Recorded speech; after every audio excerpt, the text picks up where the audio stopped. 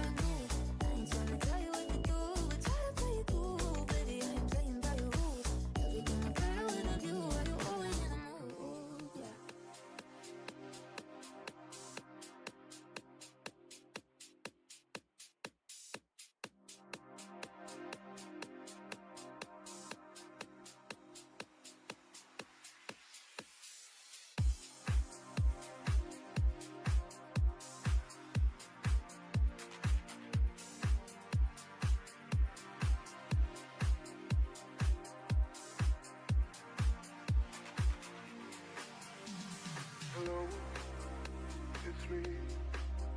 I was wondering about your own years you'd like to be to go over everything. They say the time's supposed to heal ya, but I ain't done much here. Hello, can you hear me?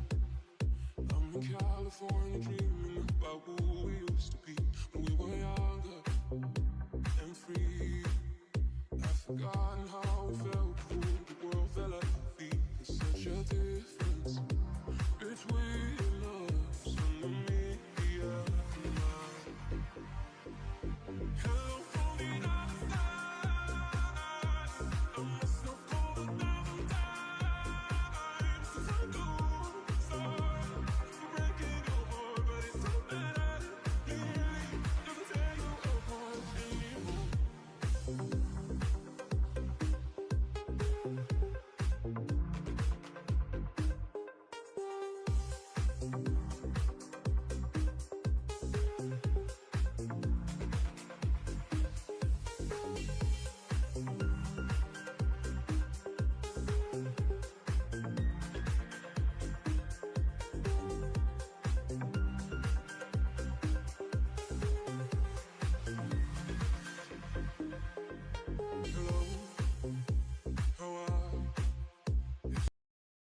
When you live with moderate to severe Crohn's disease or ulcerative colitis, your day can be full of reminders of your condition. You weren't made for UC or Crohn's, but Entyvio is. In clinical trials, Entyvio helped many people achieve long-term relief and remission. Infusion and serious allergic reactions can happen during or after treatment. Entyvio may increase risk of infection, which can be serious. Although unlikely, a risk of PML, a rare, serious, potentially fatal brain infection, cannot be ruled out. Tell your doctor if you have an infection, experience frequent infections, or have flu-like symptoms or sores. Liver problems can occur. Ask your doctor about Entyvio. Entyvio, Entyvio, Entyvio. So typical of me to talk about myself. I'm sorry. I hope that you will. Did you ever make it out of that town where nothing ever happens? It's no secret that the both of us are running out of time. So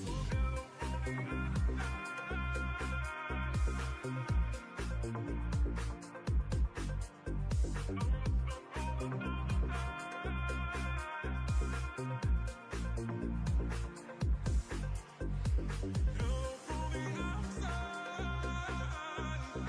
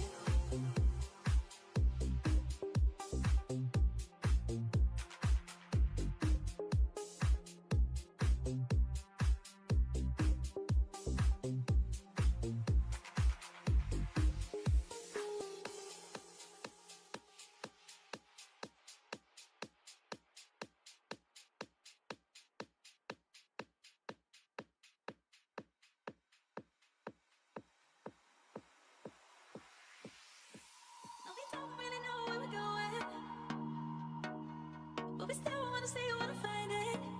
Say you're gonna treat. Say you're gonna treat. Say you're gonna treat me right. No, we don't really know where we're going, but we still wanna say you wanna find it. Say you're gonna treat me right. Say you're gonna treat me right.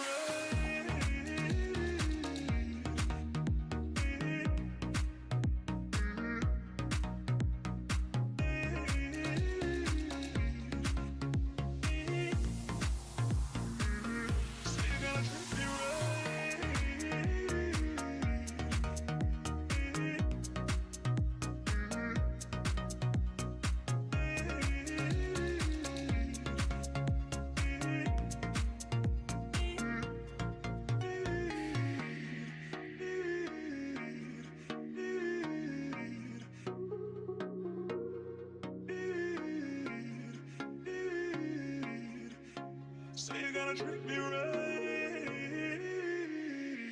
No, we don't really know where we're going,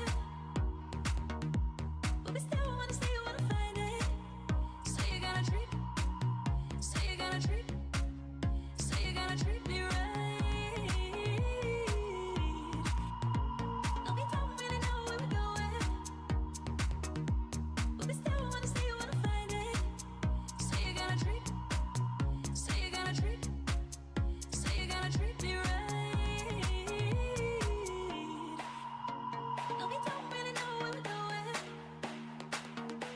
but we still wanna say you wanna find it. Say you're gonna treat me right.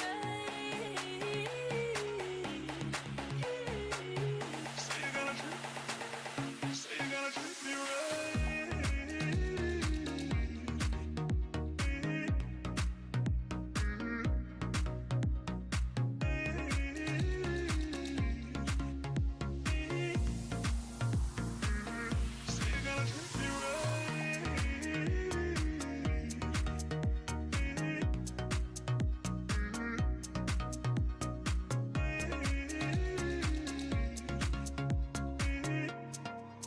What about the Democrats? It was the Democrats that sent him letters. Never mind the former President Donald Trump. He's not even in power. Let's talk about people in power in Congress that have been totally inappropriate, sending him letters right before a big decision, the first decision of 2024. Again, it sort of goes to why he's probably trying to speak to the people. He's saying, I'm not reading the letters. I mean, really, I'm curious if they're going to ask him, if 60 Minutes is going to ask him, do you open those 여러분 안녕하세요. How do you feel when you read them? 안녕하세요. 뉴스 읽어주는 여자입니다. I mean, it would be interesting to get that kind of pushback. 드디어 금요일이구나.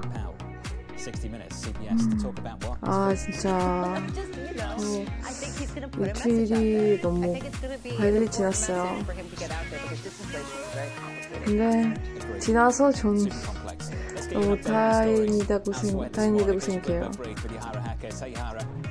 이번 주에 제가 운이 별로 없었어요. 물론 다행히 어제도 조금이나마 좀 수익이 있었는데 그래도 만족하지는 않아요.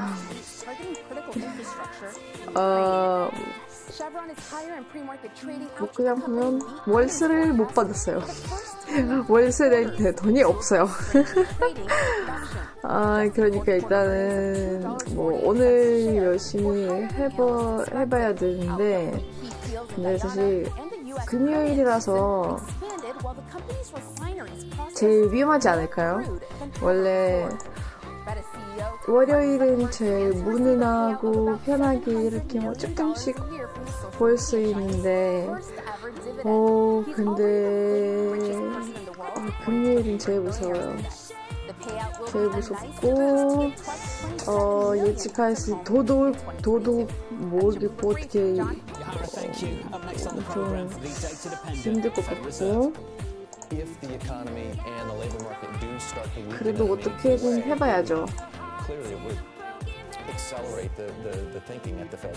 That conversation continues. Your payrolls report is just around the corner. Live from New York City. This is Bloomberg. 네, 주원 씨 안녕하세요.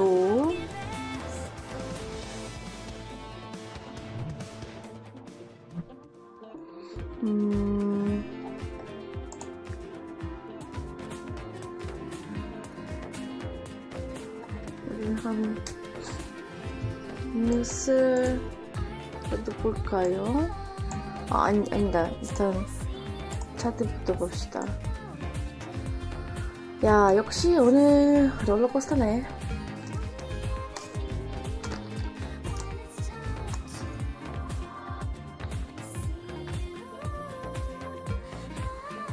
잠시만요. 어제 가격이 대충 얼마였어? 17,300원인가? 지금 뉴스 보면 지금 나스닥 계속 올라가고 있고요. 1.30% 보이시죠? 네, 계속 올라가고 있고, 어제보다 엄청 많이 올라갔구나. 진짜 나스닥이 미쳤다. 여기구나. 여기 이렇게 떨어지다가 계속 엄청 많이 올라갔고 또 내려갔고. 진짜 이거야말로 롤러코스터. 위험하다 진짜. 무서워.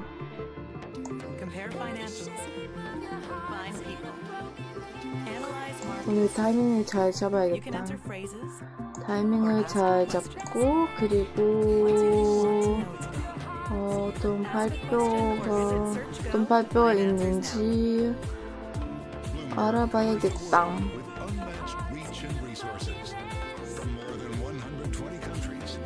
하하하, 백수 동조? 그렇게 보일 수도 있어요.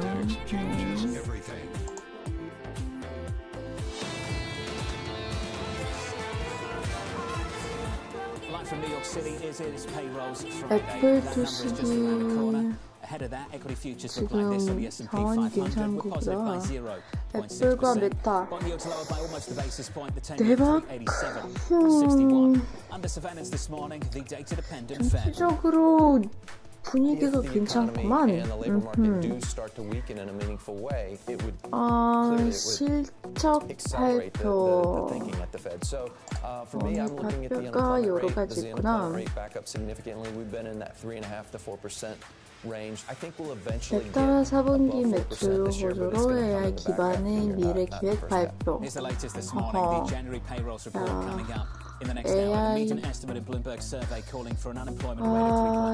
AI 기반의 미래 밝지 않겠죠? 왠지 그럴 것 같아요. And a rebound in couriers after an outsized decline in December. And Anzena joins us now for more. Morning, Gala. Are we looking for a re-acceleration then, a pickup in this jobs market? Well, I think not necessarily a re-acceleration, just continued strength. And I know the teaser that you gave, it sounds odd to say that construction will be up because of warm weather. Didn't January feel like hell? But it was really warm in the first half of the month. True. And that captures the payroll survey week. And so we then create jobs, weather-sensitive jobs during that. There's been some concerns about the breadth of jobs gains. How many sectors? 여기 매수로 들어갔었을 텐데 너무 정신없게 너무 늦게 라이브 시작했구나. 아쉬움이 좀 있습니다. 그래도 괜찮아요. 다음 기회가 분명히 있을 거예요. So I do think this is a labor market that continues to be healthy. There's no data there that says we are headed toward a cliff or we're going to have a sudden shift in growth. How long can we have a healthy labor market and disinflation and the idea of wages continuing to grow at a slower pace? Yeah, so look, the Fed is pretty comfortable with wage measures now. Even as whether you look at the employment cost index measures or the average hourly earnings coming down close to 4%, if you think about productivity plus inflation as sort of a rule of thumb in terms of what would a normal wage growth be, we're in that range. So there's no concerns there. And wage pressures on the way up. 이 뉴스를 업데이트했습니다. 참고하시고 맨배를 성공하시기 바랍니다. 오늘도 성공 성공을 위해 means labor costs are rising. 성공을 위하여 So what are we seeing if you look at the transcripts from earnings season? Companies are doing capital gains. They are spending more, and you're getting those big productivity gains like we just saw reported in the fourth quarter. Help me understand how you deal with things like what Mark Zuckerberg said yesterday of Meta, Facebook. I've really come around to thinking that we operate better. 오늘도 과감한 플레이 부탁해요. Potentially boosting 저도 그러고 싶은데 the staffing and some of 돈이 the, 필요해요. 안 돼요. 과감하게 갈 수 없어요. How do you view 할 수는 없어요. focus on being lean and efficiency with AI and the churn 이번 of labor 주에 market? How do you translate that to 과감함을 understanding 버렸어요. or not? Well, I think 안 돼요. one of the big concerns around AI or anytime we've had big changes in technological advancements is what does that 10시 mean about labor? 10시 Who's losing their jobs? 30분부터 Ultimately, 미국 long run, 1월 it's a very positive development for the economy, but we kind of gloss over that there's a temporal 업체 effect where people do lose their jobs. 뭐 아무튼 And, you know, companies, like you mentioned, right, are 10시 saying, no, we're going to lean into that 부터 and add jobs. But there 발표가 are 있기 going to be certain sectors in 때문에 healthcare, education that are 그때까지 going to really 좀 be impacted 돈이 by 조금 AI, and 뽑고 we'll have shrinkage in labor over that time 그리고 as it's being 그때쯤 adopted. 좀 But we're not in sort of 조심해야겠네. the Elon Musk camp that said, you know, that's fine. Why would any of us need to work at all? Let's all not work and we'll all just lay around like, I guess like in the movie Wall-E, right? And so we're in the camp of that technological advancement, especially in AI, will eventually expand labor and expand other areas where we can grow and see greater productivity. Or the Jamie Dimon camp of 3.5 work days. I'm not sure if you're in that one. 어, But when you look at some of 근데 these job losses 진짜 we've 오늘 seen, it's 진짜 everywhere. 위험할 It's 것 같아요. banks, it's in some of the tech space, 아찔아찔한 it's Levi's, it's UPS. 라이브의 Where do you see potentially the 방송이 rest of the year 될 것 sectors that could be? 같다고. Yeah, so look, I think so we can always point to sectors that are doing headcount adjustments, full-on laying off, however we want to call it. But broadly speaking, and I think to me what's important is that the transcripts 12시는 1월 미시간대 기대 인플레이션. retaining workers but not doing broad-based layoffs. So we can point to 인플레이션 spots 맞네요. 네. where they have overhired and are 허허, adjusting in tech, big area 재밌겠구만. there. But companies are still feeling the distortions from COVID, where it took them so long to hire, and they are running lean headcounts, and so they're going to hang on to those so that in the next upswing in the economy, they are prepared to respond to that. Now, that sentiment can shift quickly, and so it's why watching weekly jobless claims is very important, following what companies are saying. And this is one of the greatest areas of AI, is that it's helping us with these large language models really stay on top of quickly any kind of shift in sentiment. And that can really change the outlook on a dime. Let's turn to inflation and the Federal Reserve. You put out a piece, I think about a week or so ago, about a non-committal Chairman Powell at this meeting because of revisions on CPI.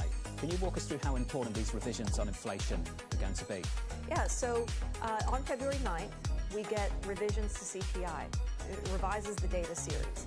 Think about what we're expecting later today with payrolls, right? We've been forecasting a number that's based on data that's about to change. Okay, so anytime there's revisions, it creates a lot of uncertainty.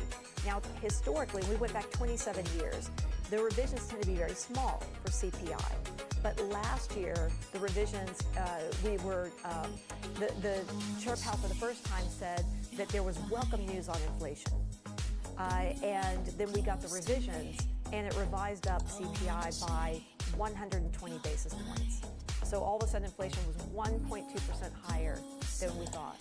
And then you got 2 CPI prints after that that surprised to the upside. So it was just a complete game changer for the Fed that thought they were coming toward the end, drifting toward the end of the hiking cycle. And so we don't expect this to be a big number. We think that that was a big adjustment. We'll be back to something within historical range. But the Fed doesn't know, right? And when there's uncertainty at the Fed, it creates policy paralysis. It's very difficult to get consensus on starting cuts soon when you have not seen the full scale of data yet. Which raises the question, and we keep asking it, and I'm sorry, but we're going to have to ask you too. How high is the bar to sort of change it to march on the table? In other words, how low do jobs have to be today to really get it back into the picture? So instead of focusing on today, I would say, okay, the 2 jobs reports that we get before March, I think an average of 50,000 over those 2 months. I think coupled with very tame inflation. 모든 발표가 미국 금리 결정과 인플레이션을 보는데 중요한 수치죠. 아무래도 그럴 수밖에 없죠. 그리고 이것 때문에 롤러코스터 탈 수밖에 없죠. 우리 한국 축구 있어요? 12시 30분에 That was a moment of clarity that you don't get very often. True. And he wouldn't say 안 that unless they 되겠네. really did take a straw poll. 여러분, And there was not 지금까지 뉴스 읽어주는 여자였습니다. 가보겠습니다. 아니요. 농담이고. 아하, 오늘 축구를 낮출 뻔했구나. 와, 이렇게 많이 올라오구나. 호주랑 호호호. 그럼 봐야겠네. Tongue in cheek, I say they hit the floor when he said March, right? But we're all wrong all the time. And it could come earlier, it could come in May. I think that they do have to revise downward their inflation forecast at the March meeting, and that could be an easy setup to signal for May. If they say soon could be appropriate to adjust policy, the soon could be appropriate means they're doing it at the very next meeting. 호주랑 원래 축구 잘하는가? 호주 친구들 좀 아는 게 별로 없어요. Let's look at the price action together, Bramo. Equity futures right now bouncing back. It's down to a couple of names. Meta, Amazon, absolutely surging. 그러니까 그때 여기 지금 매수 타임이었는데 타이밍이 딱 좋았어요. This is what we're talking about. $1 trillion stock trading like a penny stock. Bob Iger's Walt Disney added to the market cap of Meta this morning, which is just boom. There you go. Boom is the right word. 근데 들어줄 의향이 있으세요? 타트님 있으시면 알려주세요. 저 매도로 들어갈게요.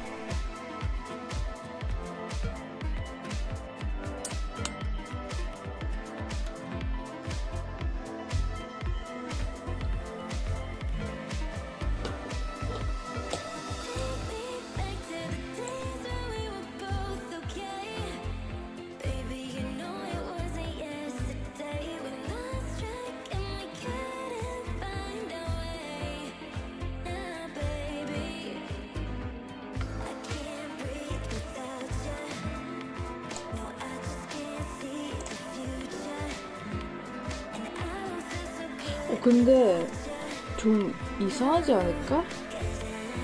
저는 호주를 아시아로 생각해본 적이 없는데 근데 아시아컵에서 호주 나오다니 희한하네?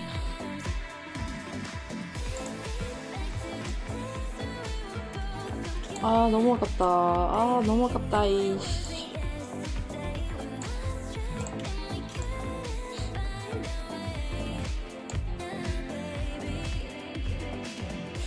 호주 아시아라니. 여태까지 제가 호주 뭘로 생각했을까? 갑자기 충격. 참나.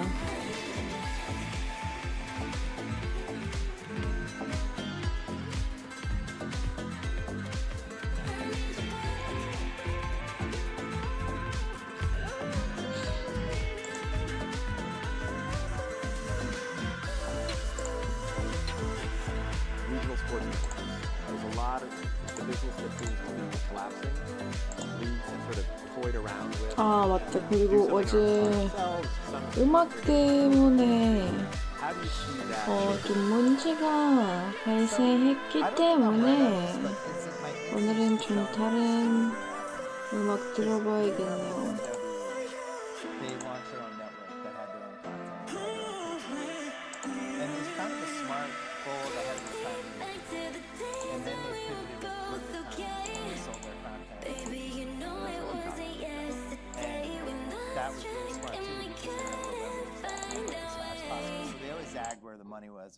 opportunity was. I think the opportunity for the NBA with the local teams would be to own all that themselves. 뭐 인도네시아 밑에 있다는 건 알겠는데, 그리고 인도네시아 뭐 분명히 아시아인 줄 알았는데, 근데 호주는 항상 약간 미국스러운 느낌이 있잖아요. 뭐 사람도 그렇고 거기 문화도 그렇고. 아시아로 지금 생각해 본 적이 없어요. 신기하네.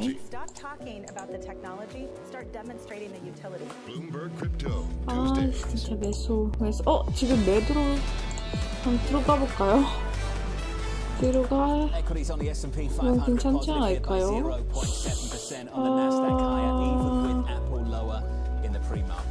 We're firmer by more than 1 full percentage point on the Nasdaq 100 in the bond market. 2-year, 10-year, 30-year. Going into payrolls, that data 1 hour away. 185,000 동안 어떻게든 수익을 좀 벌어볼까나? The 10-year, 387.42. Just to finish on foreign exchange, the euro against the dollar, not doing much at all. The euro right now, 108.82, positive by 0.1%. I can read your mind, Ramo. What's new? Shocker. Wow, exciting. Currency pair not doing much at all. This is exciting. Big tech under surveillance this morning. Amazon Meta absolutely flying in the pre-market after posting blockbuster earnings. Meta issuing its first ever quarterly dividend and an extra $50 billion share buyback. Apple shares falling after it reported a 13% drop in sales in China. So here are the moves. We're down 2.7% on Apple. Meta up by almost 18%. 애매하네. I mean, it's just bonkers. 애매하노. I mean, it's just crazy to think about how much market capitalization is being created. They had $50 billion of an increase to their share buyback authorization plan, and then they gain almost $200 billion in market capitalization overnight. Here's a question. 매도로 가볼게요. 매도로 수익을 좀 맞춤 볼까나? You could still eke out a mere 17%. It's less than a holding on to your winners, isn't it? Up 200% last 가봅시다. 밑으로 가봅시다. People say the bar is really high. 가보고 빠져나갈 타이밍을 계속 기다려봅시다. 오늘도 약간 좀 발표 시작하기 전에, 그리고 시장이 열기 전에 조금 이렇게 조금씩 뭐 끝나면 좀 괜찮지 않을까?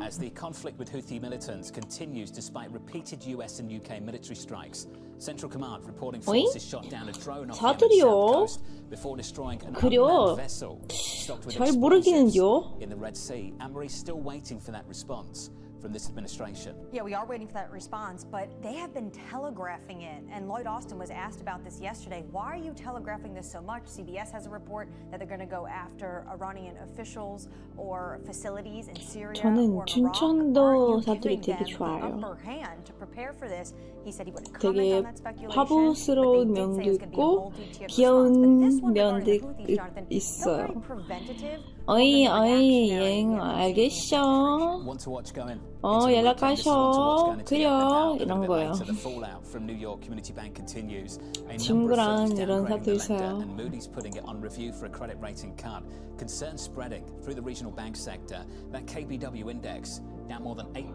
저는 영어를 못하진 않아요. 이런 소리를 해본 적도 없고요. 저는 영어를 좀 잘해요. 정말 외모를 그렇기 때문에 영어를 잘할 수밖에 없죠. I just want to point out, I've been getting a lot of hate mail about working from home and how it's really a good thing for the environment and it's a good thing for families and it's a good thing. They do have friends, I understand that. I'm just saying that there is this question around office space and the future of places that do not have investments, that don't have owners that are willing to really put anything into them, and they're being left for dead and they're being written down to zero. So this is sort of a question. How do you sort of deal with this space? And that's why some people are, looking into this more closely. Okay, good. You finished on the return to work stuff and working from home? For now. Okay, good. With us around the table, I'm pleased to say, is Connecticut Governor Ned Lamont. 근데 사실 지금 좀 포지션이 좀 위험할 수 있는데 조금이나마 올라가면 너무 급속히 올라갈 수 있기 때문에 좀 일단 여기에 대해서 그렇게 좋은 느낌이 아닌 것 같아요. 그래도 일단 가보는 걸로. Yeah, the Wall Street Journal keeps saying, boy, everybody's fleeing those blue states. They're raising taxes. That's why they're all leaving. Just the opposite in Connecticut. We've had probably 50, 60, 70,000 people move into the state over the last few years. We did cut taxes. I think that's one of the reasons.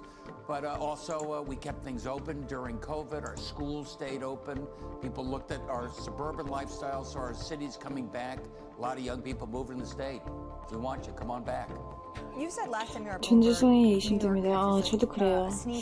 저도 그러는데 아직까지는 아쉽게도 여권이 한국 여권이 아닙니다. 그랬으면 좋겠습니다만 아직은 아니에요.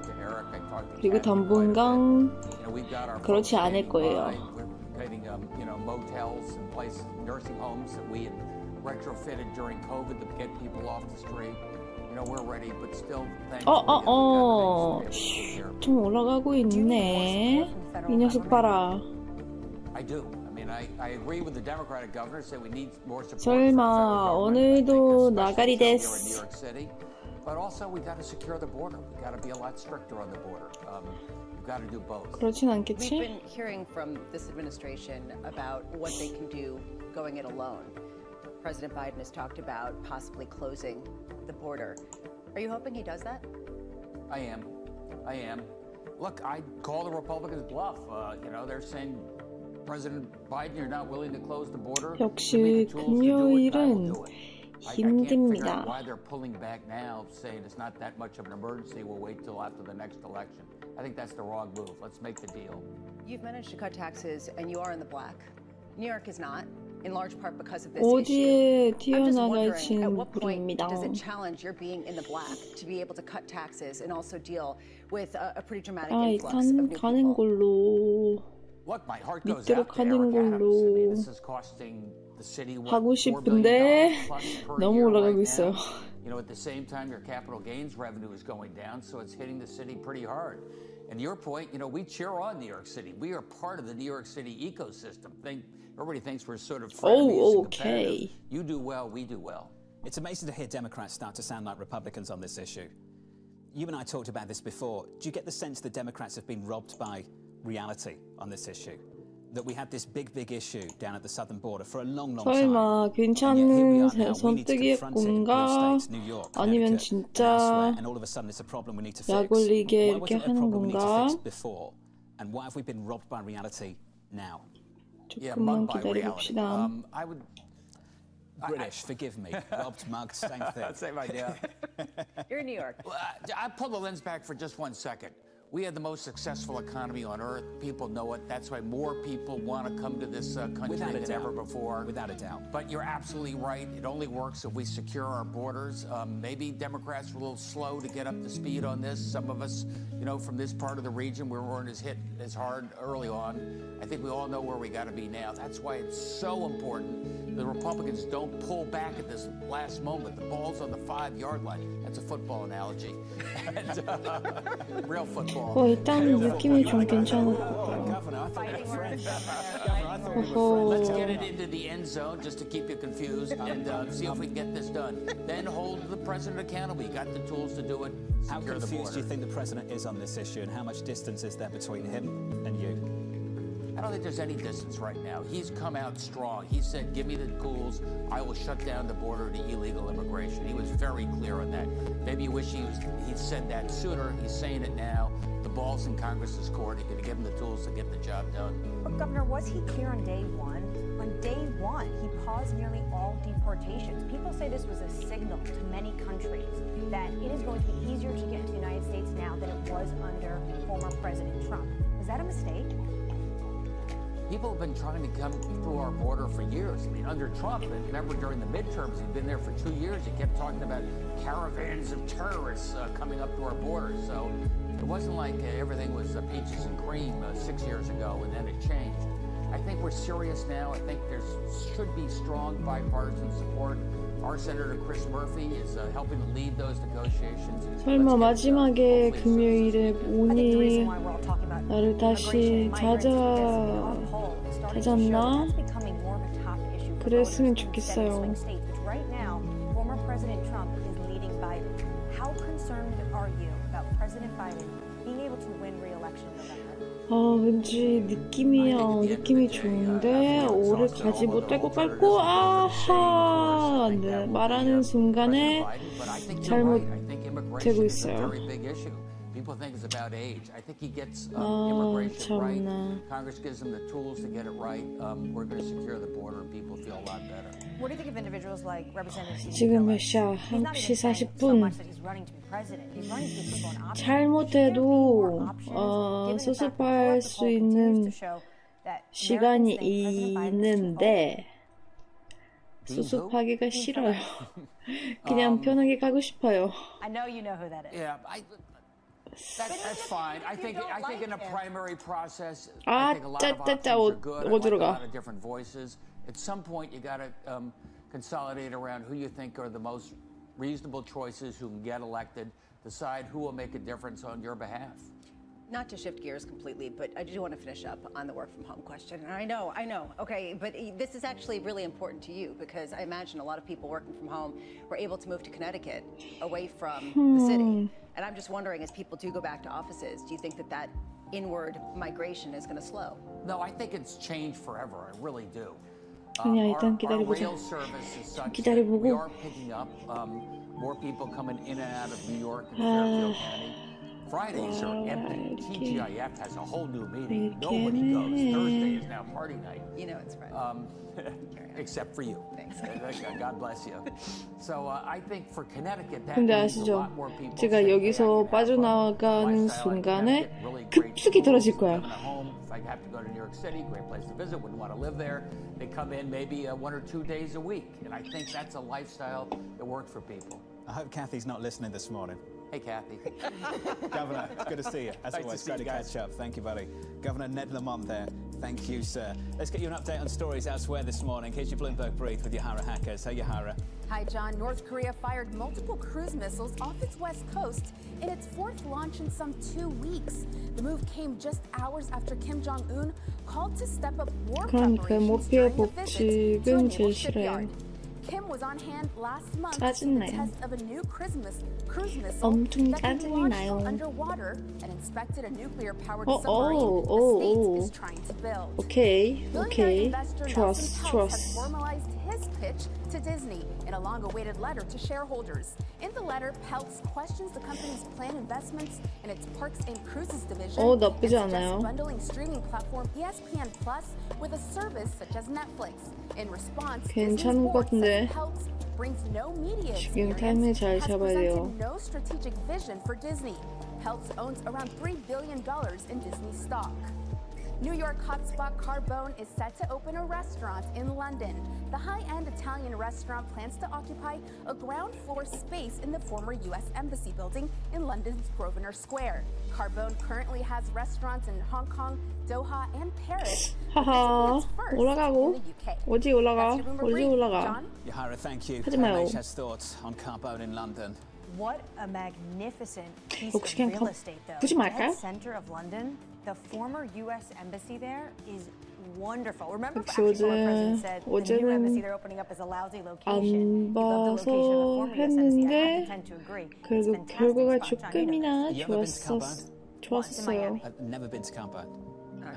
Only because they do gluten-free pasta, I was willing to go. Oh, they did? They lost their star, though, right? Their Michelin star. Because of the gluten-free pasta. Sorry, carry on. Because of gluten-free pasta. No, you know what? The Italians are actually very, very good at addressing that need. Oh, it's because a lot of Italians have celiac or celiac. There we go. Up next, learn something new every day, Bramo. Indeed. Meta's magnificent year. 2023 was our year of efficiency, which focused 아이고야. on making Meta a stronger technology company and improving our business.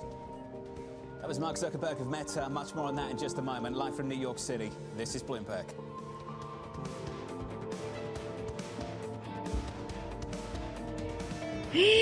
와, 안녕 여러분. we thought maybe I should go do something else. I can't do anything better than I'm already doing. I already turned this company around. I've made a lot of money for the investors, the shareholders, and yourself. Are you happy doing this? You're going to do this for the foreseeable future? I'm going to do it for the foreseeable future. I love what I do, and the reality is we've accomplished a lot. As you described, we've made Blackstone a lot of money. We made our shareholders a lot of money. More importantly, we've grown the business, and we've been a huge engine of opportunity. If you think about all the jobs we've created around the world, all the communities we've made better places, all the ownership groups that we've helped grow their business. 믿으시라 했잖아요. Built a world-class culture. 근데 the opportunities we've created 이게 뭐예요? mobility for 어? people. In this business, 진짜. I would still say it's like a coiled spring coming out of COVID particularly. So I feel like we just have more to do. My job's far from done.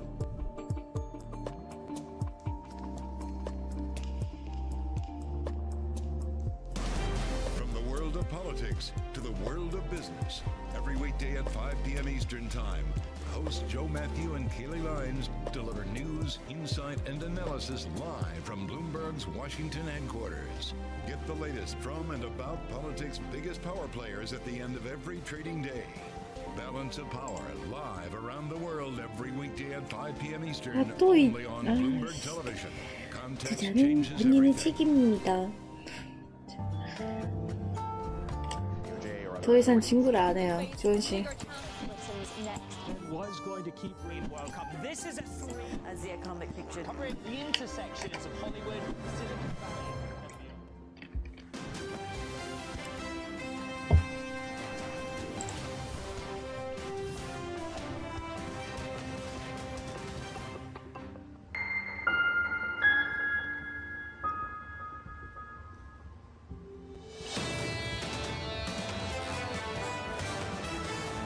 Live from New York City, counting you down to payrolls. That report about 45 minutes away. Equities right now on the S&P 500 positive by 0.7%. Bonds not doing much. Yields unchanged, 388.17 on the week on a two-year Bramo. It's quite a move on a two-year so far this week, down by around about 15 basis points coming into today's session. Even with Jay Powell taking March all but off the table, basically the boom moment that Ellen Zentner talked about, where he actually said something definitive, that it was unlikely that March was going to be the time that they started with rate cuts. The boom moment was yesterday afternoon when Meta earnings dropped. Under surveillance this morning, a magnificent year. 2023 was our year of efficiency, which focused on making Meta a stronger technology company and improving our business to give us the stability to deliver our ambitious long-term vision for AI and the metaverse. I think that being a leaner company is helping us execute better and faster, and we will continue to carry these values forward as a permanent part of how we operate. Here's the latest this morning. Meta cutting 22% of its headcount in 2023, and it's paying off. The company posting a 25% gain in sales, announcing a $50 billion share buyback and issuing its first ever quarterly dividend. A blockbuster earnings report, but Mandeep Singh of Bloomberg Intelligence warning top-line comparisons are likely to get tougher in the second half as the company likely saw 네, 조은 씨, 밥 맛있게 드세요. and improved ad attribution and measurement. Mandeep Singh joins us now for more. Mandeep, let's go straight to it. How do you cut your staff that much and grow that much at the same time? How impressed are you? I mean, that's where, a founder-led team can always out-execute you. And Mark Zuckerberg has shown time and again that they are the most nimble product team when it comes to shipping new product, making those improvements in ad infrastructure. And look, we're talking about how user growth and engagement was decelerating. They are applying AI to actually accelerate user growth. The scale average Meta is at, 4 billion users across its family of apps. The fact that they are able to accelerate user growth is telling you that they definitely got that AI part right. And that's what's helping them with both user and engagement growth now. Yeah, it's basically half of the globe is hooked into the Meta ecosystem in one way or another. I am wondering, Mandeep, given the fact that they own the world, seems like, in their eyeballs, how much can you really sort of doubt their ability to climb past this if they're able to do this without the staff, they're able to do this without the overhead, and they are deploying tools that you see as highly effective? Yeah, look, I mean, 1 year back, we were talking about how this company was struggling, given the ad environment, and there is a cyclical component to it, no doubt about it. But what 아니요 말고. was those investments they made in building their own foundational large language model. Look, this is a 50% EBITDA margin business. We know digital ads are the best businesses. The question remained about the relevance of apps and how much engagement they could sustain given the competition. But they've shown they have applied AI the right way, and you don't need, as many people. They could do it with 25% less people, and they're shipping new products and making those improvements that are needed to sustain that engagement. Does it surprise you, Mandeep, that yes, they beat earnings, yes, they introduced a dividend, but the shares are up 17% after the gains that we saw last year? I mean, are these moves sort of shocking to you just in terms of how much has not yet been priced in versus this morning? I mean, look, they guided for 25% growth next quarter, so there will be upward revisions for 2024 and 2025. And, from a stock perspective, you have to ask yourself, is this a recurring revenue business or is it a cyclical business? And the answer is the latter. And with ad spending, I think we are in the part where ad spending is recovering, but we also know it's tied to, recession or macro, and it's very discretionary. I mean, one metric I would say is they say Chinese advertisers are 10% of revenue, and they contributed to 5% of growth. Now, we know if something happens or were to go wrong with that China aspect, and, Shine and Temu, they were to pull back from the US market, that would make a big dent on Meta's growth. So clearly there are those factors if something were to happen on the regulatory side.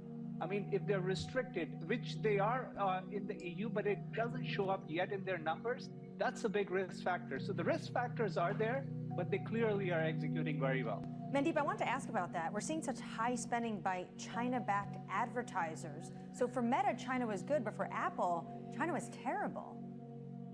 Yeah, I mean, look, in the case of any e-commerce company that wants to develop a business in the US, there is no better customer acquisition channel than Meta's family of apps. Yes, you could go to, the smaller players like Snap and Pinterest, but Meta is the platform where you acquire new customers as an e-commerce platform. And they called that out yesterday. E-commerce advertisers across the 일단 board 좀 ramped up their spending on Meta. 괜찮은 포지션인 것 같아. Apple, I would say, 일단 좀 I mean, we knew the 유지합시다. units would be down, and they're probably losing some share to Huawei. But I wouldn't be surprised if, the refresh does come back, albeit at a slower pace, because they haven't launched a new phone. 근데 혹시라도 조금이라도 올라가면 이제는 빠져나가야 될 것 같아요. Who's doing best when it comes to AI integration? Who's executing well from your standpoint? I mean, Microsoft is definitely out of the league when it comes to integrating AI on their cloud and applying it to all their software and its recurring revenue. I think that's the key, that they will be able to sustain that growth, and there is high visibility. I would give credit to Meta in terms of applying AI. They have their own foundational model. They have open sourced it, and actually it's helping them develop an ecosystem. So clearly, Meta has got that AI part right, and Alphabet is somewhere in the middle. I think they need to ship more products. They need to improve the cadence, which is what Meta has shown. But Meta would be the Alphabet would be the third one in my book in terms of the ranking. How do you think Alphabet just changes the perception of things right now? It just feels like to me that for a lot of investors, they're looking at a company playing defense. They're not on the offense when it comes to AI. There's just big worries about the cloud business, or rather the search business, being decimated by something coming from another company. How do they change that? Well, so clearly there is a risk, because 90% share for search belongs to Alphabet, and they are pitching responsible AI because they don't want to be in a situation where 조금 올라가고 있는데 진정할까? and then they have to pivot back completely to what they have. So they are taking a safe approach where they want to apply 일단은 large 빠져나갔어요. models to queries where it's applicable, but not to everything they do, because it will be disruptive to their search margins. 조금 기다리다가 I think that's where it is the right thing to do given their incumbent 기다리다가 매수로 들어가 들어갈 수도 있을까요? 있을까 모르겠어. It's just a question of how they deploy it. Not to put you on the spot, Mandeep, but some people are talking about how it's not really the Magnificent Seven anymore. It's the Magnificent Four, the Magnificent One, the Magnificent Six. If you had to go out there and sort of bucket these, which are going to be the growers and which are going to be the laggards in the next year? I mean, the sustainable ones seem to be Microsoft, Amazon, Alphabet. I would put Tesla and Meta as the ones that are vulnerable, which don't have that recurring revenue stream. To me, that's very important. That's why you see, the gyrations in market cap, as we have seen with these companies. It's hard to imagine how mega cap names can move like this, as was the case with Meta. 잘 The 빠져나왔어, reason is 진짜. a lack of recurring revenue, and I think with AI, that doesn't change. And the first three are diversified businesses. Look, diversification helps when you get into a period of slow economic growth. So I do think Microsoft and Alphabet and Amazon clearly have that diversification aspect to it. Hey, Mandeep, thank you. It's good to hear from you, sir. Mandeep Singh there of Bloomberg 와, Intelligence. 매수를 바로 들어갔을 Jump into 텐데. payrolls. Let's just sit on that stock move from Meta. 16-17%. So $1 trillion market cap yesterday at the close. So we're talking about a move of about 170 billion. Okay, so go to the S&P 500, slice it up on the Bloomberg, and go to companies valued between 170 and 180 billion US.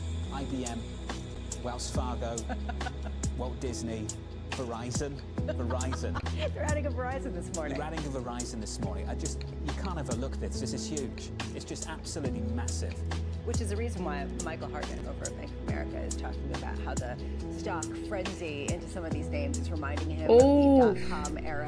역시 롤러코스터네. He's talking about the bubble of 1999. We've heard this, right, for how many months? And yet, we're still seeing this. Except it's real money. Exactly. It's a $50 billion buyback thrown into the mix as well. And you actually look at the cash flow, and it's incredible. And what we just heard there from Mandeep is it's a cyclical business, and they're benefiting on the way up, and then they're building in ways to benefit on the way down. It's pretty amazing. The doubts that were around this business at the end of 22, start of 23, we're talking about the year of efficiency. It's more than that, more than efficient, what we've seen over the last 12 months. Just sit on this stat for a second. They have 4 billion users across their platforms. 4 billion users. Yeah. What percentage of Earth is that? I mean, really, if you think about that. Daily watch time across apps increased 25% from a year earlier. People are just scrolling more. Just incredible execution, absolutely incredible. Coming up on the program, Nadia Lovell, UBS, former Fed Governor Randy Krosner, Mohammed Al-Erin of Queen's College, Cambridge, Jeff Rosenberg of BlackRock. It is Payrolls Friday, the Payrolls Report, next hour.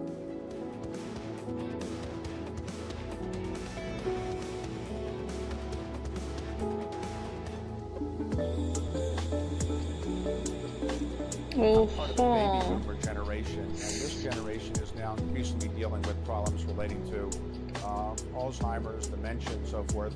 Not particularly my age, but maybe some people my age, even younger.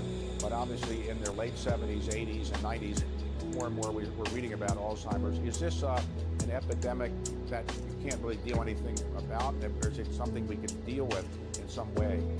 It's a real challenge for a lot of families, mine included. You know, I have a 90-year-old grandmother at home who's struggling with dementia, and providing care for her has been a real challenge. And for my family, we love her dearly, we want to be there for her, but it's painful for us to see the toll dementia has taken on her. So this is a right 야, 역시 지금 많이 위험하구나. 되게 잘 빠져나갔어. 예. But very interestingly, there's 다행이다. some research that's taking place, lifestyle research, if you will, on the impact of diet, of social connection, of physical activity, and sleep on dementia as well. Dean Ornish, professor at the University of California, San Francisco, has been actually one of the key folks, who has been leading some of that research on the impact of lifestyle and dementia. And this is a promising area.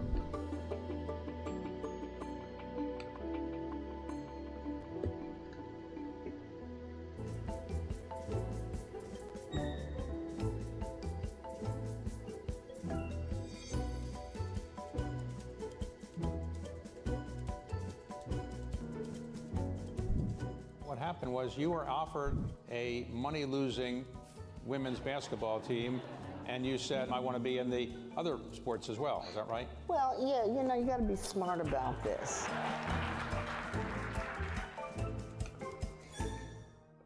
I think this will probably go down in history as one of, if not the largest financial crime ever.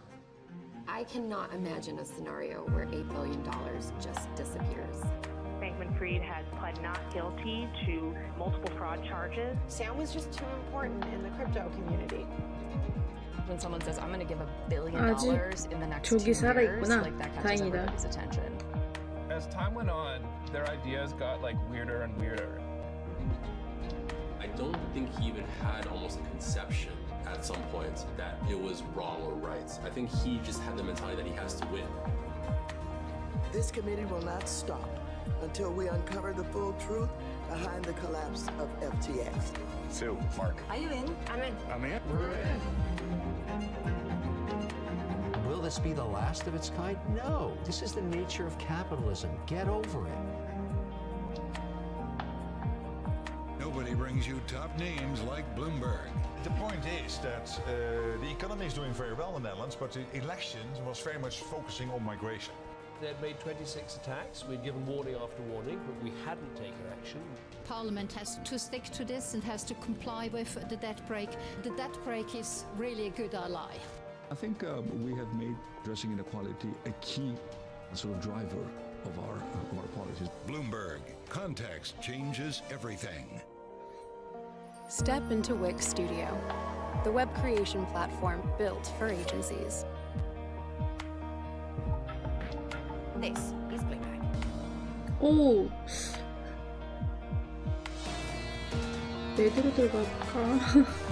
아니 아직은 좀 뭔가. I think the labour market is basically chugging along. It's tight. We're not adding a lot of new jobs. The labour market, our view is it's slowing, it's weakening. If the economy and the labour market did start to weaken in a meaningful way, it would accelerate the thinking at the Fed. If we just see similar softening in the labour market over the next couple of months, then I think the Fed will be ready to cut come May. This is Bloomberg Surveillance with Jonathan Ferro, Lisa Abramowitz, and Anne-Marie Horder. 네, 10시 반까지 그냥 아무것도 안 하고 그냥 버텨보는 게 또 방법이에요.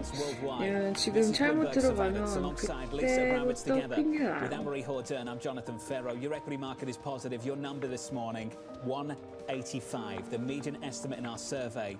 Lisa got into payrolls. And this is the interesting thing, is that you've got people with above that in terms of expectations who are more pessimistic and people who are below that who are more optimistic. I'm looking at Andrew Hollenhorst of Citigroup just publishing, saying that they have 240,000 penciled in, but that's the last one and it's all going to go south from here. So, you know, really it's going to be under the hood and about sort of interpretive commentary afterwards. We heard so much of that last year, didn't we? How this was all going to decelerate and then the numbers just kept on coming.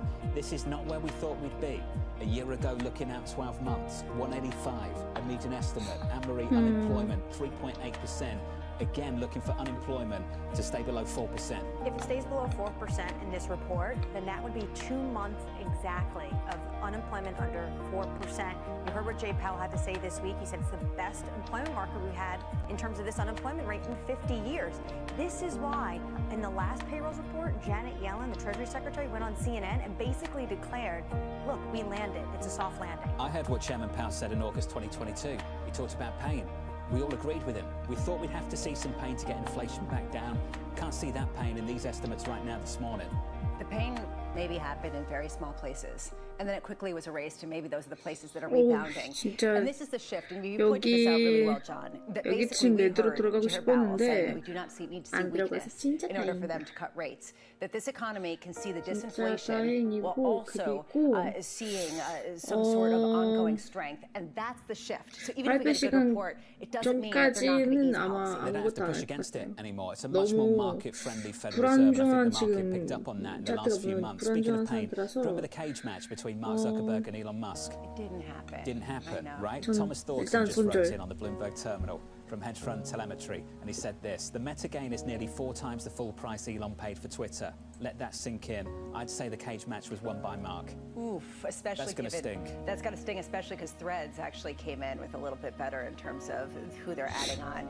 That was well done. That was nice, wasn't it? Good Just job. wanted to share that. Meta up by 17% in the pre-market. Coming up this hour, Nadia Lovell of UBS on the market's tech earnings lift, former Fed Governor Randy Kroszner on what the January payrolls report means for the Fed, and reaction to jobs data with Mohammed Al-Erin of Queen's College, Cambridge. All of that and more over the next 60 minutes or so. We begin with our top story. Stocks rising on big tech's earnings lift. UBS Global Wealth Management CIO Mark Hafley writing this. We believe the investment case on tech, including AI, remains intact and recommending investors use undue correction in quality AI leaders as a buying opportunity. Nadia Lovell joins us now for more, senior US equity strategist at UBS Global Wealth. Nadia, great to catch up with you. Let's start with this one on tech. What isn't there to like about this sector right now? Exactly. I mean, we can't agree with that point more. You know, there isn't much that you can pick at. I mean, the Mag 6 or Mag 5 or whatever you want to call them now, bars were high and they meet and exceeded those expectations. I mean, when you look at the AI monetization that's happening already at a faster pace, that's quite encouraging. So we see that those that have exposure to AI are faring better. But it's not just about AI. You're looking at the cloud infrastructure spending as well. I mean, you're seeing that optimization is now behind us. I mean, companies are seeing margin expansion despite the fact that you're seeing AI investment. And what that's telling us is that some of the cost initiatives and the cost control still remains tight, particularly around headcount rationalization. So some of those efficiency things that went into place are starting to bear fruit. And when we look across in terms of the CapEx outlook that we've gotten from some of the hyperscalers, John, wow, I mean, that is going to be a positive for some of those AI semi companies as well as hardware companies. So we still feel good about tech. We think that this is a sector that's going to deliver very strong earnings growth this year. Some of the best in the S&P. We know that the Mag 7 has been the one driving S&P earnings, and they're going to continue to do that this year. So we're definitely in the camp of taking advantage of any sort of pullback with a focus on those names that are more enterprise facing and have AI exposure. Nadia, these aren't large caps, they're mega caps. That's what we call them now. You also like small caps too. Can you just go through why, when you've got all this growth taking place in the mega caps right now, earnings growth, revenue growth, the stock price performance, I'm going to ask the question a different way. What is there to like about small caps right now? Well, when you look at small cap, you know, I mean, we saw a decent rally into year end, and some of that has faded at the start of the year, but we do think that there's an opportunity here for small cap to catch up. As you guys have been talking about for weeks now, the strength in the economy that's happening. We also know that there's a Fed that's in the position to cut this year, and that should be beneficial to small cap. And you're seeing a recovery in the manufacturing areas of the economy. You look at the ISM numbers yesterday, and also you're seeing a pickup in new orders. So when we think about a broadening out of the performance, I mean, small cap is sort of has been left behind. It's still about 20% below its all-time high that was set a couple of years ago. We think that there's an opportunity here for small cap to catch up. And so that's where we're taking our cyclical exposure. If the economy continues to surprise to the upside and the consumer holds in there and the Fed cuts later this year, this should be beneficial for those smaller companies. All right, bear with me while I try to make this connection. But we were talking to Greg Battle earlier, and he was saying that he's concerned about Apple's China exposure. And he was looking for less China-exposed companies. How much are you seeing small caps as the way to do that? Leverage to the U.S. economy, not leverage some of the weaker spots like China. Absolutely, Lisa, for that point. I mean, the strength in the global economy is coming from the U.S. and the U.S. consumer. So we think that that is a way to play that continued strength. I mean, and sort of buck the trends that you're seeing overseas where there's weaker growth, whether it be in China or even in Europe. Let's just be honest about this. It's the U.S. that's carrying the global economy right now, and we think that that's going to continue to be the case, and small caps should be able to benefit. 혹시 발표 전에 선정성대요. 선정기보다는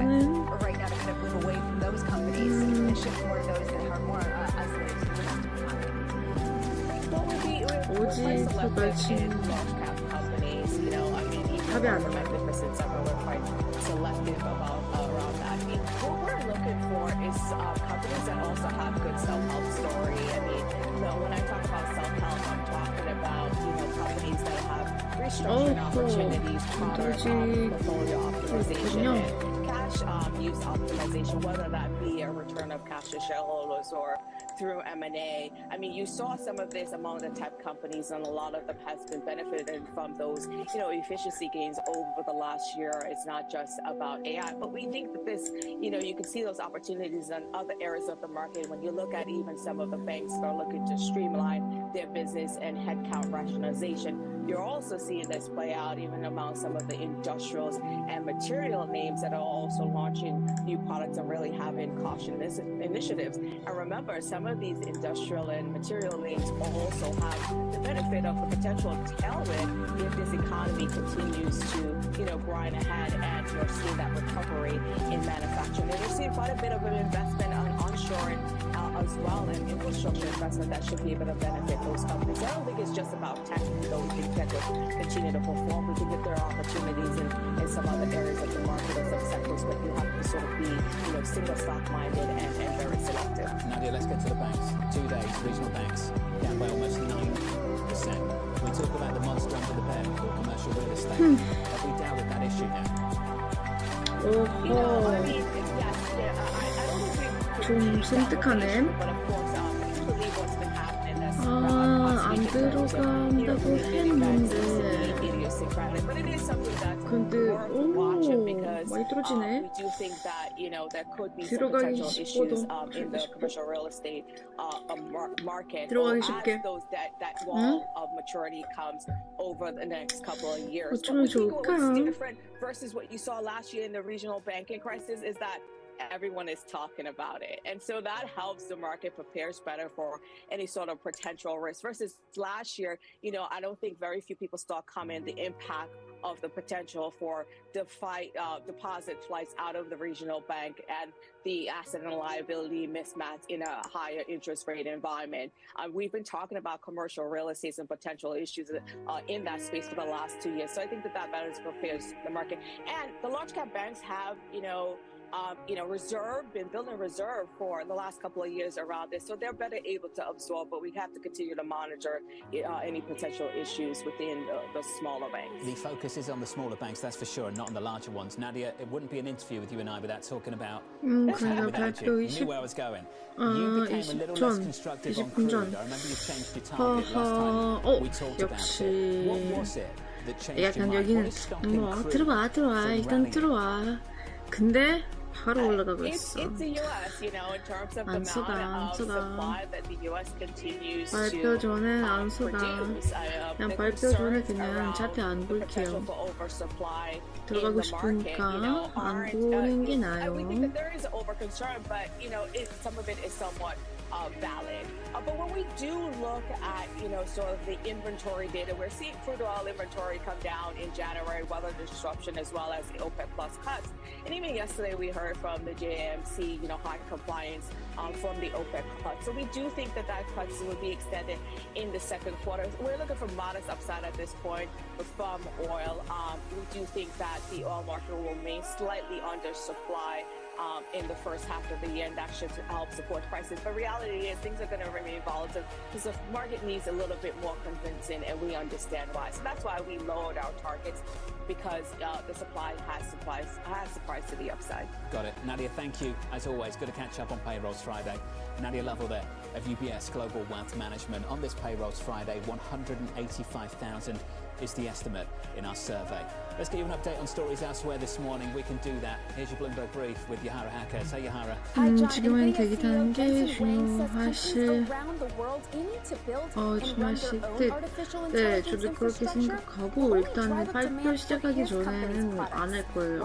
지금 발표 시작 18분 전.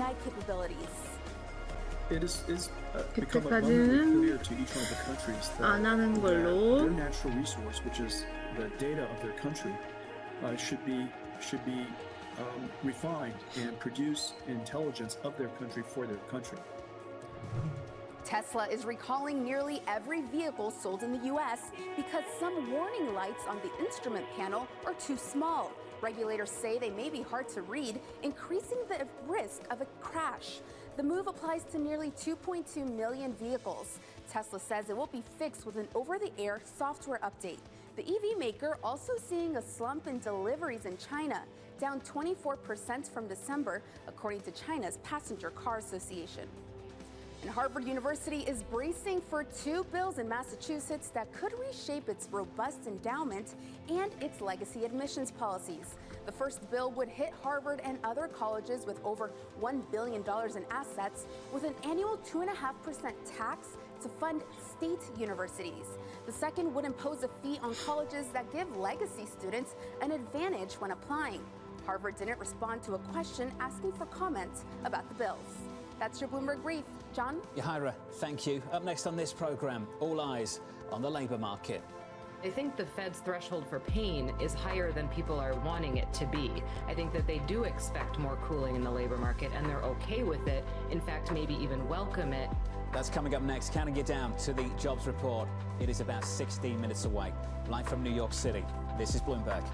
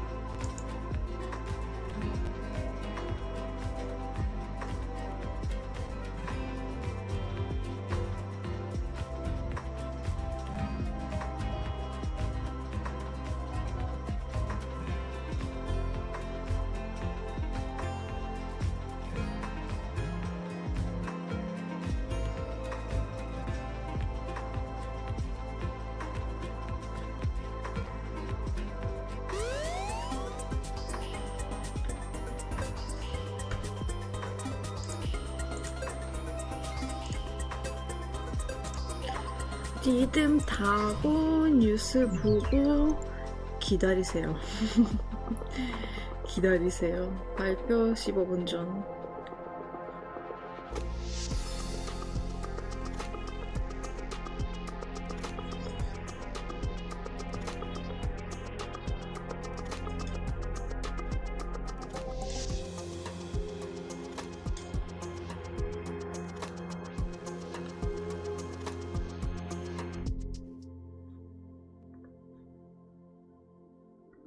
On the heartbeat of the tech spread across global markets. The real-time data aspect is going to be important. We're going to bring you expert analysis on that. Sure. Don't miss Bloomberg's interview with the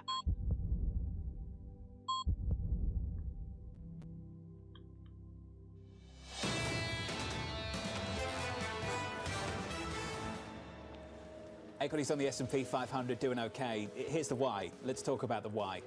It's this one right here. It's Meta, up by 17% in the pre-market. Hardly talked about Amazon. That's doing okay as well, by the way.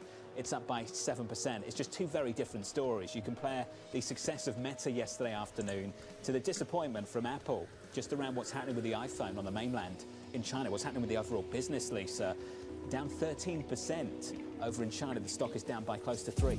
Even though it did beat on just in general top line earnings, I just want to point out we're not talking about Amazon at all. It's up 7%. Their market cap is $1.7 trillion. So we're talking about how, Meta's trading like a penny stock. It's up 17%. This one, it's a $1.6 trillion, $1.7 trillion market cap, up just a mere 7%. What's her name? Tina. There is no alternative. I mean, US Tech, some of these names, it's pretty incredible. Especially given the fact that they did cut staff. And I think it's important on Jobs Day, on Jobs Friday, Payrolls Friday, that we're talking about tech companies that have been able to cut staff and expand their revenues dramatically. Is this sort of a tea leaf of what's to come? Is this specific to these businesses? How much does this point to the churn that makes the labor market that much more difficult? This is what Mike Wilson talked about at Morgan Stanley. We spent the last year thinking about AI and AI enablers, NVIDIA. and not AI adopters. And that's when the job losses start to come to the table. And potentially for investors, that's a positive thing because that means that they have more efficiency and they can actually invest in those companies. From an economy's point of view, there's going to be some turbulent times. How do you look through this kind of volatility in the data during a sea change technologically? True. It is Jobs Friday, under surveillance this morning, all eyes on the labour market.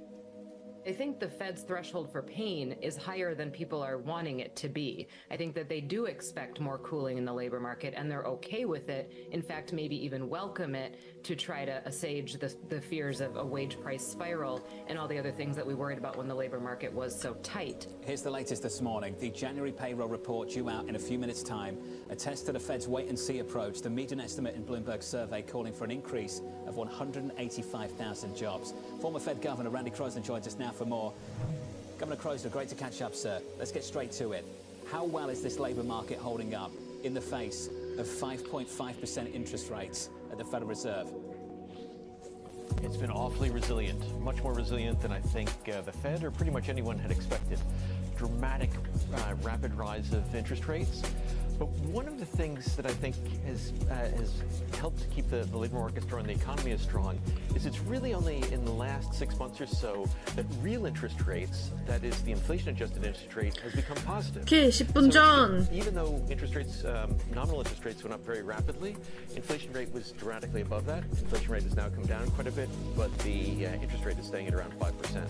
Randy, can you tell me why you think that wage growth isn't running away, given how robust some of this jobs growth has been over the last 12 months? Well, we certainly have seen much faster nominal wage growth, and that has persisted even as inflation has come down.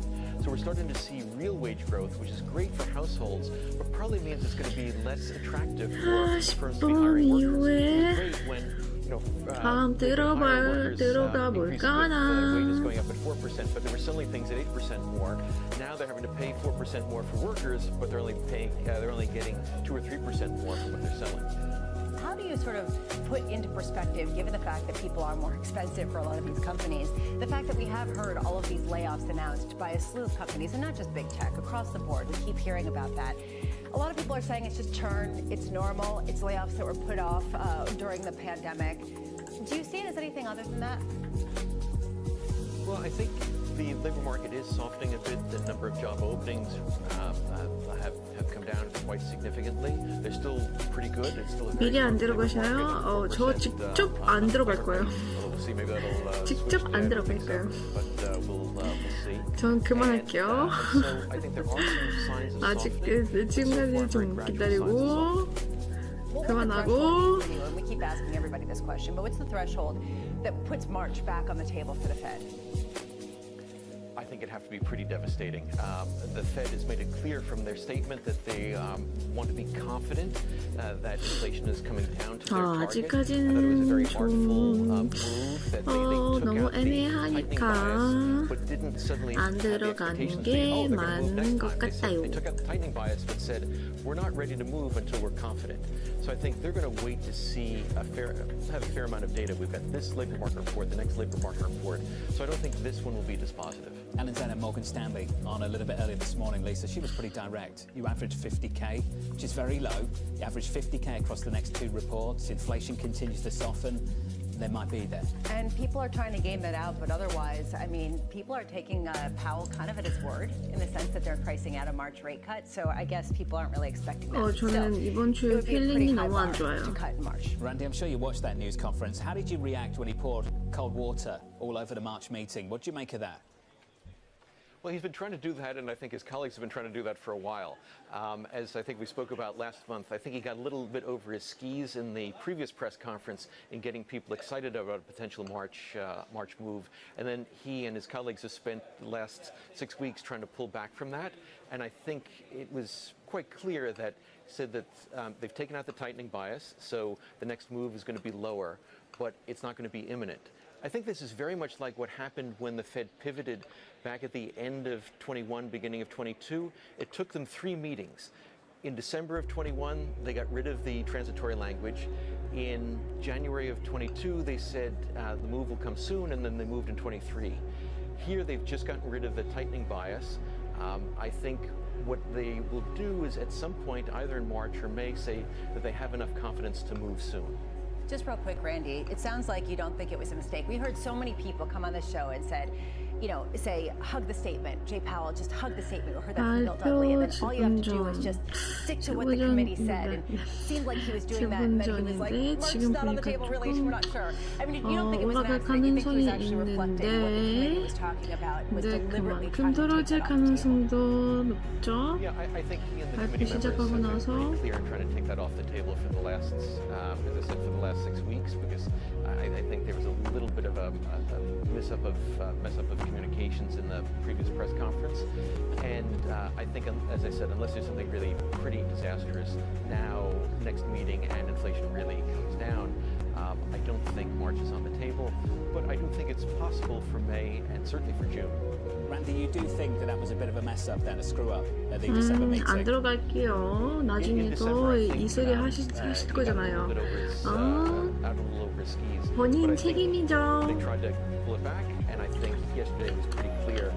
Nope. 아직 nope.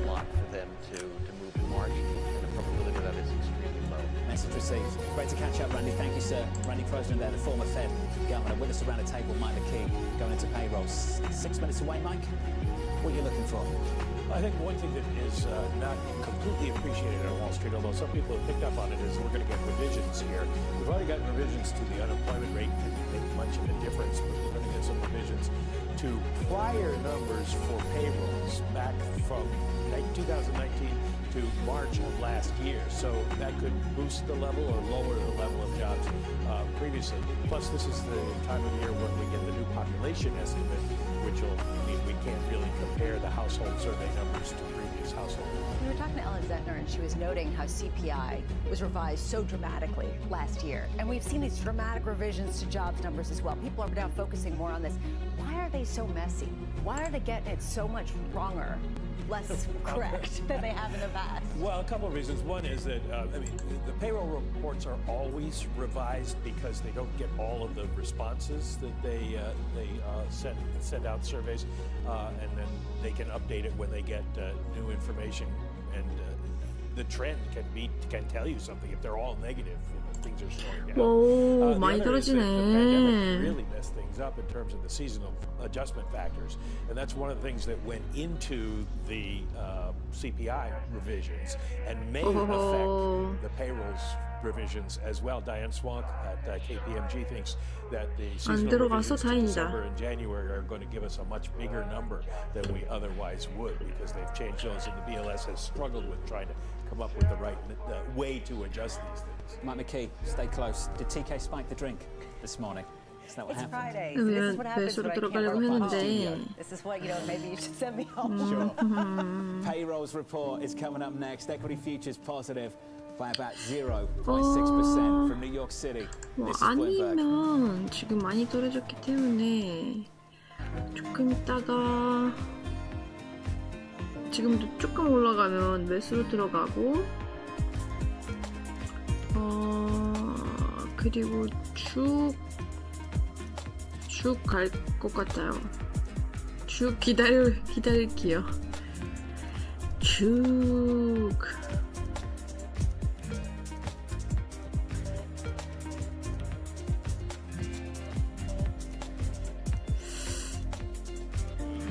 (3분) 전인데 일단 매수로 갑시다. 매수로 가보고 뭐 떨어지면 떨어지겠지.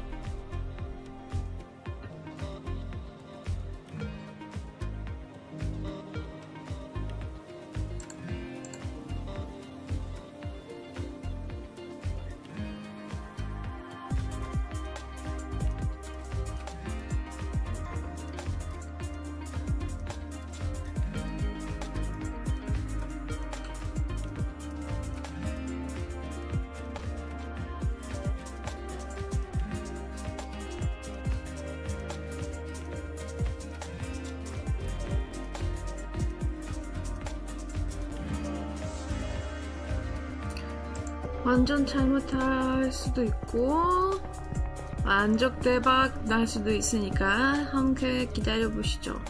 근데 뭐 원래 발표 때 엄청 많이 떨어지는데 근데 그 이후로 많이 올라갈 수 있으니까 마음이 아픈데도 기다려야 돼요.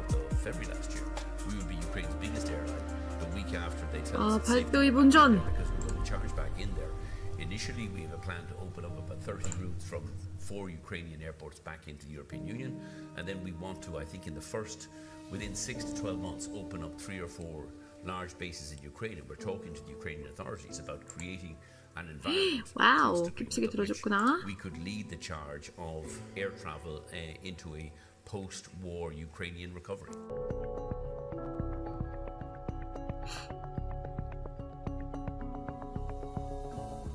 Bloomberg has enhanced search on the terminal to deliver what you need. Now, you can simply type phrases in everyday English in the command line. Compare financials.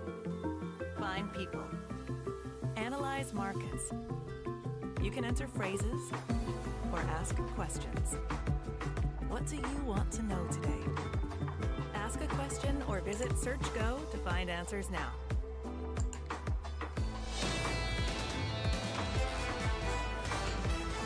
Here we go, 25 seconds away from the jobs report. The stage set like this on the S&P 500. Equity futures near session highs up by 0.6%. On the Nasdaq 100, positive by about 1 full percentage point. 야, 잠깐만, 이게 뭐야? We look like this in a bond market. 2-year, 10-year, 30-year. Your 2-year yield is higher by 3 basis points, 4.23. Your 10-year is unchanged at 3.8873. With a jobs report, here's Mike McKee. 아니. Well, the January 아니 원래 떨어진다고 예상했는데.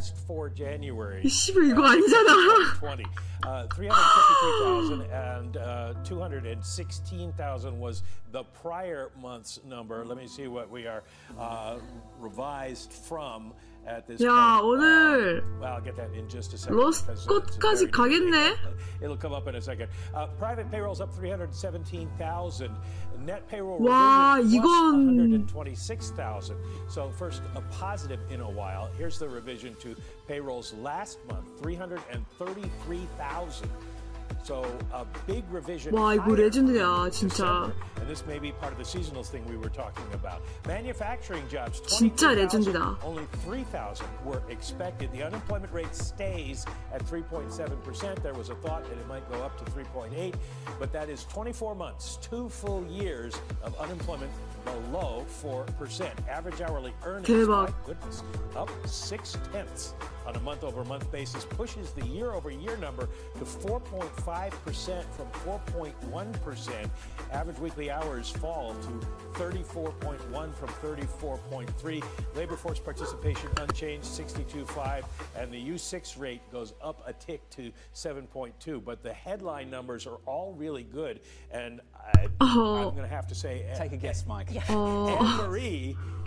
The White House is going to love this because they'll skip over the inflationary part. Let's get straight to the price action, Mike McKee. Monster upside surprise on a jobs report, 353,000. The estimate 1.85. 수습해야겠죠? High, still just about positive on the S&P by 0.25%. On the Nasdaq up by 0.6. In the bond market, we're selling off at the front end. Yields are higher by more than 12 basis points. Call it 13. On a 10-year up by 7, 3.95. The dollar stronger. Euro weaker. Breakdown on euro dollar 108.39. We're negative there by 0.3%.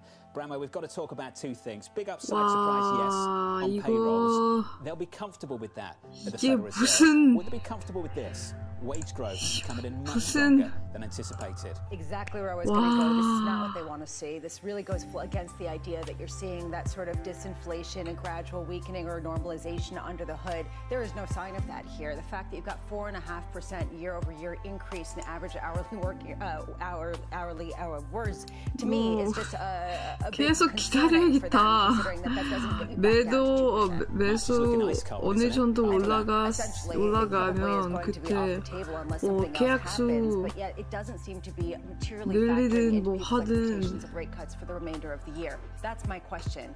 Why does this upside surprise that is a 제가 지금 dramatic 화장실 upside 갔다 surprise 오면 그냥 not 토할 factor 것 같아요. into the overall full year rate cut forecast? 와, 진짜 레전드다. We've got Mohammed Al-Arian standing by, Bloomberg opinion columnist, president of Queen's College, Cambridge. Mohammed, let's deal with the wow first. What do you make of that? Wow. I mean, what an amazing jobs report. It just confirms that this is an exceptional labor market that's going to feed into the exceptionalism of the US economy. I do think it's a bit of a headache for the 역시 Fed. 저 이번 주 진짜 운이 없어요. 저 앞으로 해외선물 안 할 거예요, 진짜. 진짜.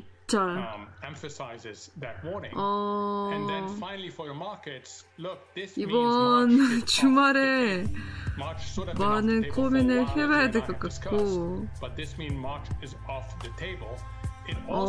역시 초보자는 역시 여러분 초보자들은 이런 실수 할 수밖에 없어요. 그러니까 항상 조심하고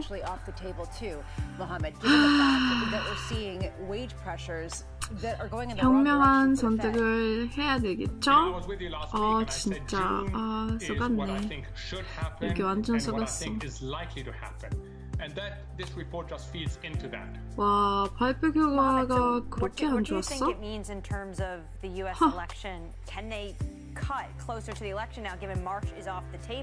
전 지금 하나도 재미없어요. So in a way, I'm going to ask you whether you think the Fed is influenced by politics. I tend to believe the view that the Fed is apolitical and that they will do what they think is right. For the administration, this is a two-sided sword because on the one hand, it is good for them. 저 원래 조금이나마 뭐 마이너스 10만 원, 15만 원 그때 완전 짜증이 나고 이게 뭐야, 짜증나 이런 건데 지금은 지금 그냥 할 말이 없어요. 약간 헤헤? 이거 바보처럼 헤헤? 할 수밖에 없어요. 이거 지금 뭐 싫어하냐? Being revised up to the upside, also just coming in hotter than expected. Mohammed, what do you make of that? The fact that people are getting it wrong, and they're not getting it wrong for the weakness, they're getting it wrong for the incredible strength under the hood that's behind some of the strength that we've seen so far. And that has been the consistent story, Lisa, for the last 18 months. You know, I keep on reminding people that going into 2023, the consensus was recession. We ended up with a nearly 5% growth rate in the third quarter, 3.3% in the fourth quarter. Estimates suggest that strength remains.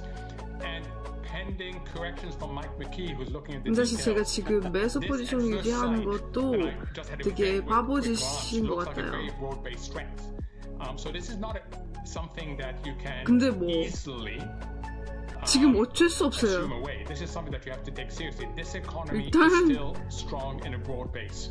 Mohammed, stay close. If you are just joining us, blowout jobs report. Number looks like this. 어떻게든 수습해야겠죠? 353. The estimate 와, 진짜 오늘 러스컷이야, 러스컷. climb just a little bit from 3.7 to 3.8%. It stays at 3.7%. The big surprise, and I think maybe the unsettling data point for the Federal Reserve, is wage growth coming in at 0.6% month on month. The estimate 0.3. That takes us year over year to 4.5. The estimate and previous number 4.1. Let's work through the price action, starting with equities. On the S&P 500, positive by 0.1%. On the Nasdaq, still up by 0.4. We were up 1 full percentage point. Bear in mind, there's some big moves in the pre-market by some mega tech players off the back of some stellar earnings. The Russell, perhaps the read on what's happening here. 뭐 대표님 큰 충격으로 잠시 쉬는 타임 가질게요. 잠시만 기다려주세요. On a 10-year 397.24. In foreign exchange, the dollar a whole lot stronger. The euro just about holding on to 108.13 on euro dollar. Mike McKee, we've had some extra time to go over this one. What stands out? Well, on the revisions front, big revisions in terms of jobs, the non-farm payrolls part. most of the last year revised down significantly, but the last couple of months of the year revised up by an average 27,000 a month. So the economy was adding jobs at a faster pace during the latter half of 2023, which just goes to show that we have not slowed down here, and the recession call is not working. Interestingly, looking at the jobs breakdown in terms of where jobs were, I mentioned manufacturing 23, construction 11,000, service providing jobs was where the action was, 289,000 service providing jobs, and of those, professional and business services went up 74,000. That was a category people were worried about because it went down some in the prior month, and that's usually a harbinger of what's going to be happening in the economy. And here's something I haven't been able to say for quite some time. Say it. Eating and drinking places lost jobs during the month of December. Interesting. Very hard to figure out why, but the food and drinking places lost 2,400 jobs. Overall, leisure and hospitality was up, but that was mostly in entertainment. You know what the former president would do with a jobs report like this, Donald Trump?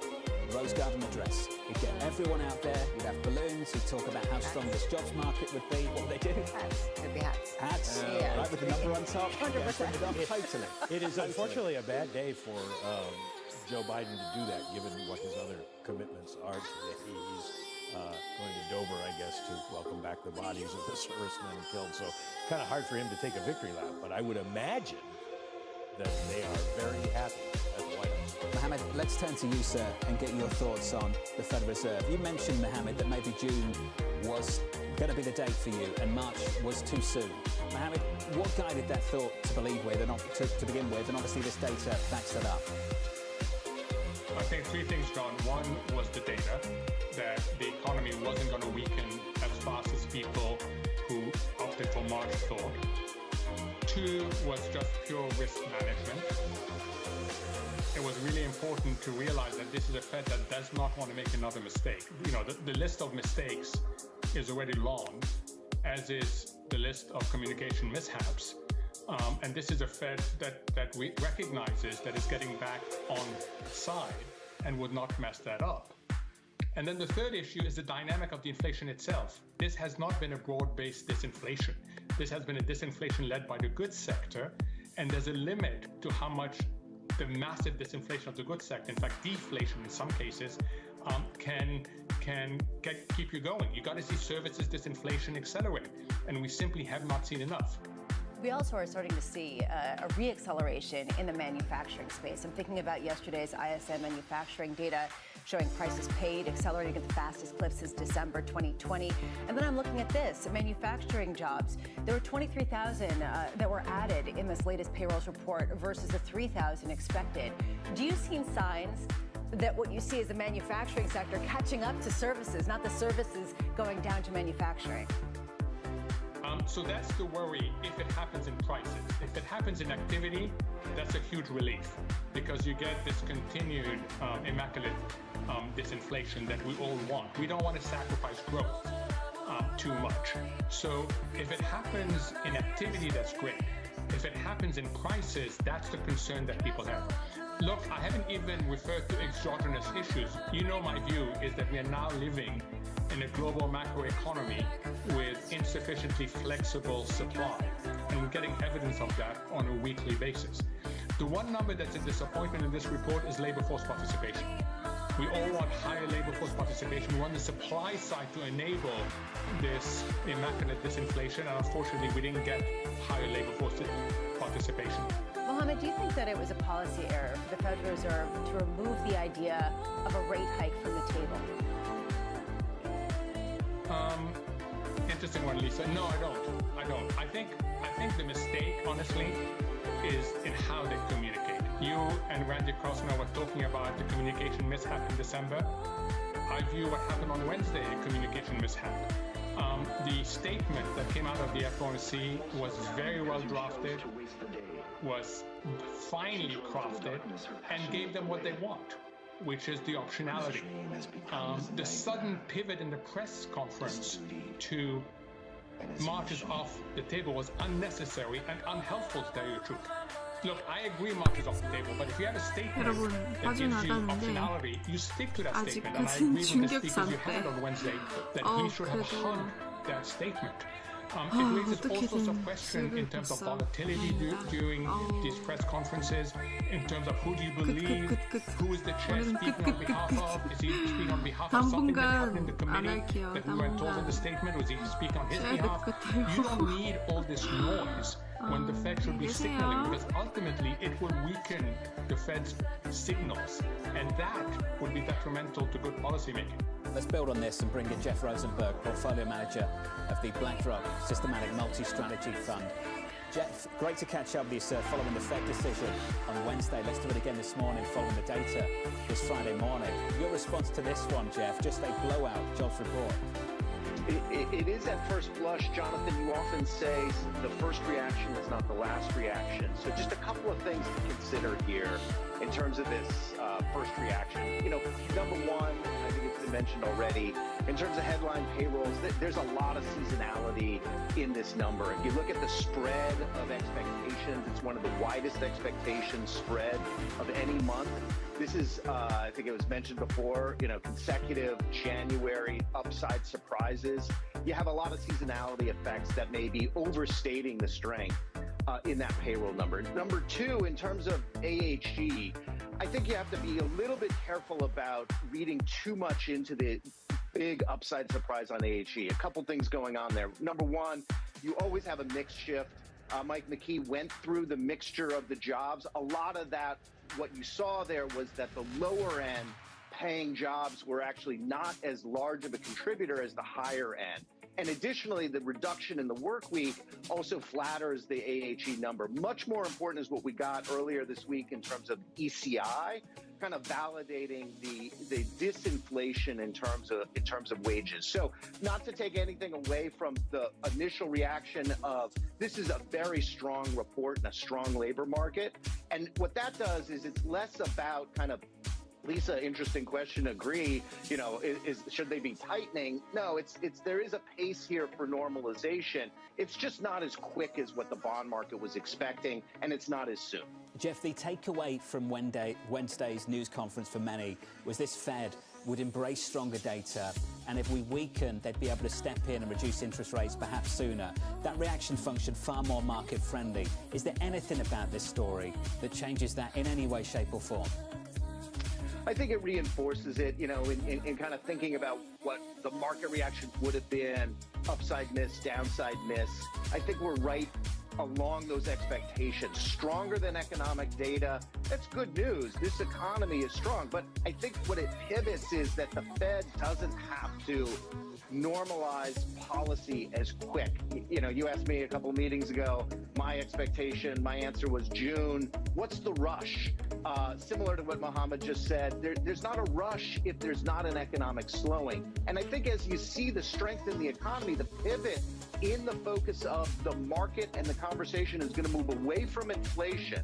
We've kind of won the battle on inflation. Still a debate as to where that settles in, but much more about how strong is this economy and what that tells us about what the Fed continues to believe and say. They think they're restrictive, but if the economy stays well above potential is what we've been at, then you got to question where that restrictiveness really is, and that really calls into question the longer-term path of expectations of Fed cuts this year. Which is exactly why I'm wondering, and I'm interested in the sell-off in the 10-year yield, up almost 10 basis points. Does this make you, Jeff, not like longer-term bonds nearly as much?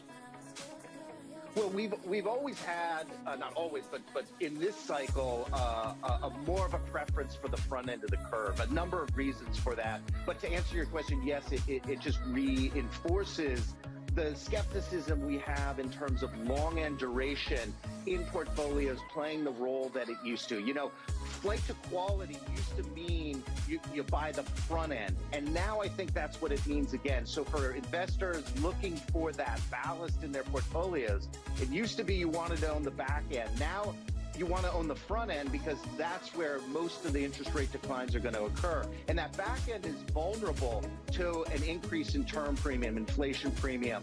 And I think that's what you're seeing here today as well. Mohammed, will you agree? Because I know that you do think that structurally we're headed toward higher inflation. Do you think that almost the Fed is embracing that in sort of this sort of subtle way, and you're going to see that increasingly priced in? Embraced it yet. I hope at some point it will understand it. What Jeff just said is really consequential because it means that traditional reliance on longer duration bonds as risk mitigator is less effective. That is a really consequential statement because it raises the question of what else can play that role. You can't get as much risk mitigation from the front end. So this is just, it tells you how complex portfolio management has become as we normalize in a world that has issues on the supply side. Going forward, I'm wondering, Jeff, what you're looking for to understand and whether it's relevant to you, whether the Fed's going to cut rates in May or June. How far ahead of an election cycle, how far ahead of economic data actually turning do you think they need to really get?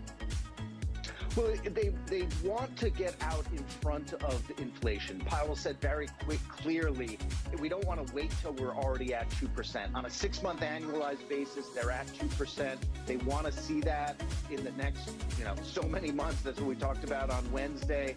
They want to be validated in terms of not making a mistake on inflation. And those are the maintenance cuts. And the maintenance cuts are inflation has come down. You don't want real interest rates to go up, so you maintain the real policy rate by cutting rates. I think that's most of what the Fed is signaling. The bond market has gotten ahead of itself in expecting calibration cuts, meaning they think policy is too tight, the economy is going to slow, and therefore the Fed's got to start to cut. Nowhere do you see that in any of the data, especially in today, again, reinforcing the notion that policy may not be restrictive.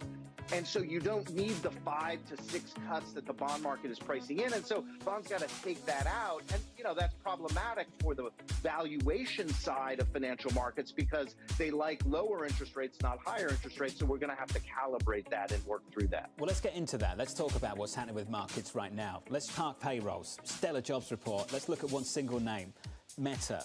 In the pre-market up by something like 17%. Jeff, what is going on with the valuations of some of these markets? The fact that we've got rates up to 5.5%, the credit spreads are still pretty tight, the equity markets are at all-time highs. What is going on with financial conditions? So broadly, financial conditions are easing. I think we got to be really careful about looking at the stock market, looking at Meta, looking at the Magnificent Seven. They're in a different stratosphere. They're operating more off of the numerator than they are on the denominator, meaning earnings and earnings growth are so powerful for those stocks. They're perceived as secular growers. They're almost treated as defensive and flight to quality insurance in the equity world because of that persistence of growth. And I think that's the Meta story here again this morning. I think you got to look away from those stocks to see underneath the surface what's going on. I think you mentioned earlier Russell 2000. That's a much better economic barometer of growth and inflation and interest rate sensitivity to see what's going on there. So you separate those two things out. And for the rest of the stocks, there's a lot more denominator effect because the numerator side in a slowing nominal GDP environment isn't powering those stocks and powering those valuations through. It's much more about what's happening with the path of the underlying discount rate. Mohammed, what's your view on the same thing? What's developing in financial markets and financial conditions? Well, first let me tell you my reaction to Meta was what you said earlier, that you don't expect a 17% pop on an earnings from a company that large and that well covered. And that in itself, it tells you something about what's happening in the market place. Look, financial conditions have loosened a great deal. November, December was a wonderful gift to financial conditions, a wonderful gift to investors. And I think that we're going to take some of this back in the next few weeks. Mohammed, how much of that is tied to the idea of interest rates remaining high for longer? A lot of people now questioning whether we can just live with 5%, 5.5% benchmark rate. Do you think that that's going to be called into question as time proceeds? You know, the other day I was talking about the stock versus flow issue. On a flow basis, you'll be very constructive on the economy and you'll be constructive on the market. But there's a stock, that's what we bring into 2024. And we bring in two things. One is the resilience of balance sheets is lower. And secondly, you have a small but consequential set of asset classes that have not yet adjusted sufficiently to the new interest rate reality. So every once in a while we'll have a concern about banks. Every once in a while we'll have a concern about commercial real estate. There's going to be issues about private equity valuations. And over again, the question is going to be, will you have contagion? Will you have contamination? So we have to get over the stock issue. I think we can, as long as we don't slip on the flow issue. Jeff, what's your take on that? I think Mohammed brings up really important points, and you look back at the New York Community Bank issues, and it is really about this underlying commercial real estate uncertainty and the adjustment to higher interest rates. And I think he's absolutely right. I think there's a lot of resilience more broadly when you look at commercial, when you look at consumer. It was the benefit of having 1-2 years of zero interest rates and the actions that players took in that environment to secure their balance sheets, to extend debt maturities. They've mitigated a lot of the interest rate sensitivity. But as Mohammed highlights, that doesn't mean we've eliminated it. And so there is this kind of lagging, nagging notion of where is the risk out there. And when investors kind of get all in and technicals get overbought and you have that vulnerability and then you have a little spark, you can have some of this pullback. And I think that's what we're seeing here in financial markets. Mohammed, just to give you the final word, is June still the day, the month for you, for the Federal Reserve to cut? I think so, yes, John. Mohammed, appreciate your time, sir. As always, great to catch up with Mohammed Al-Arian there of Queen's College, Cambridge, and Jeff Rosenberg of BlackRock. Let's just finish on the numbers and wrap it up. Bramo, 353 against an estimate of 185. And not just that, but an upside revision to the previous month, really seeing an average of 27,000 new jobs additionally added in the 3-month trailing average. Average hourly earnings coming in at 0.6% rather than 0.3% for an annualized 4.5% gain in wages. This is not a picture of a weakening labor market. It's a pretty incredible number for this White House to go around talking about AMH for the next month or so. Absolutely. 2 straight years now of unemployment rate 4% or lower. This is something they can really win on. The issue is when you look at the polls, Americans continue to say, while they are starting to feel a little bit better about the economy, they're worried. They still are worried about inflation and price pressures, but also they just don't trust Biden on the economy. They trust Trump more.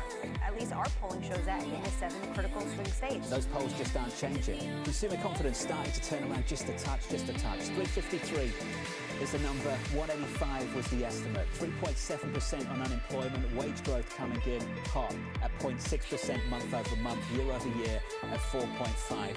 Coming up on Monday, we'll be talking about this jobs report with Laurie Calvasina of RBC, the OECD Chief Economist Claire Lombardelli, Ed Yardeni of Yardeni Research, and Subhadra Japa of SocGen. From New York City, for our audience worldwide, have a wonderful weekend. Counting you down to the opening bell with equity futures positive on the S&P 500 just by a 1/10 of 1%. 여러분 이제 충격을 좀 가라앉고 이게 진짜 레전드였어요. 레전드였고 그리고 총체적으로 봤을 때 쭉 떨어지지 않을까 싶어요. 와 이거 봐라 진짜 제대로 걸렸네 여기. 와 제대로 걸렸어 진짜. 와 함부로 이제 들어갈 수 없어요 진짜.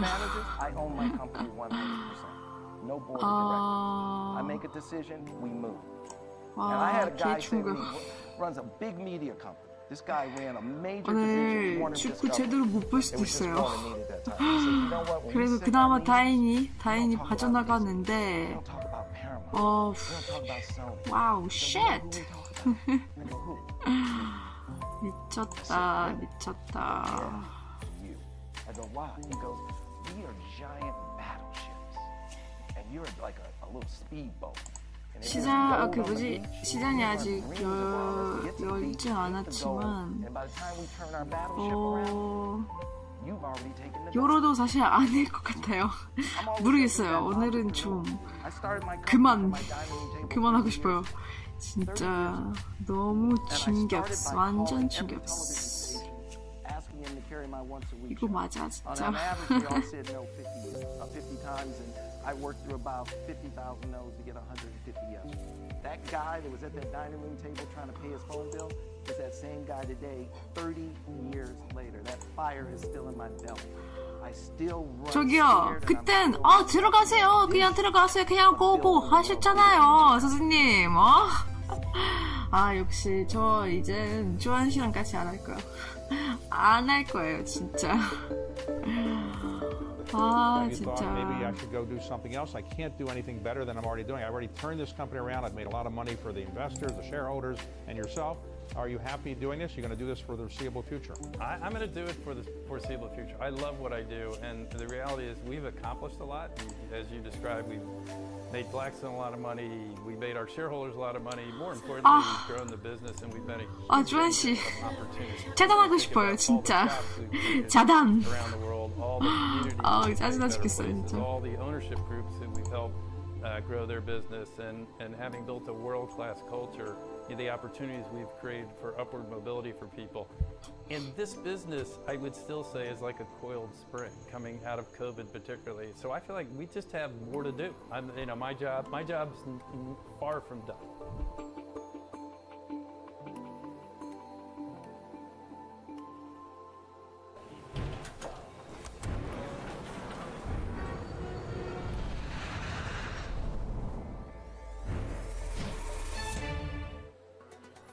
From New York City, for our viewers worldwide, I'm Manus Cranny in for Jonathan Farrell. We've moved from being blinded by the light of tech to blown away by the jobs report on these markets. Countdown to the open, it starts right now. Everything you need to get set for the start of U.S. trading. This is Bloomberg, The Open, with Jonathan Farrell.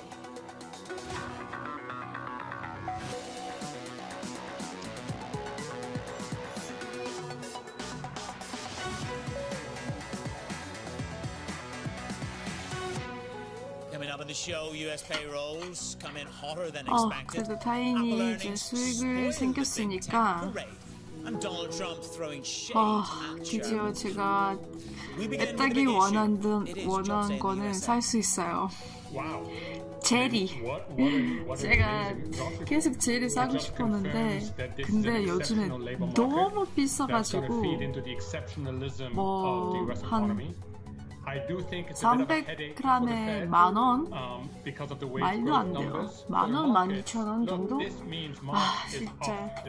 그래도 지금 31만 원 오늘 벌었으니까 반은 월세로, 반은 제리로 써야겠다 이제.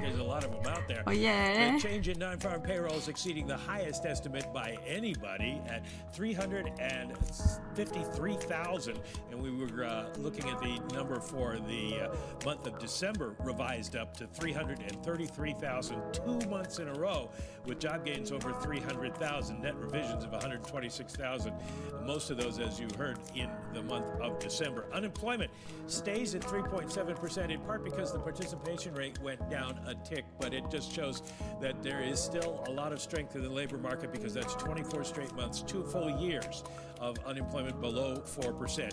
The number that caught everybody's attention, average hourly earnings up 0.6 on the month, pushing the year-over-year number to 4.5%. But that happened back in January of 2022 as well, and the next month they gave it all back at a flat reading. So we'll see if it's just an outlier, in part because hours worked went down a little. You can see the revisions there. These are the months for the revisions. Big kind of revision in the total number of January to March 23 jobs, but that resulted in a stronger last half of 2023. The rest of them, not much of a difference maker.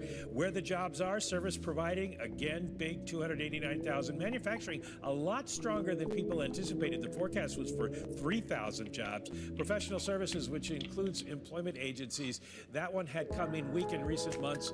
It rebounds nicely there. And this is, man, it's the first time in many months I can report that bar and restaurant hiring actually went down. Can't explain why. Now, this is the fourth out of the last 5 years that we've seen this big kind of jump in January. And here's the reason why. The non-seasonally adjusted numbers, as you can see, fall sharply every January because all the people who were hired for the holiday season extra work get laid off, and then the seasonal adjustment factors wipe those out, and that's what happened again this time. We did lose jobs on a non-seasonally adjusted basis, not as many as in the past, which is one reason we saw so much strength in the seasonally adjusted numbers. Mike, no doubt about it, it's a wow from everybody all around. Mike McKee there, drilling into the food and beverage business as well. Let's continue the conversation. Now set the agenda with BlackRock's Rick Reader. Rick, good to have you with me. Mohammed El-Arian went wow. He took monosyllabic. Here we are. This is a red-hot economy. What's your superlative? So, yeah, I think it's, by the way, people spend a lot of time talking about soft landing, and I heard somebody say soft landing lead to hard landing. I actually don't think I actually don't think satellites really land. Like, I don't think this economy, it's a service-oriented economy, like Mike was describing. And you look at in this report, you look at things like healthcare and education, not really cyclical. We just keep growing there. You look at professional business services, pretty darn impressive. So service-oriented economy. Sir, I know I've used this stat before. In 100 years, service-oriented economy has only had, I think, negative 13 quarters. The service component of the economy. 기다릴 수밖에 I 없고, think people spend so 그리고 much time 진짜 talking about manufacturing, but in the 뭐다시 new 할 건지는 economic paradigm 이거요. that we have today in services, it's pretty 가래도 darn 숨겼어. solid. Today with no difference in that.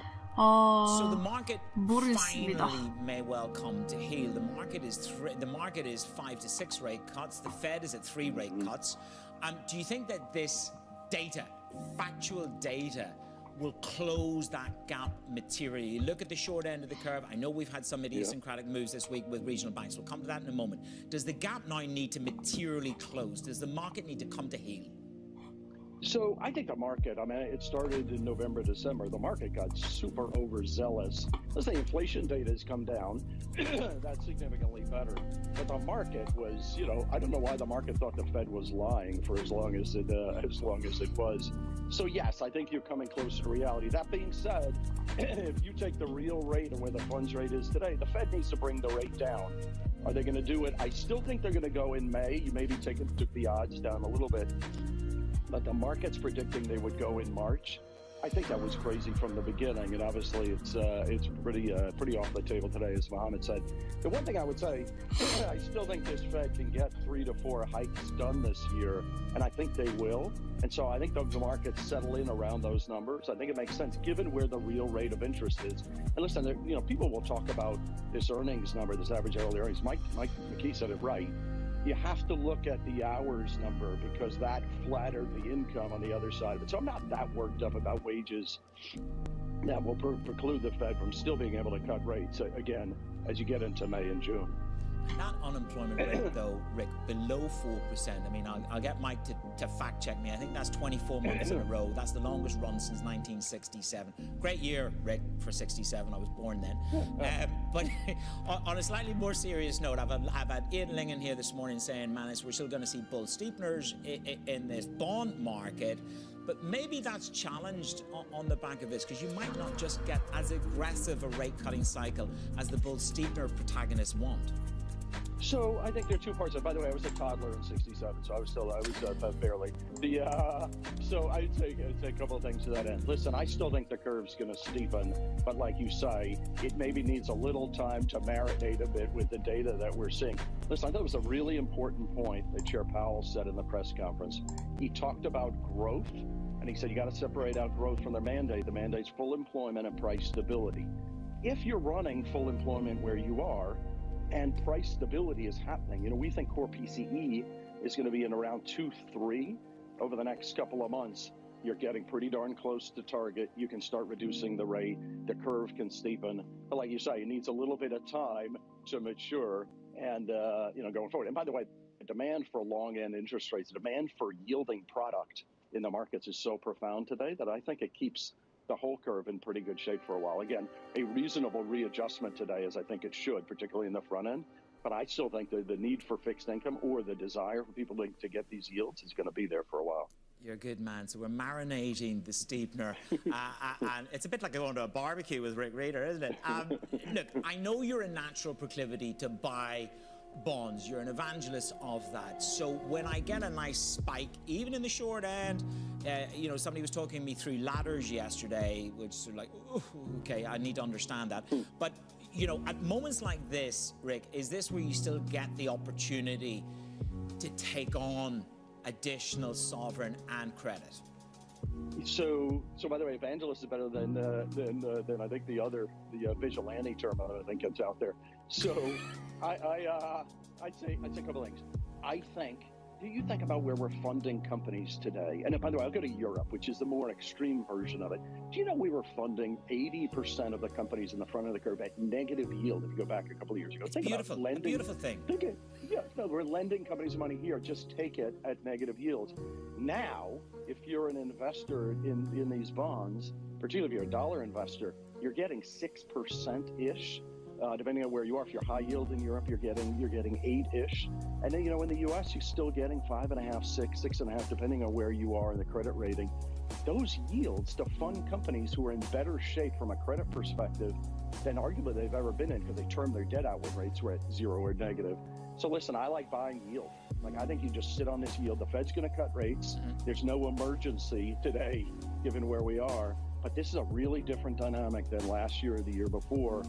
Buy the income, sit on the income, it'll work for you, and credit's in great shape, and securitized assets are in good shape, mortgages are in good shape. I think going in this yield, I think people will feel when you wrap up 2024, God, I got a really good term, I got a good return in fixed income, and by the way, I think you'll have a decent return in equities, but augmenting it with more income, I think is going to be the right trade for 24. I'm hoping so, because I'm all in on this whole American dream thing, Rick. I've got the 60-40 portfolio going on, and we're just about to deploy. So we must be near the top of one of these markets. Now, we had a regional bank anaphylactic shock moment this week. Nobody was expecting it. Big shock. Commercial real estate's got a problem. But the bond market went bid. 2s and 5s. 5s the lowest since June of last year. A salient reminder that there is idiosyncratic risk or something more protracted in commercial real estate. For you as a house, do you see it as idiosyncratic risk or something more pervasive that I should be wary of? Because the market just bought bonds and didn't bother to ask any questions. For you, your up some on regional bank, idiosyncratic or something more malevolent? So, listen, I think more idiosyncratic, but I think the markets are super sensitive to what happened and the impact that had on rates, the impact that had on the broad financial system. So I think you have to respect that. I think the market's got a little overdone on that. Listen, I think there's something that's really important around this. There are, I think the number is 4,750 banks in the U.S. I think the country with the second most banks is Russia, the U.K. at 300 and something. There are a lot of local banks in the United savings and loans, credit unions. My sense is going to be consolidation. It's really hard when you fund yourself at these high levels of yield and your earning assets are significantly below that. There has to be some consolidation. There's going to be underwriting dynamics that are difficult, particularly in commercial real estate. So, listen, I think you're going to see a consolidation of the banking system. I think it can happen in a relatively stable way. But if you said to me, this is the last of these sort of events globally, including Japan and otherwise, for lending that happens in around commercial real estate, I don't think this will be the last one. No way this is the last one. And by the way, it will make people nervous, and I don't think we're talking about systemic shock. It's healthy, and let's hope that it is consolidation. It's consolidation through mutual consent rather than crisis. Rick, good to have you with me. Look forward to the barbecue and the marination of a steamer. Okay, that's the agenda in the bond market. Let's move ahead and talk about stocks. Abigail Doolittle is side by side with me this morning. What have you got? I mean, look at that meta. Bang, bang, bang. Yeah, that Meta is really an eye-opener when I saw that 17% gain, but not going to the upside. We do have Apple down 3.3%. In fact, if it stays down into the open, it will be down 7 out of the last 8 days. Right now, down 6% year to date. They put up a solid December quarter, but beneath the surface, the China slump continues. 20% of revenue last year, plunging 13% last quarter. Not offset that fear around that by the first quarter of sales growth in about a year. Meta, though, there you go, 16%, gaining by 16% in the pre-market. They beat their fourth quarter. It was described as spectacular by one analyst. The outlook was up solidly, and they did, of course, announce a $50 billion buyback to entice new investors. And then Amazon up 6.4%. They reported strong sales. It was the strongest online e-commerce quarter since the pandemic. Their operating income outlook is rosy. It looks like some of those cost-cutting efforts are in place and helping out that bottom line for the year ahead, Manus. The shares of Amazon, again, up more than 6%. Okay, Abby, thank you very much. Stay with me. We've got more work to do together. Coming up on the show, it is big tech. It's delivering mixed results. They are starting to lose share within the China market. At the very least, replacement cycles are slowing within China. Meta and Amazon impress. Apple disappoints. That conversation with Crossmark's Victoria Fernandez and PGIM's Michael Collins with me next, setting the stage for Risk this Jobs Friday.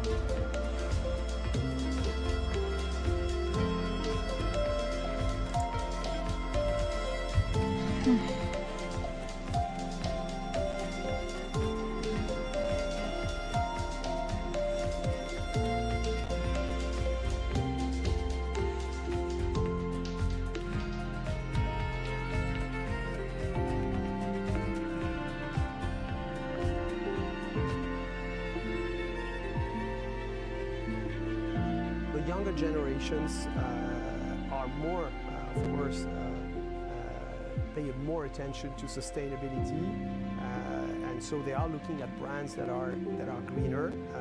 But you have to make sure you're authentic because they hate greenwashing. But what is very important to remember is that none of them, whether they're young or not, will ever sacrifice product quality and efficacy to sustainability, which is why, part of the big transformation of our R&I, where there's this billion euro we spend every year, most of it is 시작하기 전에 15분이다 보니까 from petrochemicals to 긴장하세요. green sciences, but without losing the efficacy.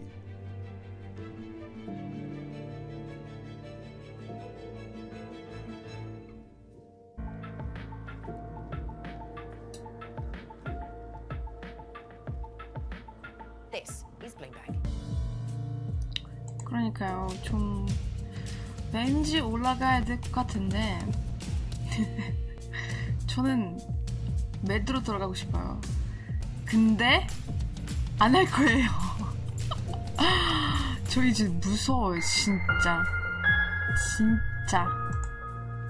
오늘은 충분해요.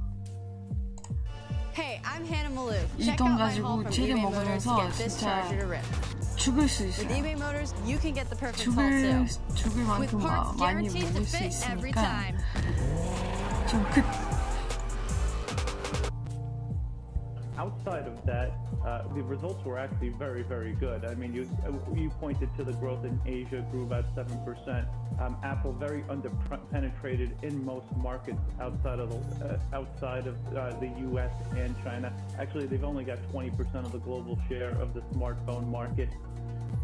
Apple posting weaker results out of China despite the total iPhone sales topping the estimates. The CFO says this: "We are not happy with the decline. We know China is the most competitive market in the world. We continue to see significant opportunity for us in China in the long term."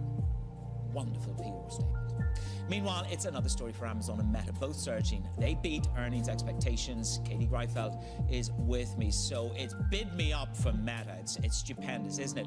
Apple, nothing to worry about in China. It's only a $3 billion drop. Yeah, you take a look at the reaction in the market this morning. It's really the have and the have-nots from last night's tech earnings. Let's start with the bad news. We'll start with Apple, of course. Those China fears really making a dent in shares this morning. Let's go through some of the actual numbers. You had sales in China drop 13% in the fiscal first quarter to $20.8 billion. That is far short of what analysts had been looking for, about $23.5 billion. That amounts to the weakest December quarter in China since 2020. Not a size and scope you want to see. That was overwhelming. Otherwise, strong results in most product categories. Total iPhone sales stronger than expected. Apple also returning to revenue growth, but shares down this morning. Different story, like you said, for Meta and Amazon. That comes down to the cold reality of capitalism. Shareholders really rewarding those cost cuts, those layoffs, and that's in addition to strong earnings, which of course also helps. So Amazon, obviously, you can see rising there by about 6%, but I really want to talk about Meta. Really interesting report.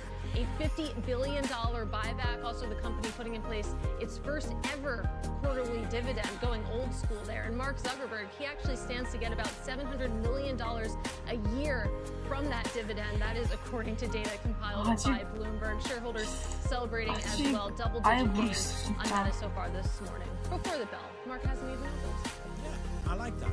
Cold reality. Cold embrace. Katie, thank you very much, Katie Greifeld, taking us through some of the news. Joining me now to discuss this is Crossmarks Victoria Fernandez and PGIM's Michael Collins. A lovely phrase from Katie there, the cold reality. And the cold reality is this: that jobs report just wiped out March for a rate cut. But does that really upend risk in any way? Victoria, to you, good morning, because I mean, there's an exceptionalism in some of these tech reports over the past 24 hours. To you, first of all, March is off the table, but we are blinded by the light of tech overnight. Yeah, well, I think March has been off the table, at least for us it has been. It's what we've been talking to our clients about for the last few months, is that we never thought the Fed was going to make a move in March because there's so many different elements out in the market right now that are kind of pushing and pulling at each other. So you look at tech earnings earlier in the week, we actually saw the NASDAQ pull back pretty significantly after Alphabet's earnings and Microsoft earnings. And now we have this report here at the end of the week because of Amazon and because of Meta. You combine that with what you're seeing in the jobs report that you mentioned, and you say, wow, look, the economy is really strong. We've got over 300,000 jobs in this report. But at the same time, you can say, but wait a minute, average hourly earnings are up 4.5% year over year. You look pre-COVID, and the average high level is around 3.5%. That could put a lot of pressure on margins, and we can talk about that in regards to earnings. 그러니까요. 치킨도 살 수 있으니까 이제 다행이다. 마음 편하게 많이 먹을 수 있어요. Some that are being a little more cautious. That's what's causing the volatility in the market. But obviously, the last couple of days, tech has been the driver of this market. Look, it absolutely has. And I think once we clear the decks with this week, Victoria, we will begin to look at those margins again. Michael, good morning. We just had Rick Reader with me. He's marinating over his steepeners. But of course, the backup in yield that you see today is perhaps an opportunity. Is this the kind of action day where we're going to see flow into bonds by the close of business? Yeah, man, this is actually, as Rick said, not a bad place to be for fixed income investors. You know, interestingly, we've been getting a little nervous and disappointed that we had such a big drop in yields, you know, from 5% 치킨 값도 잃어버릴 수 있으니까 더욱 조심할 수밖에 없어요. Clients who we've been advising, frankly, to leg into the duration trade, continue to leg into fixed income that maybe missed a big part of the rally, and now this gives us another bite at the apple, right? So our advice has been, you know, you get that 10-year into the 4s, between 4 and 4.5, and you're in the buy zone. You know, in the low, you're in the kill zone. Mid-3s, you're probably in the sell zone. So I think this is actually good that you can earn this yield for a longer period of time. I mean, look, two very different asset classes that we got to talk about. Michael, you know, today we're fully effusive, fully bullish on Meta, Amazon, etc. And nobody seems to be bothered remotely about Apple's disappointment in China. I mean, 3% is hardly what you call rocking it on the downside. You warn, though, that the Fed could keep us too high for too long. Really?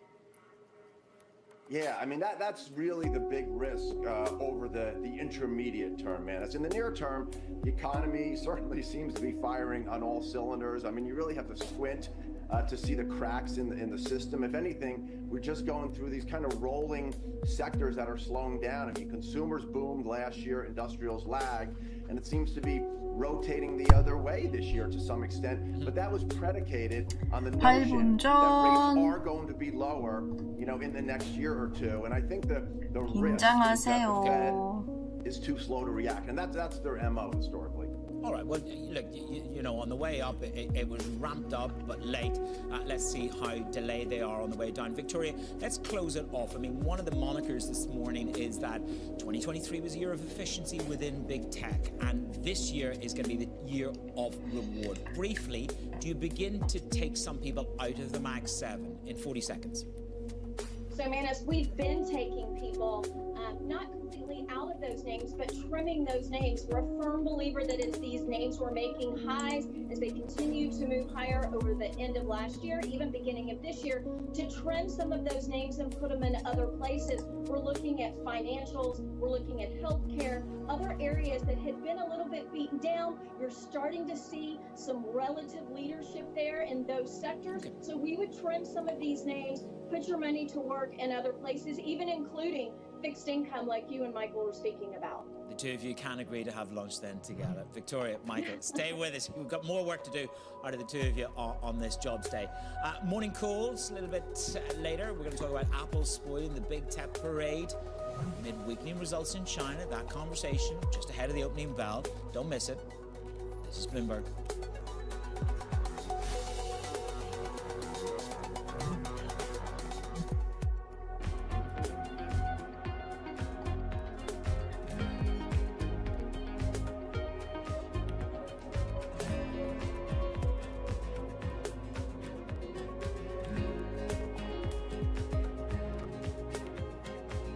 문전.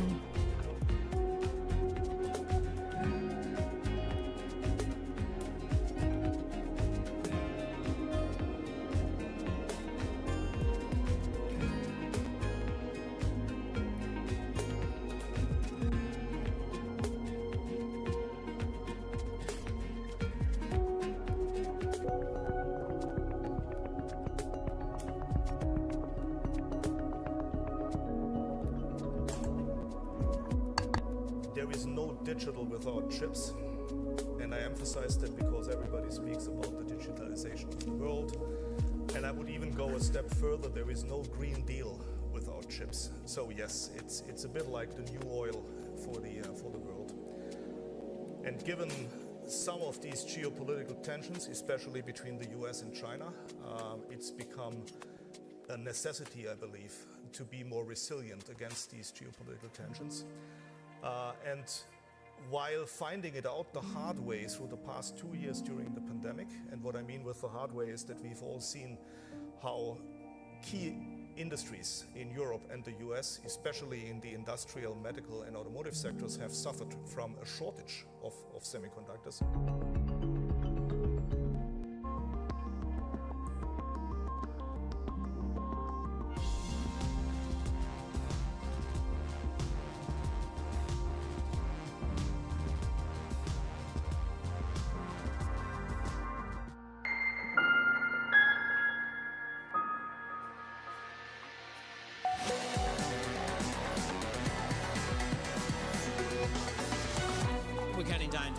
Open. The disruptor is this, a blowout jobs report, which takes the two-year yield spiking higher by 16 basis points. That's what challenges the velocity of the equity market. Two's up by 16 bips. This is a blowout jobs report. Wages are roasting hot, and the question is, what does that do to the Fed? It kicks March to death, and it takes May, maybe even a little bit later in the year, to see these cuts. 12 basis points higher on the 10-year yield.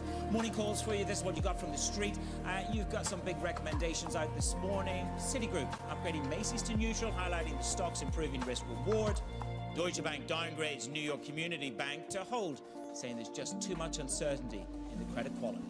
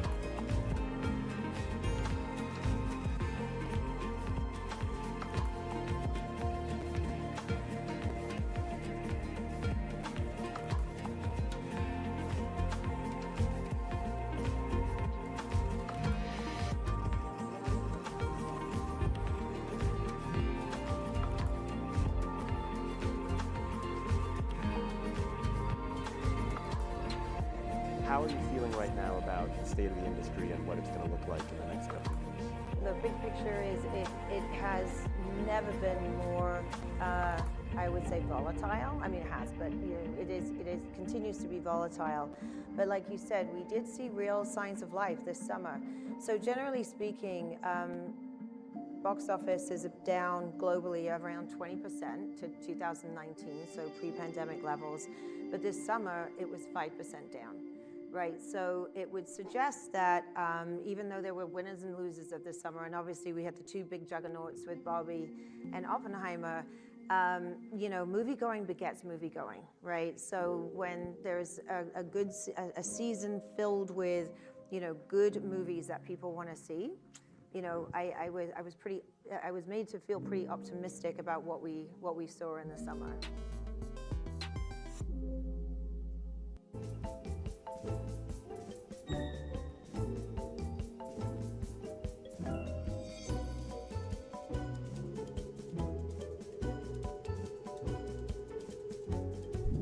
What happened was you were offered a money-losing women's basketball team, and you said, I want to be in the other sports as well. Is that right? Well, yeah, you know, you got to be smart about this.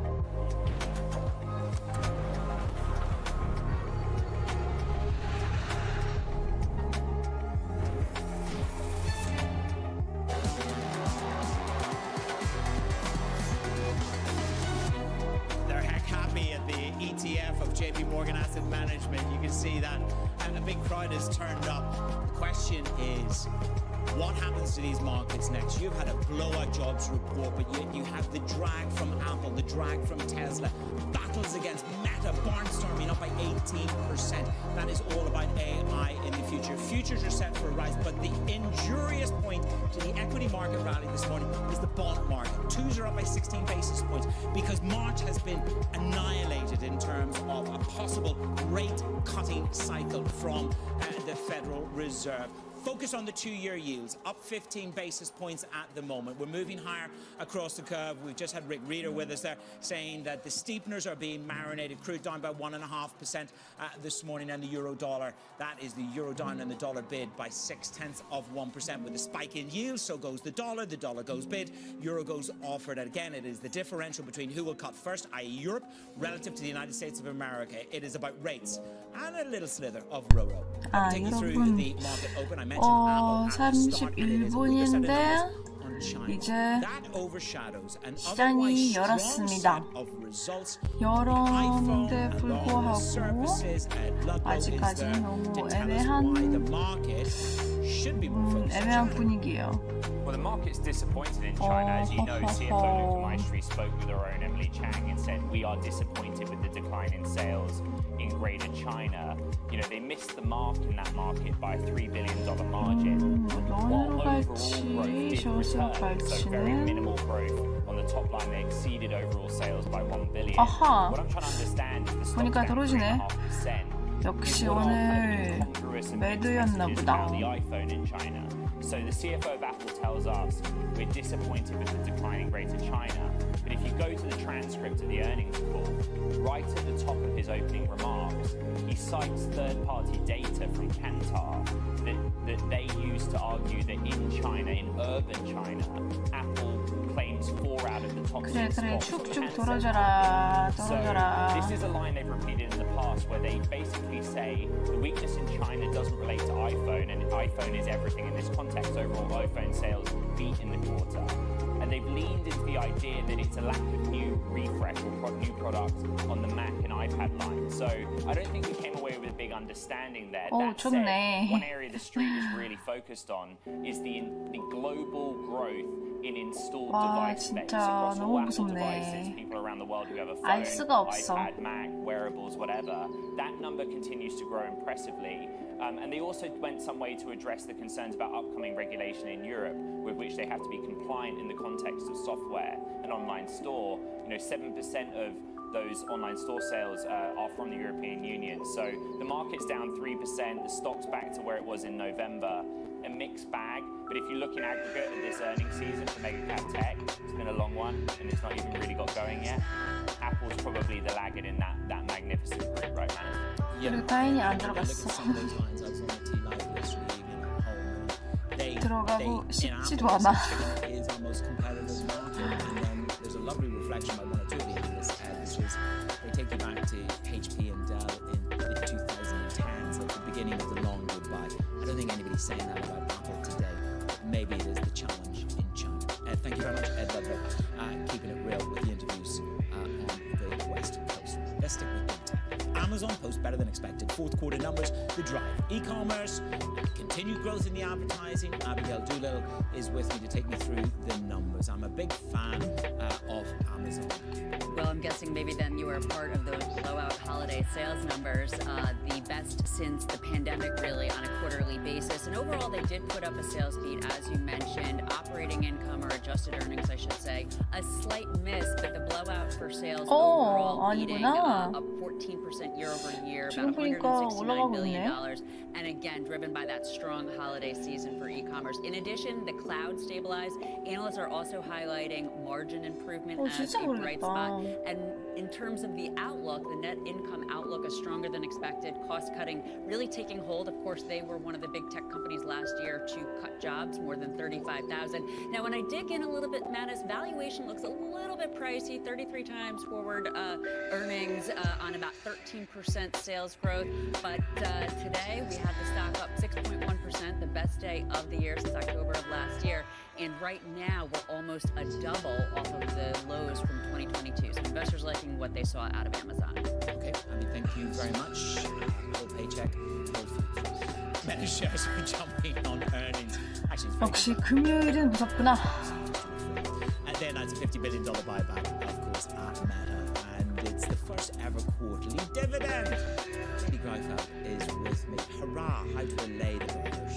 The year of efficiency is barreling on here, Manis. Fourth quarter results, they were strong. Of course, we're talking about sales gaining 25%, profits tripling, but it almost feels like those are just details in this report because the focus is on that $50 billion buyback that you just talked about. That is the biggest announced buyback since 2021. And like you said, Meta unveiling its first ever quarterly dividend of 50 cents a share. That is good news for shareholders. Good news, too, for Mark Zuckerberg, who owns a ton of Meta shares. But in any case, we also heard from Zuckerberg that he's developed an appreciation for a leaner company. Remember, along with Amazon, Meta has cut tens of thousands of jobs over the past couple of years. And even as Zuckerberg really looks ahead to some of his big ambitions, the CEO said that he'd like to keep new hires, quote, relatively minimal to stay lean. And you can see that shareholders are psyched. Meta currently up over 16%, already at an all-time high today. Yep, and it's certainly 늦지 않았어.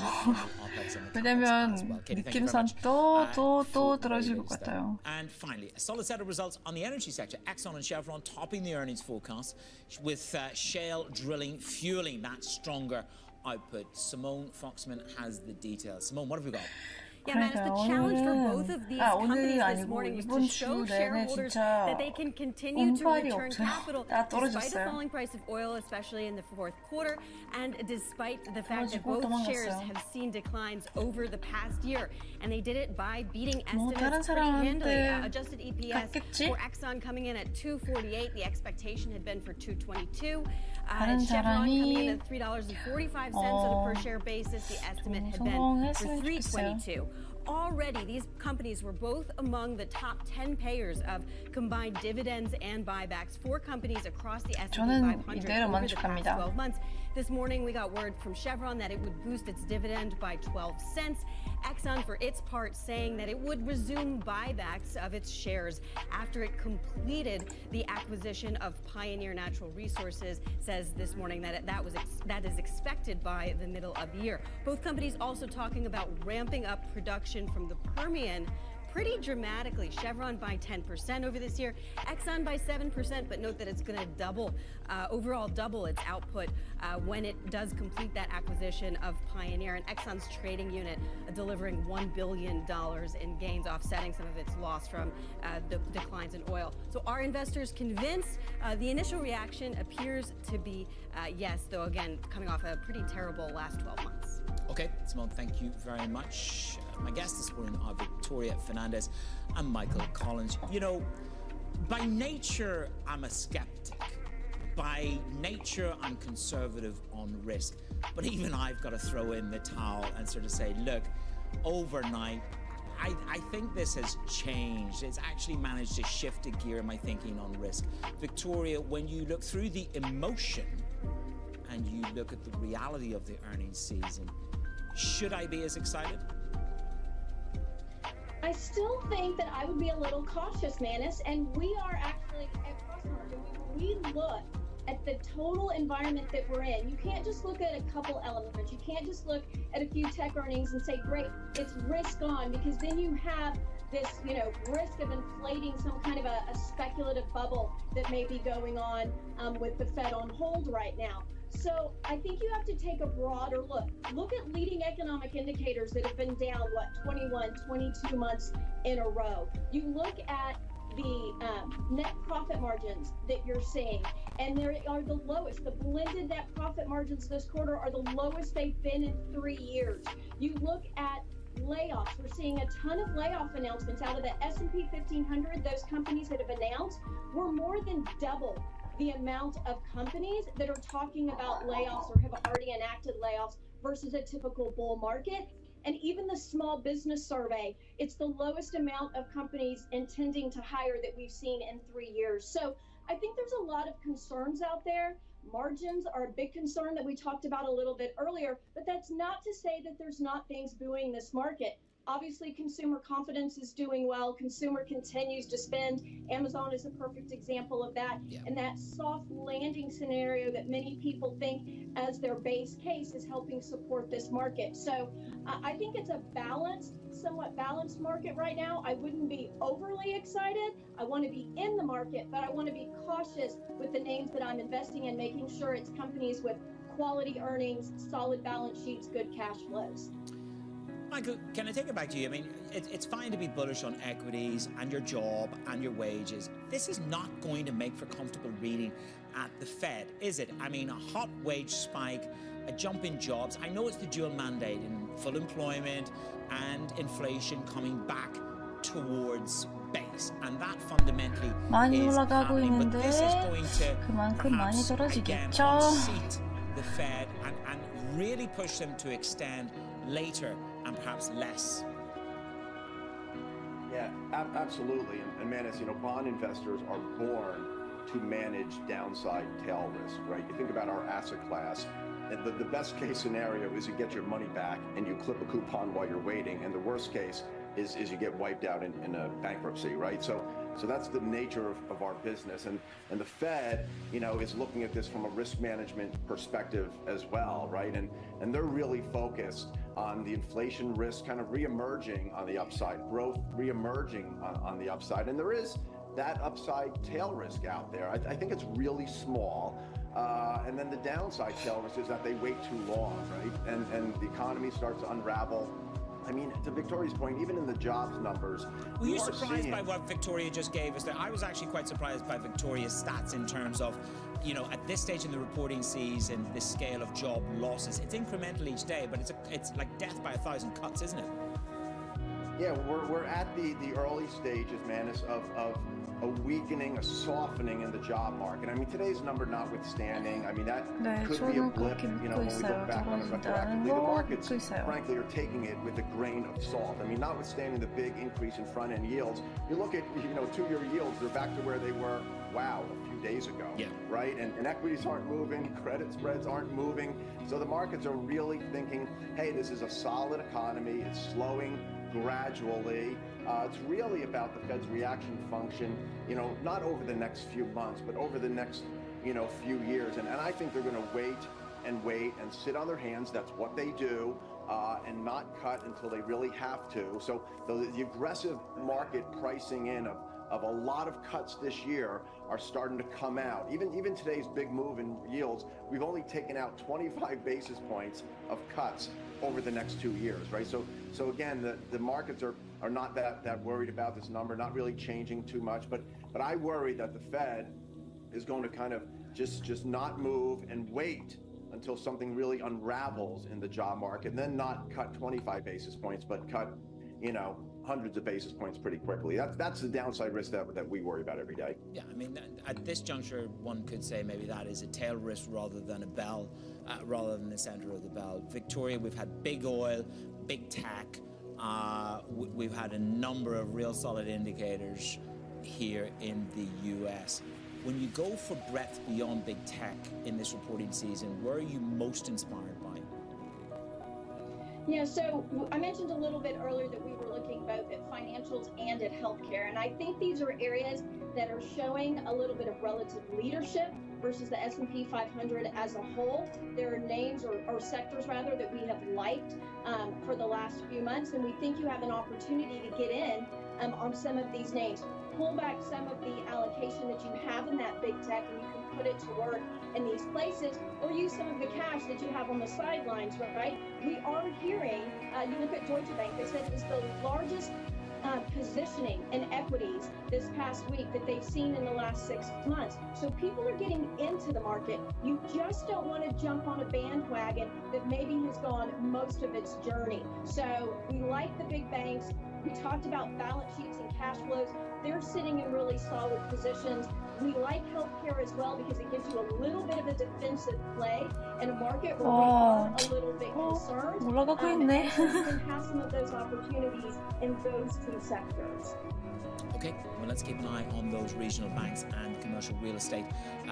Idiosyncratic risk, I understand, from everybody that's been with me this week. Let's just hope it stays idiosyncratic. Victoria, thank you very much. Victoria Fernandez, Michael Collins, my guests on the markets. Coming up, Donald Trump, who throws a bit of shade at Chairman Powell. What could that be? We'll discuss on Bloomberg.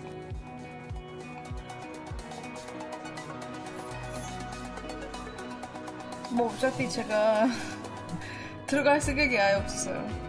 저는 오늘 저한테는 충분히 많이 수익을 받고 충격을 또 많이 받았으니까 별로 들어가고 싶지 않아요.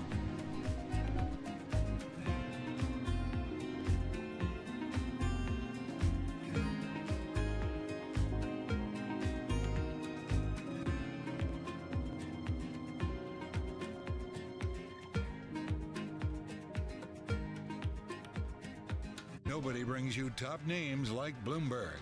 The point is that the economy is doing very well in the Netherlands, but the election was very much focusing on migration. They had made 26 attacks. We'd given warning after warning, but we hadn't taken action. Parliament has to stick to this and has to comply with the debt brake. The debt brake is really a good ally. I think we have made addressing inequality a key sort of driver of our policies. Bloomberg. Context changes everything.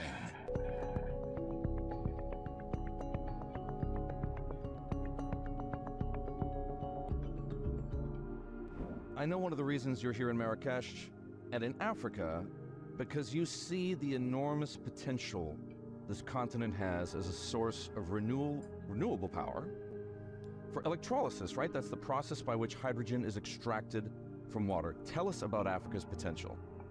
Africa's potential is the best in the world, and it's Africa's shot now. It's Africa's turn. What will stop Africa rightfully taking its turn will be lack of progress on technology. Companies and governments around the world choose Fortescue because we are the world leaders in technology, world leaders in next era electrolyzer design, cables, solar. 와, 진짜 많이 올라갔구나. 다른 사람들이 소익을 봤으면 좋겠어요. 저는 충분히. Era, fossil deposits of oil, coal and gas to simply today's era of machines which make machines to harness all that beautiful renewable energy and give all the mobile energy, all the fixed energy this world could ever need by many times.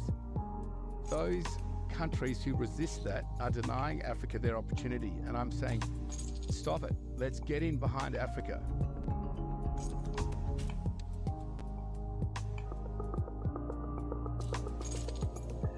그러니까요. 슈퍼렁이네.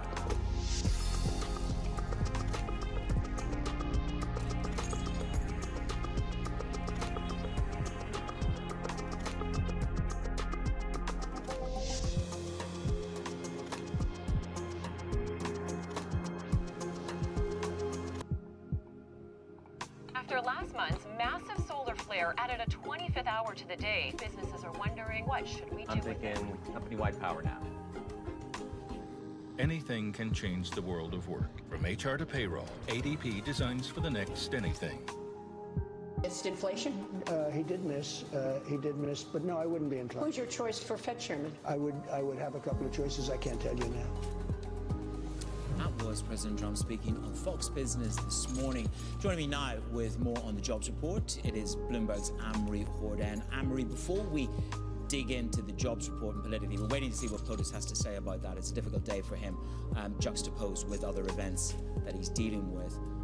But that interview with Maria Bartiromo, 그렇죠. 지금 그 외수로 들어가는 사람들이 Well, we've heard this before 조금 from 더 the former 기다리다가 president, Donald Trump, and he said, I think he's going to do something to help the 나쁘지 Democrats if he 않으시죠. lowers interest rates. So 계속 already you see 올라갈 the former 수는 president 없으니까 making this timeline that the financial 여러분들 markets are having, this debate about the 현명하게 timeline of 행동하세요. when the Fed is actually going to go and cut rates. The former president is already starting to politicize it, saying, well, I think that Jay Powell might do this, and it is going to help the Democrats. And that's his latest reasoning. We should know his latest reasoning for not wanting to appoint him. He said in the past that he thinks that Jay Powell has been behind or delayed on some decisions. But also when Trump was president, even though he appointed Jay Powell, you have to remember those tweets he used to send off to Jay Powell. One of them, distinctively, I remember, he said he didn't know who was worse for the U.S. economy, Jay Powell or China's President Xi Jinping. wow, I mean, that takes you back. I mean, it was Twitter in the middle of the night. I remember I was living in the Middle East. 봐봐요. Literally, 많이 we got the 떨어지네. tweets way ahead when you were all asleep. Look, here we are. We have the jobs report, which is going to be good news for the administration. Wages are hot. Jobs are plentiful. How do they communicate that? Because one of the criticisms has been the inability to articulate significant economic wins. Absolutely. You've seen that in poll after poll. Our latest poll shows that in swing states, these critical voters say that they trust the former president, Donald Trump, when it comes to the economy. So the administration has a really good story to tell this morning. This is a blowout jobs report, and we're waiting for the president, who usually comes out with a statement. And Manus, I can guarantee you one line he's going to use. For 2 years straight, marking today, the unemployment rate has been at 4% or lower. That is pretty astonishing given the fact where we were in the depths of COVID. When does this politically turn into a tailwind? You and I talked about the swing states. We've done it. We've covered it on Bloomberg, the Morning Consult poll. They trust Trump on so many other issues. And the economy is where they trust him more.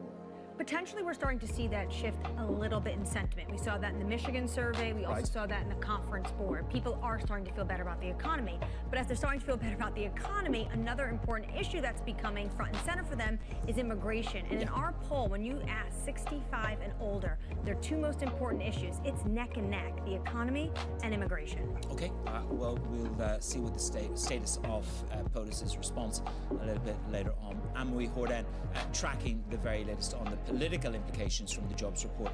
Sector price action to be had. Abby is with me side by side. I know it's the juxtaposition, Abby, isn't it, between Meta and Tesla. So take us through what's going on. Well, it's also the juxtaposition between those sectors that do well with rates higher and those that do well with them lower. Although it's interesting because tech is not following the normal playbook, because we, of course, have communication services up nearly 3% on that blowout quarter from Meta and the outlook. Consumer discretionary being helped out by Amazon. We have tech up just about 0.3%. So that is that juxtaposition with Apple dragging on that sector. But take a look at the bottom, Manus. Real estate, utilities, all down to more than 2%. Those are those dividend-rich stocks. They just don't look good when yields are up more than 10 bips. On the week, it's a similar story. Consumer discretionary is the best sector on the week, up 2.6%. We also have staples higher, so those are sort of uneasy bedfellows. And then on bottom, real estate dragging on that New York Community Bank Corp blow up, I should say,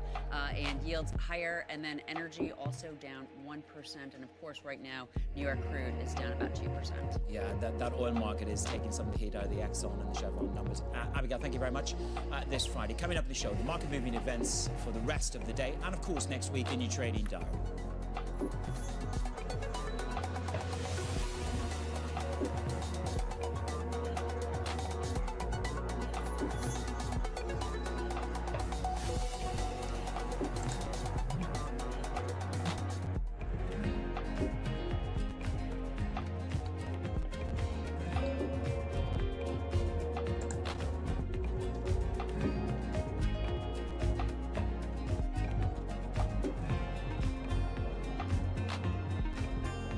여러분 30분 있다가 한국 축구 있으니까 준비하세요. 시간이 애매하니까 지금 치킨 배달하는데 있는지 잘 모르겠는데.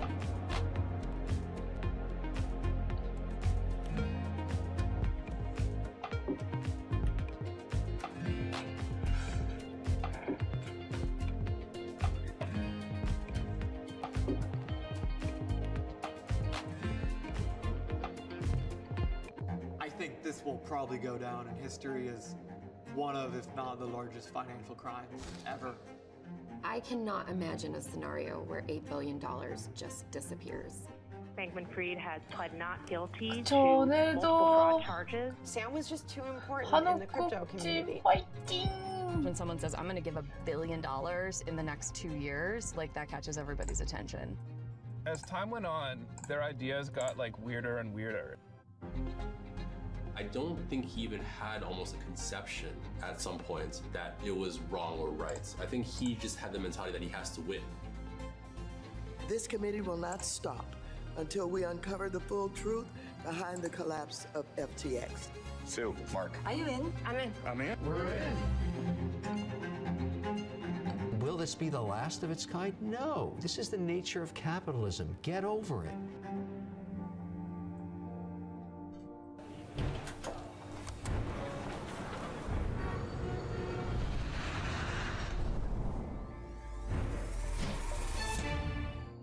저도 조금 더 기다리다가 연기가 늘면 그때 좀 들어가고 안 되면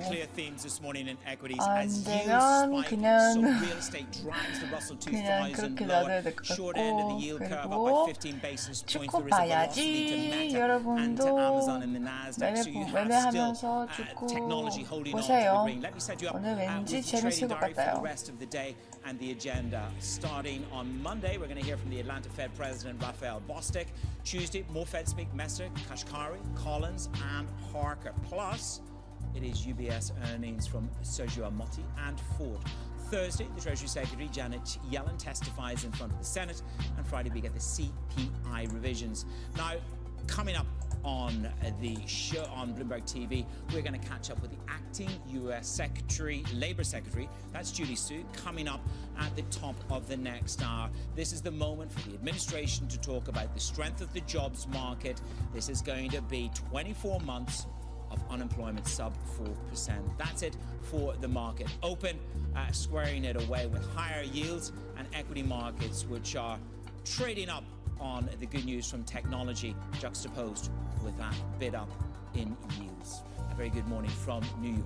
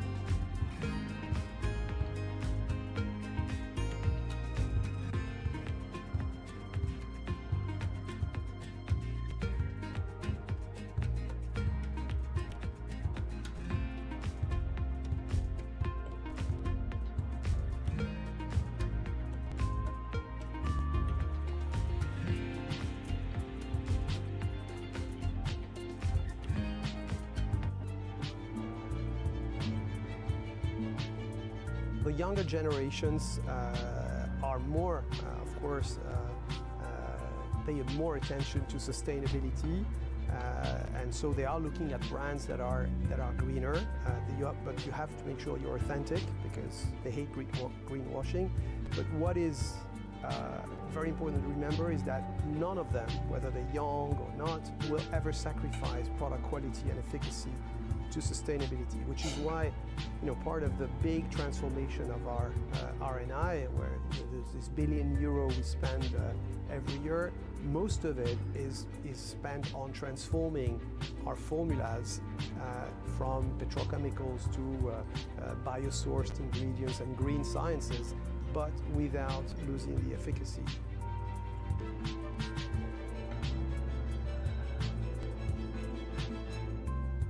Bloomberg has enhanced search on the terminal to deliver what you need when you need it. Now, you can simply type phrases in everyday English in the command line. Compare financials. Find people. Analyze markets. You can enter phrases or ask questions. What do you want to know today? Ask a question or visit SearchGo to find answers now. In a multi-trillion-dollar industry, there's a lot of ground to cover. We indeed have a rally. We're talking a lot of dividends. We're talking income. We'll show you what's happening in ETFs like no one else. Bloomberg ETF IQ, Monday on Bloomberg.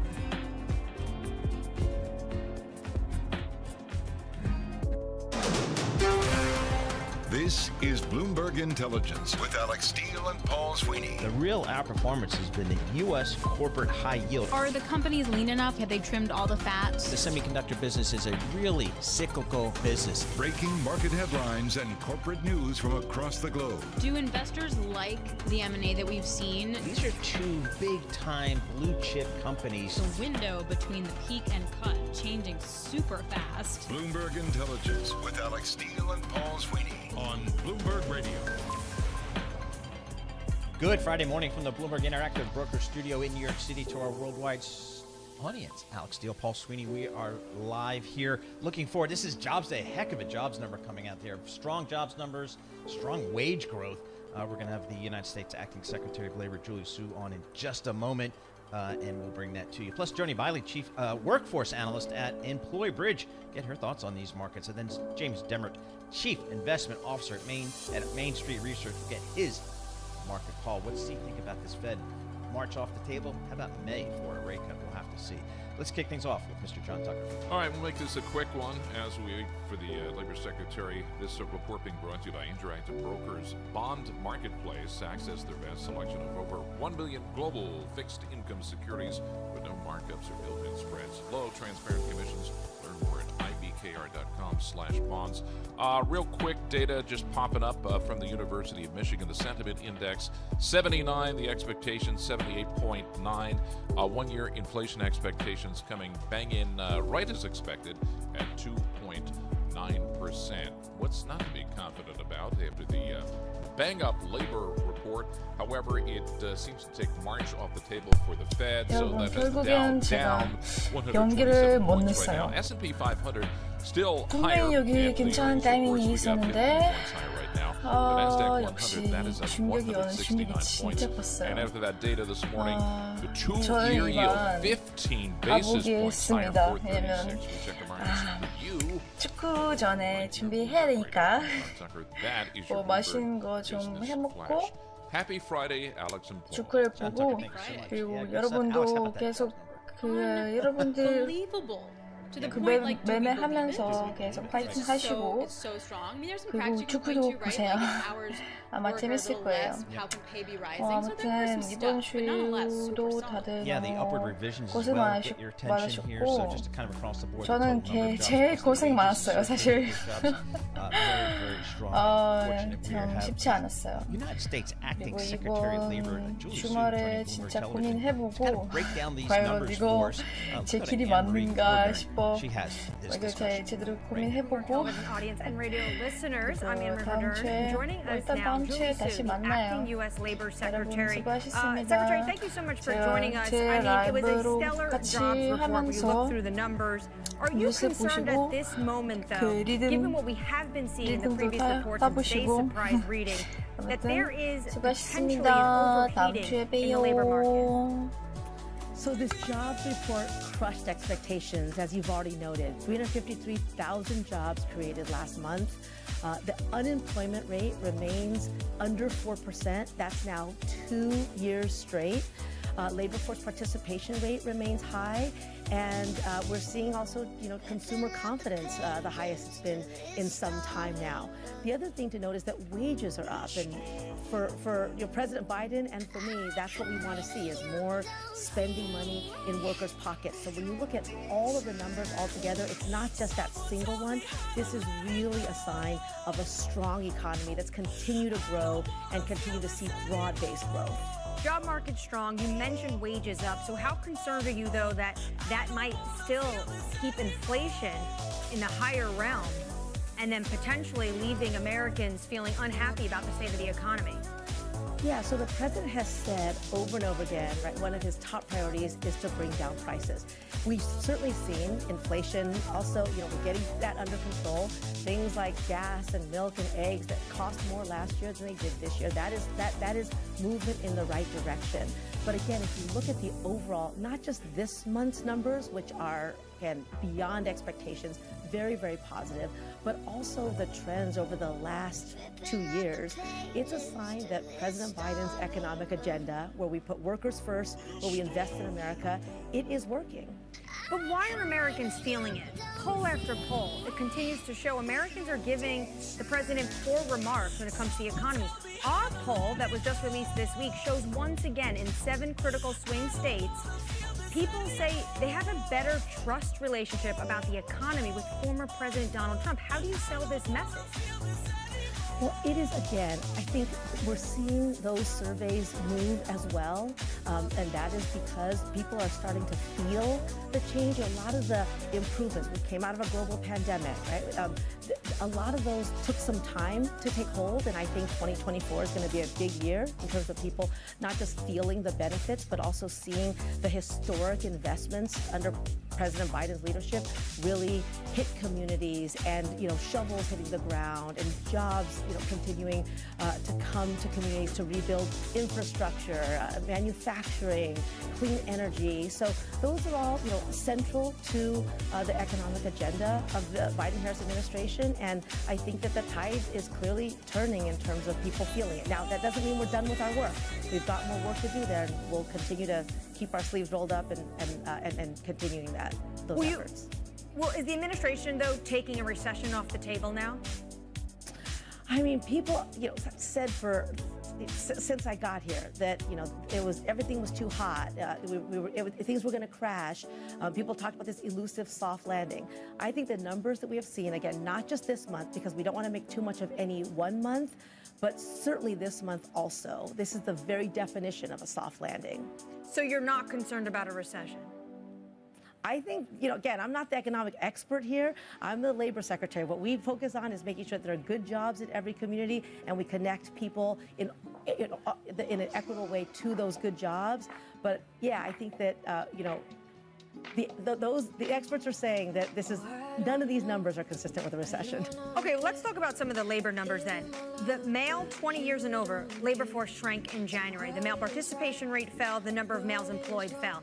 Female labor force grew. Female participation rate increased. The number of females employed rose. So all the strength is coming from women. Where are all these women coming from? Yeah, I mean, I've said it several times, I think women have powered this economic recovery.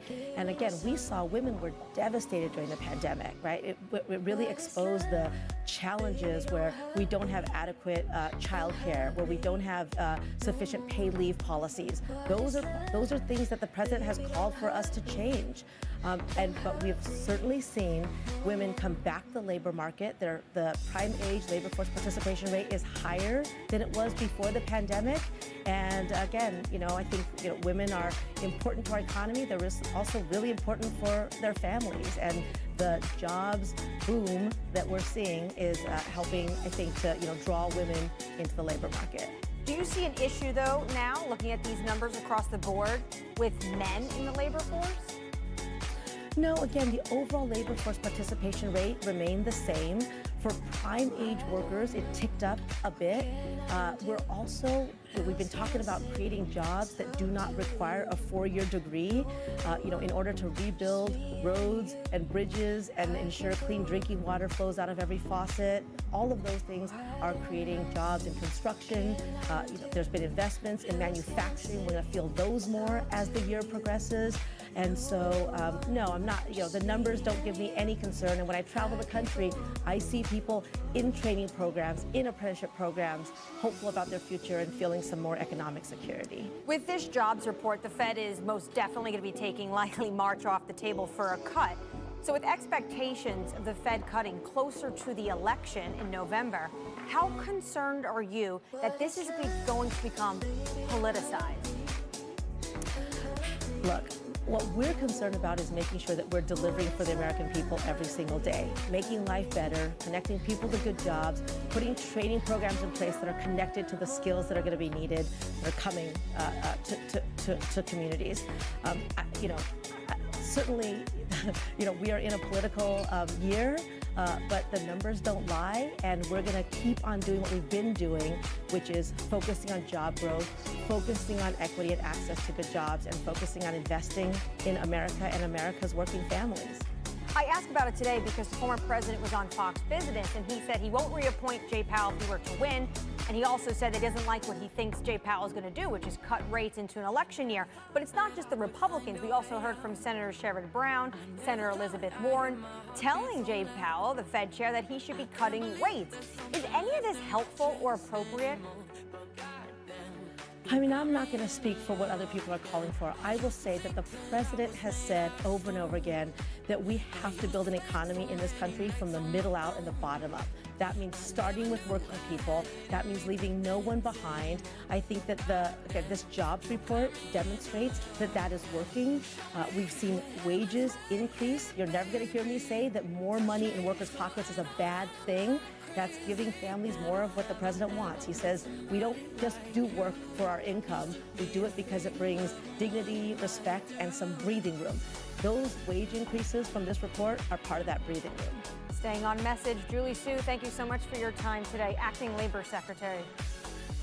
Great. And Maureen Horder, the Acting Labor Secretary, taking, I'm not going to call it a victory lap, but I'd be very, very encouraged by the strong labor numbers I got out today in terms of keeping this economy growing.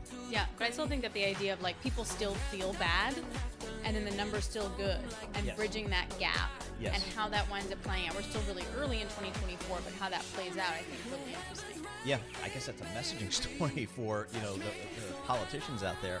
You got a GDP print better than expected. Everybody kind of has a job. Wages are going up. Inflation's coming down. But then you have to wonder, does that mean that we were going to wind up seeing the Fed not cut in May? Yep. And then does that keep conditions tighter? And then you have real rates actually increasing, et cetera, and then it actually just wind up hurting later. So the longer you push it off, then are we headed for something a lot harder? Yeah, that's a great point. And that's kind of the discussion now. I guess it's all about May. Joni Biley joins us. She's the Chief Workforce Analyst at Employ Bridge. Joins us on Zoom from Pompano Beach. What are you doing wrong? I don't want to be in Florida. You could be in Florida right now. We haven't seen the sun in 2 weeks. That's true. I don't know. I was in Florence. So, I mean, oh, there we go, John. If we're reassigning, I'll she was take under Italy, the you can Tuscan take Florida. sun. She was It's under the Tuscan sun. It's real pretty. Joni, thanks so much for joining us here. I'd love to get your thoughts here and kind of what we saw on this jobs data print this morning. How do you kind of deal with it? Well, definitely a big surprise, right? This morning, I don't think anyone predicted numbers that would be that high. I think maybe Goldman Sachs said it was going to be about 250,000, but never expected over 350,000 jobs created. And the reason I think it really is a surprise is we are still, seeing layoffs. Not just in the big tech companies, but we're seeing more and more employers that are, cutting back. Now, there is some optimism about 2024. Certainly, the companies that we work with at EmployBridge, I would say our hiring managers are cautiously optimistic, and they are saying that they are predicting, a better year of growth, of job growth in 2024 than 2023. But we're not seeing the robust growth that this report actually shows. Well, let's talk about the one thing that confused me the most in the report, and that's average hourly work week goes down, which basically means maybe there's a demand problem, but wages go up. What does that mean? Yeah, I was surprised by that number as well. So we are seeing people working a little bit less. The hours, worked per week did decline. And to your point, seeing wages go up so substantially, that was a surprise as well. We're not seeing as much wage movement. We track wage data as well. EmployBridge focuses primarily on the supply chain sector, so manufacturing, construction, drivers, transportation. And I will tell you, wages have been pretty flat. But when we see hours go down, it is the demand. The employers are not demanding, right, that workers are working overtime or, working really that full 40-hour work week. We're not near that level. So it definitely is a supply and demand issue. And again, I think something that would be concerning in this report. But there were some real bright spots in the report. Seeing professional and business services add, I believe it was 74,000 jobs.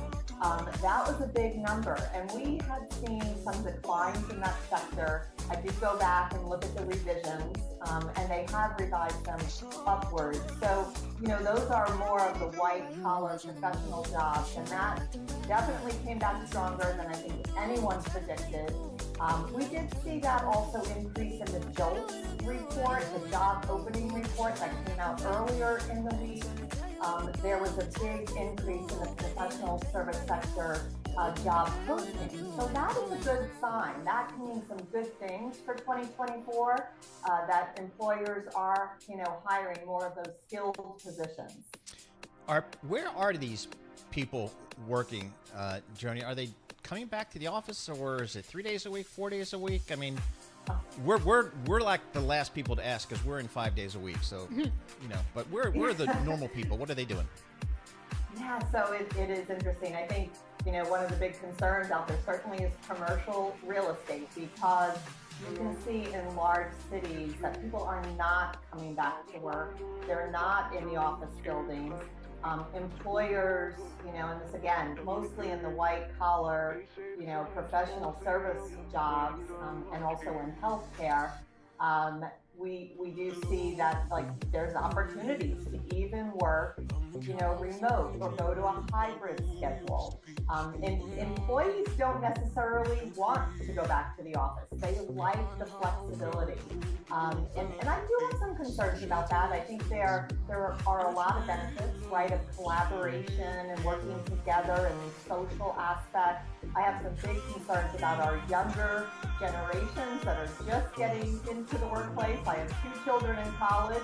I don't want them to have their first job and be working from home. They're going to miss out on so many great experiences and building those professional, communication skills.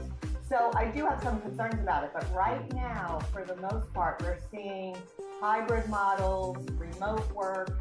Of course, that's very different in the trades and in supply chain, where people really have to be on site. Yeah. Hey, Joni, thanks a lot. We really appreciate it. It's really fun to dissect all of this with you. Thank you so much for joining us, Joanne Bailey, Chief Workforce Analyst at EmployBridge, on that January jobs report. It's coming in a lot better than estimated. I mean, it's true, right? Like, not coming into the office, we wouldn't have this moment between us. I couldn't bring... Yeah, so, you know, I just think of my 20... 언제나 보여줬지. 음악도, 스타일도.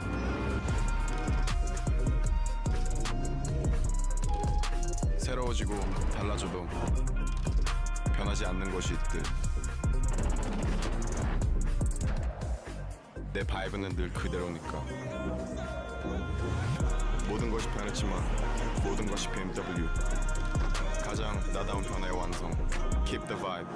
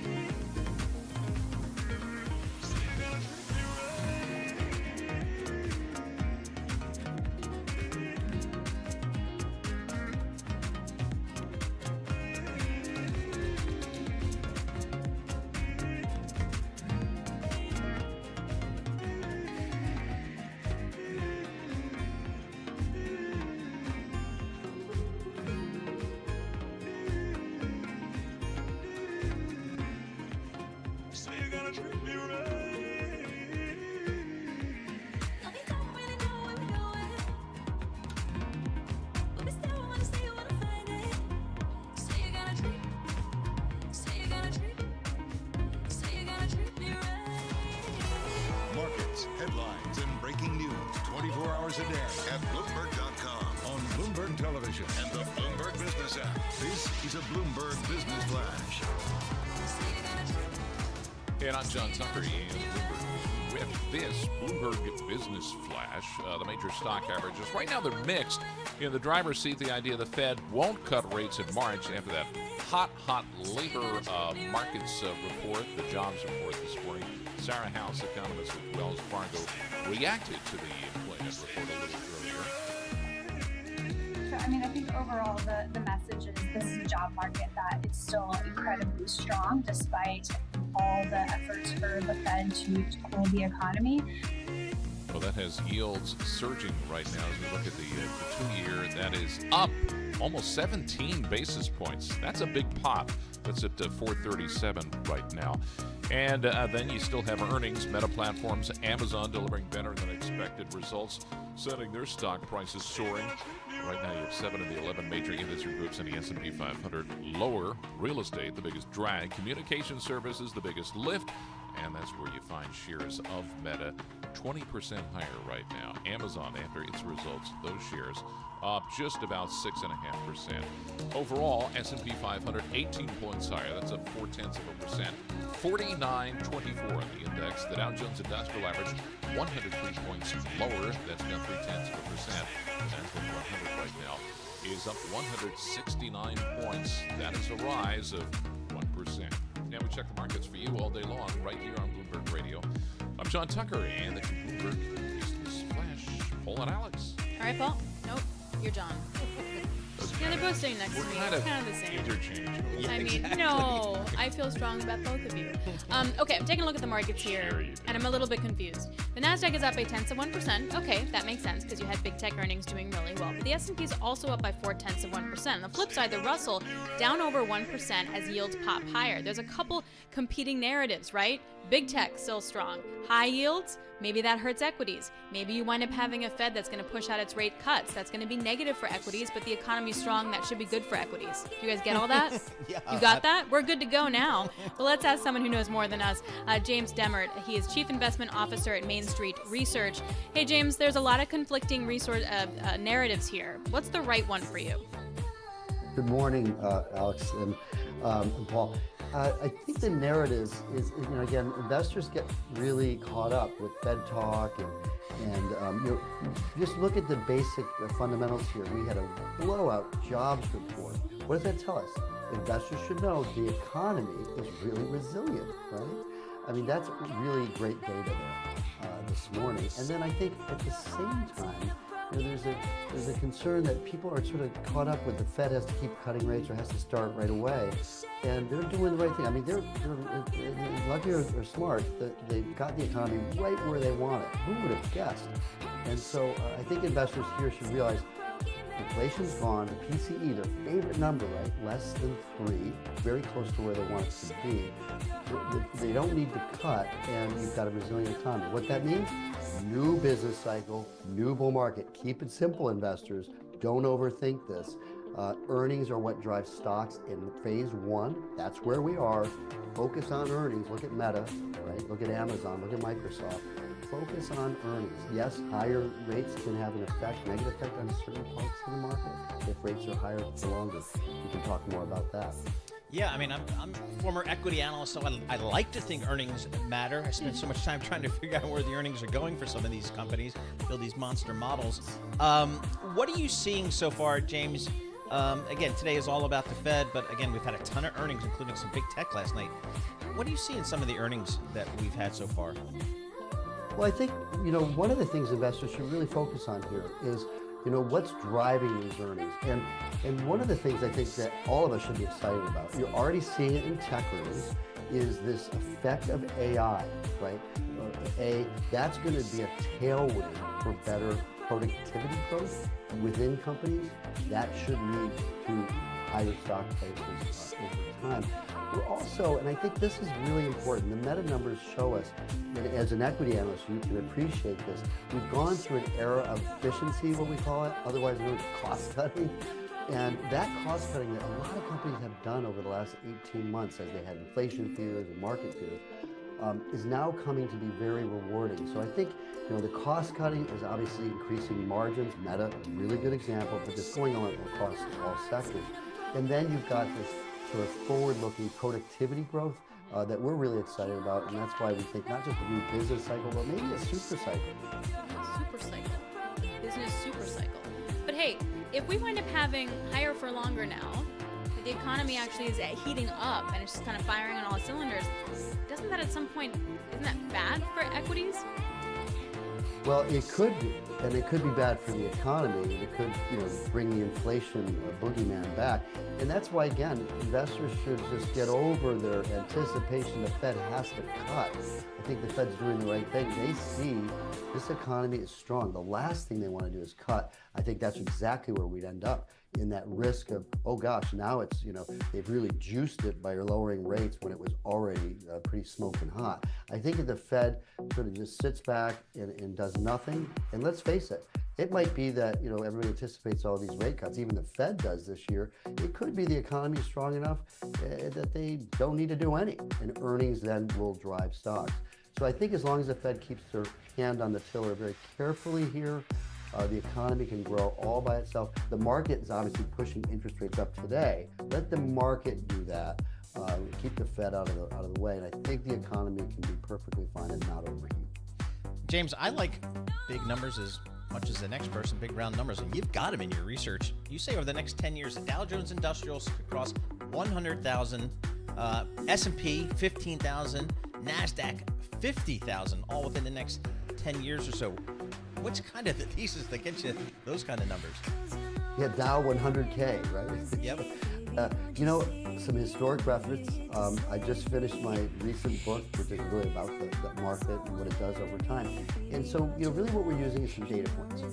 One is, if it is a new business cycle, which we believe it is, it's an AI-driven productivity growth type of cycle. What we're doing is we're attaching what would growth rates be for companies, and we can see earnings tripling over that 7 to 10 year period. That's usually as long as a business cycle lasts.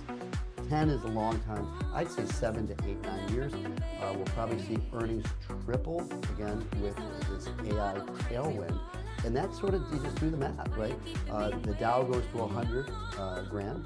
The S&P goes to 15. And the NASDAQ and the S&P probably, we say NASDAQ is 50,000 because that's the core of where that AI really is going to provide. Whoa. That feels like a lot. What's your downside to that thesis? Like, what would be your risk to that? Well, that's a good point. You can't just say, well, that's going to happen and let's put it all in the index fund and go home and come back in 10 years. I think there's a lot of risks in this, and one of them is, a lot of them are the opposites, right?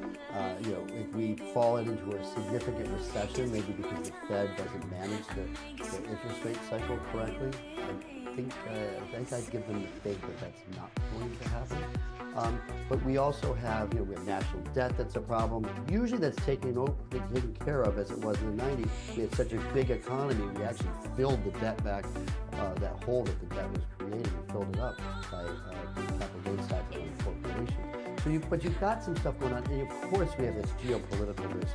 They can always turn the world upside down, which is why, in our case, we use risk management tools. I think it's very important to investors.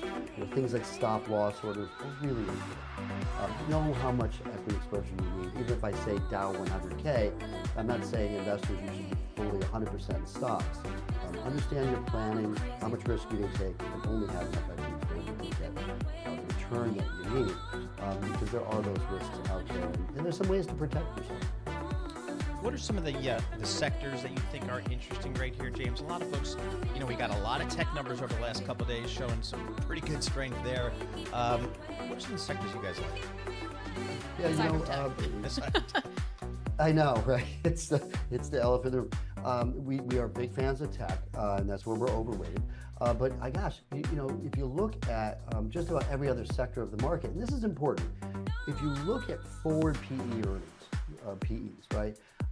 Usually PEs are not correct when you're starting a new business cycle because the E is going to be bigger than people expect because of the earnings of the profit margin. So we look at valuation and we look at what sectors look good. Oh, it's not just tech. It's the financials. They're historically cheap. It is the industrial companies, historically cheap. A lot of this stuff is less than 15 times earnings. I think even, if you wanted to reach out into the REIT market, which has gotten crushed, or the small cap stocks, which are not acting well today, but they certainly would thrive over the next few years, I think investors should look there. So I think pretty much broadly across all sectors, you're going to see some better earnings from these low valuations. And again, you're going to have that AI tailwind. I mean, AI is going to have a tremendous effect on healthcare. We're really excited about that as well, low valuations. All right, James, thanks a lot. That was a bullish view to a Friday. We appreciate it. James Demert, he's Chief Investment Officer at Main Street Research. How's that? 50,000 for the NASDAQ. There you go. Yeah. What was the S&P? I'm trying to. I got my calculator. 51. Now we got the S&P. No, 15,000. 15,000. 100,000 for the Dow. Wow. Nice round numbers. We good? Power of compounding. Yeah, your 401k, we're looking 10 good years. there. 10 years, and then we can all retire. That's why I tell my kids the power of compounding. Paul and I are not going to be here. I mean, Yeah, let's be honest. and I'm not talking Bloomberg. Oh, talking Earth. come on. Oh, 10 years, please. Yeah, John 10 years Tucker. is nothing. You did He's it. a spry 40. Exactly. All right, let's get now to Amy Morris for world and national news. Amy. All right, thank you, Alex. The Senate is gearing up to vote on a deal to secure the southern border and provide new military aid for Ukraine. Senate Majority Leader Chuck Schumer says lawmakers are close to reaching a deal, and the first vote is coming next week. As for the timing of the vote, I plan to file cloture on the motion to proceed to the vehicle on Monday, leading to the first vote on the National Security Supplemental no later than Wednesday. The bill will include border policy changes to stop the flow of migrants coming across the U.S.-Mexico border and funding for Ukraine, Israel, and Taiwan. The vote comes after months of intensive negotiations between a bipartisan group of senators and the White House. But the path of the deal is uncertain in the House, as Speaker Johnson has claimed it does not go far enough in restricting migrants from entering the country. Former President Trump says he would not appoint Jerome Powell to head the Federal Reserve if he is reelected in November. We talked with Bloomberg government reporter Zach Cohen, who tells us Trump has pretty much always been critical of Powell. Former President Donald Trump has obviously been a rather regular critic of Fed Chairman Jerome Powell over the years, including back when Powell was chairman of the Federal Reserve when Trump himself was president. And so this is not an unusual situation for the Fed. But Trump went a little further today and actually said that he would not appoint Powell to head the Federal Reserve again when his term expires in 2026. Trump says he's concerned the Fed is trying to lower interest rates just in time for the election. Bloomberg government Congress reporter Zach Cohen tells us there is more concern now about the appearance of political interference and maintaining central bank independence. And don't forget, Fed Chair Jay Powell is scheduled to be on 60 Minutes this Sunday night at 10 Wall Street time on Bloomberg Radio in Washington, D.C. And global news 24 hours a day, whenever you want it, with Bloomberg News Now. I'm Amy Morris. This is Bloomberg.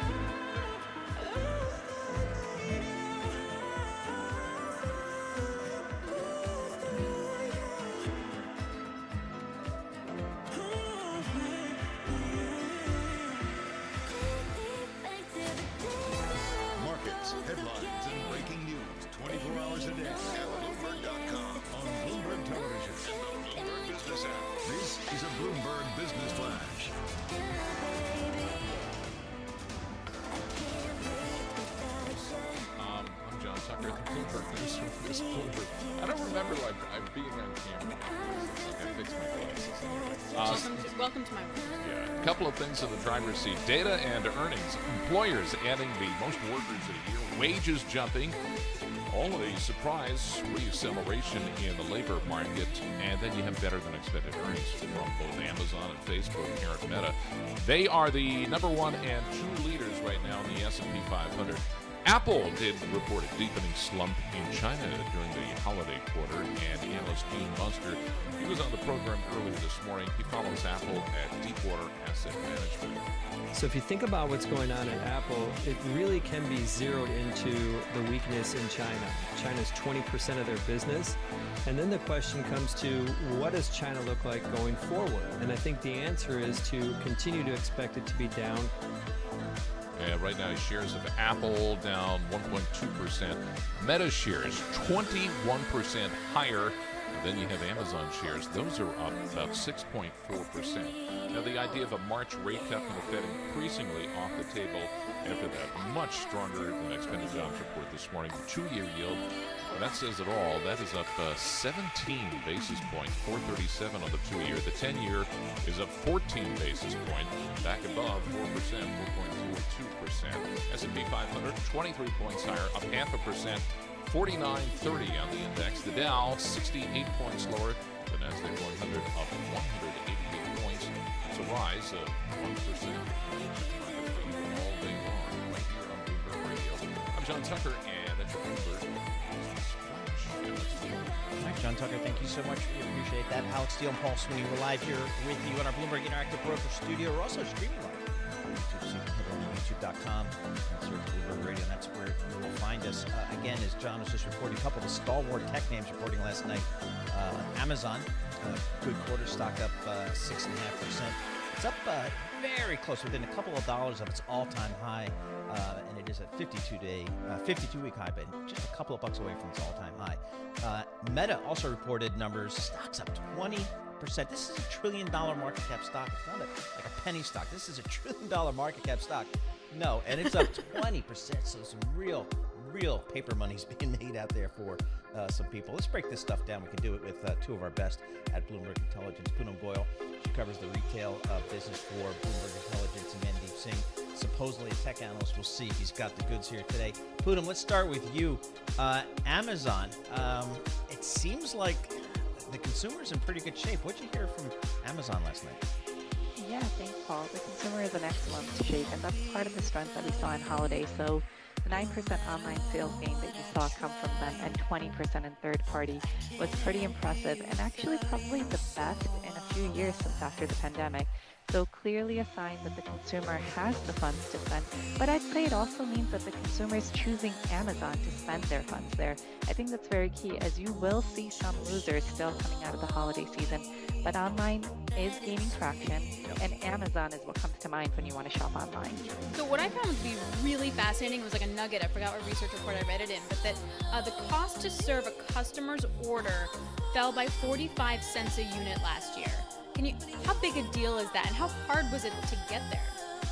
So Amazon doesn't disclose how many units they sell, so it's kind of hard to back into that. I'd say it's still a fairly small piece of the cost base, but what I would say is what's going to help them to continue to drive these costs down is just the efficiencies that they've created with their fulfillment network, right? You've heard them talk about getting packages to customers faster, and that's really a function of how they centralize their shipping and distribution networks. And we think that traditionally when you hear about things coming to you faster, it's usually more expensive. And in the case of Amazon, it's actually cheaper. So it's pretty impressive and all driven by scale. The trucks are everywhere. I mean, it's just amazing. They gotta be the biggest trucking in the country. I don't know. All right, let's bring in Mandeep Singh here. Let's get to the technology aspect of Amazon, which has really been the driver of its profitability, and many would argue the stock price performance. Mandeep, what did you hear from Amazon last night about its cloud business, AWS? I mean, look, I think when you compare it to Microsoft Azure growth, the growth is still kind of far weaker between the two, but Amazon is much higher run rate, $97 billion run rate. So they clearly seem to be stepping up in terms of their generative AI exposure, and they've given investors hope that they will be able to catch up. But look, overall, I think profitability-wise, they seem to be doing very well on the AWS front. Ad business continues to work very well for them, 26% growth. So Amazon, I think the diversification play they have and the fact that they seem to capitalize on any new trend, seemingly fast, even though in this case, Microsoft Azure clearly still has the strongest momentum when it comes to generative AI.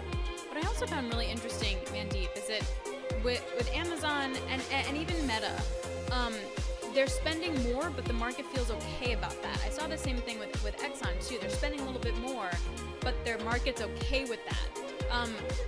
What do you make of that?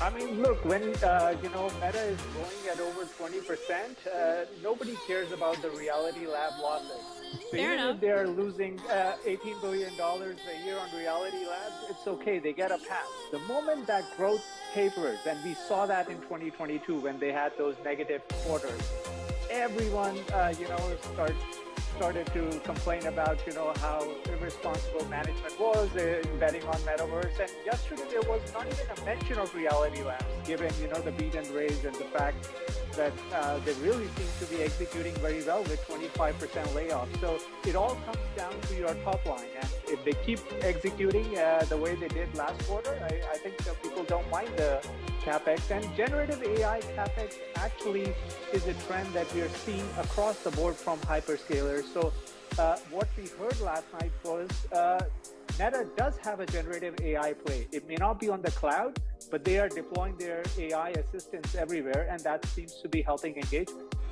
Hey, Poonam, give us this update on the advertising business for Amazon. 'Cause I think that's a business not enough people pay attention to or gets enough credit, because there's some big numbers there. It is. It's actually at a run rate of 60 billion now, and we think it can get to 100 billion by 2028. So clearly great growth there. And what you have to remember, and Mandeep mentioned this a little, the advertising business is very lucrative. It carries about 50% profit margins. So if you think about just the run rate they're at, that's $30 billion to the bottom line in the coming year. That's huge for Amazon. And that's really the backbone of what's driving profitable growth in North America, or you could say their retail business. See, that was revenue that propelled my career, is that advertising revenue. But during the peak of my career, it was radio, TV, cable TV, maybe even a little bit on newspapers. We still love the radio, people. We love the radio. Exactly. We're sticking to the radio. Now it's $60 billion going on Amazon. Amazing. Wow. Hey, Mandeep, before we let you guys go, to your point before, if we keep getting these kind of numbers, can we still call Meta a growth company, even though it's now paying this dividend? Typically, you don't see that in the growthier companies. Can all things be true? I mean, advertising is a very cyclical business. Right now, we are coming out of a trough, and ad pricing environment is improving. And if you are an e-commerce company, there is nowhere else to go to acquire customers, given Meta has 4 billion, users across its family of apps. So clearly, they get that mind share, and it's still a duopoly when it comes to digital ad spending. But I would say we are closer to saturation in terms of that digital ad growth than we were, a couple of years back. So not a lot of runway in terms of maintaining that 20% plus growth, but the next few quarters, I think they clearly will benefit from this ad pricing tailwind. All right, guys. That's good. Yeah, amazing. Guys, thanks a lot. Really appreciate it, Mandeep Singh and Poonam Goyal. Really great. I mean, I was shocked when I saw those numbers. Apple didn't surprise me that much, but when I saw those numbers come through the terminal yesterday on the close, I was just totally thrilled. Now, the thing with Apple, and we've talked to a couple experts today, including Gene Munster, is if I were an investor in Apple, I'd still be really concerned about China. I don't feel like I don't have a call of, hey, is it just the Chinese economy kind of slowing down, or is it Chinese people saying, I'm not buying Western stuff. It's more nationalistic. Now, that's a concern. Although IDC, the research firm, says Apple's got its best market share ever. So I don't know how that's all playing out. So, but competition is real. No matter which way you look at it, it's all about competition. Yep. So, all right, we'll have more coming up. This is Bloomberg.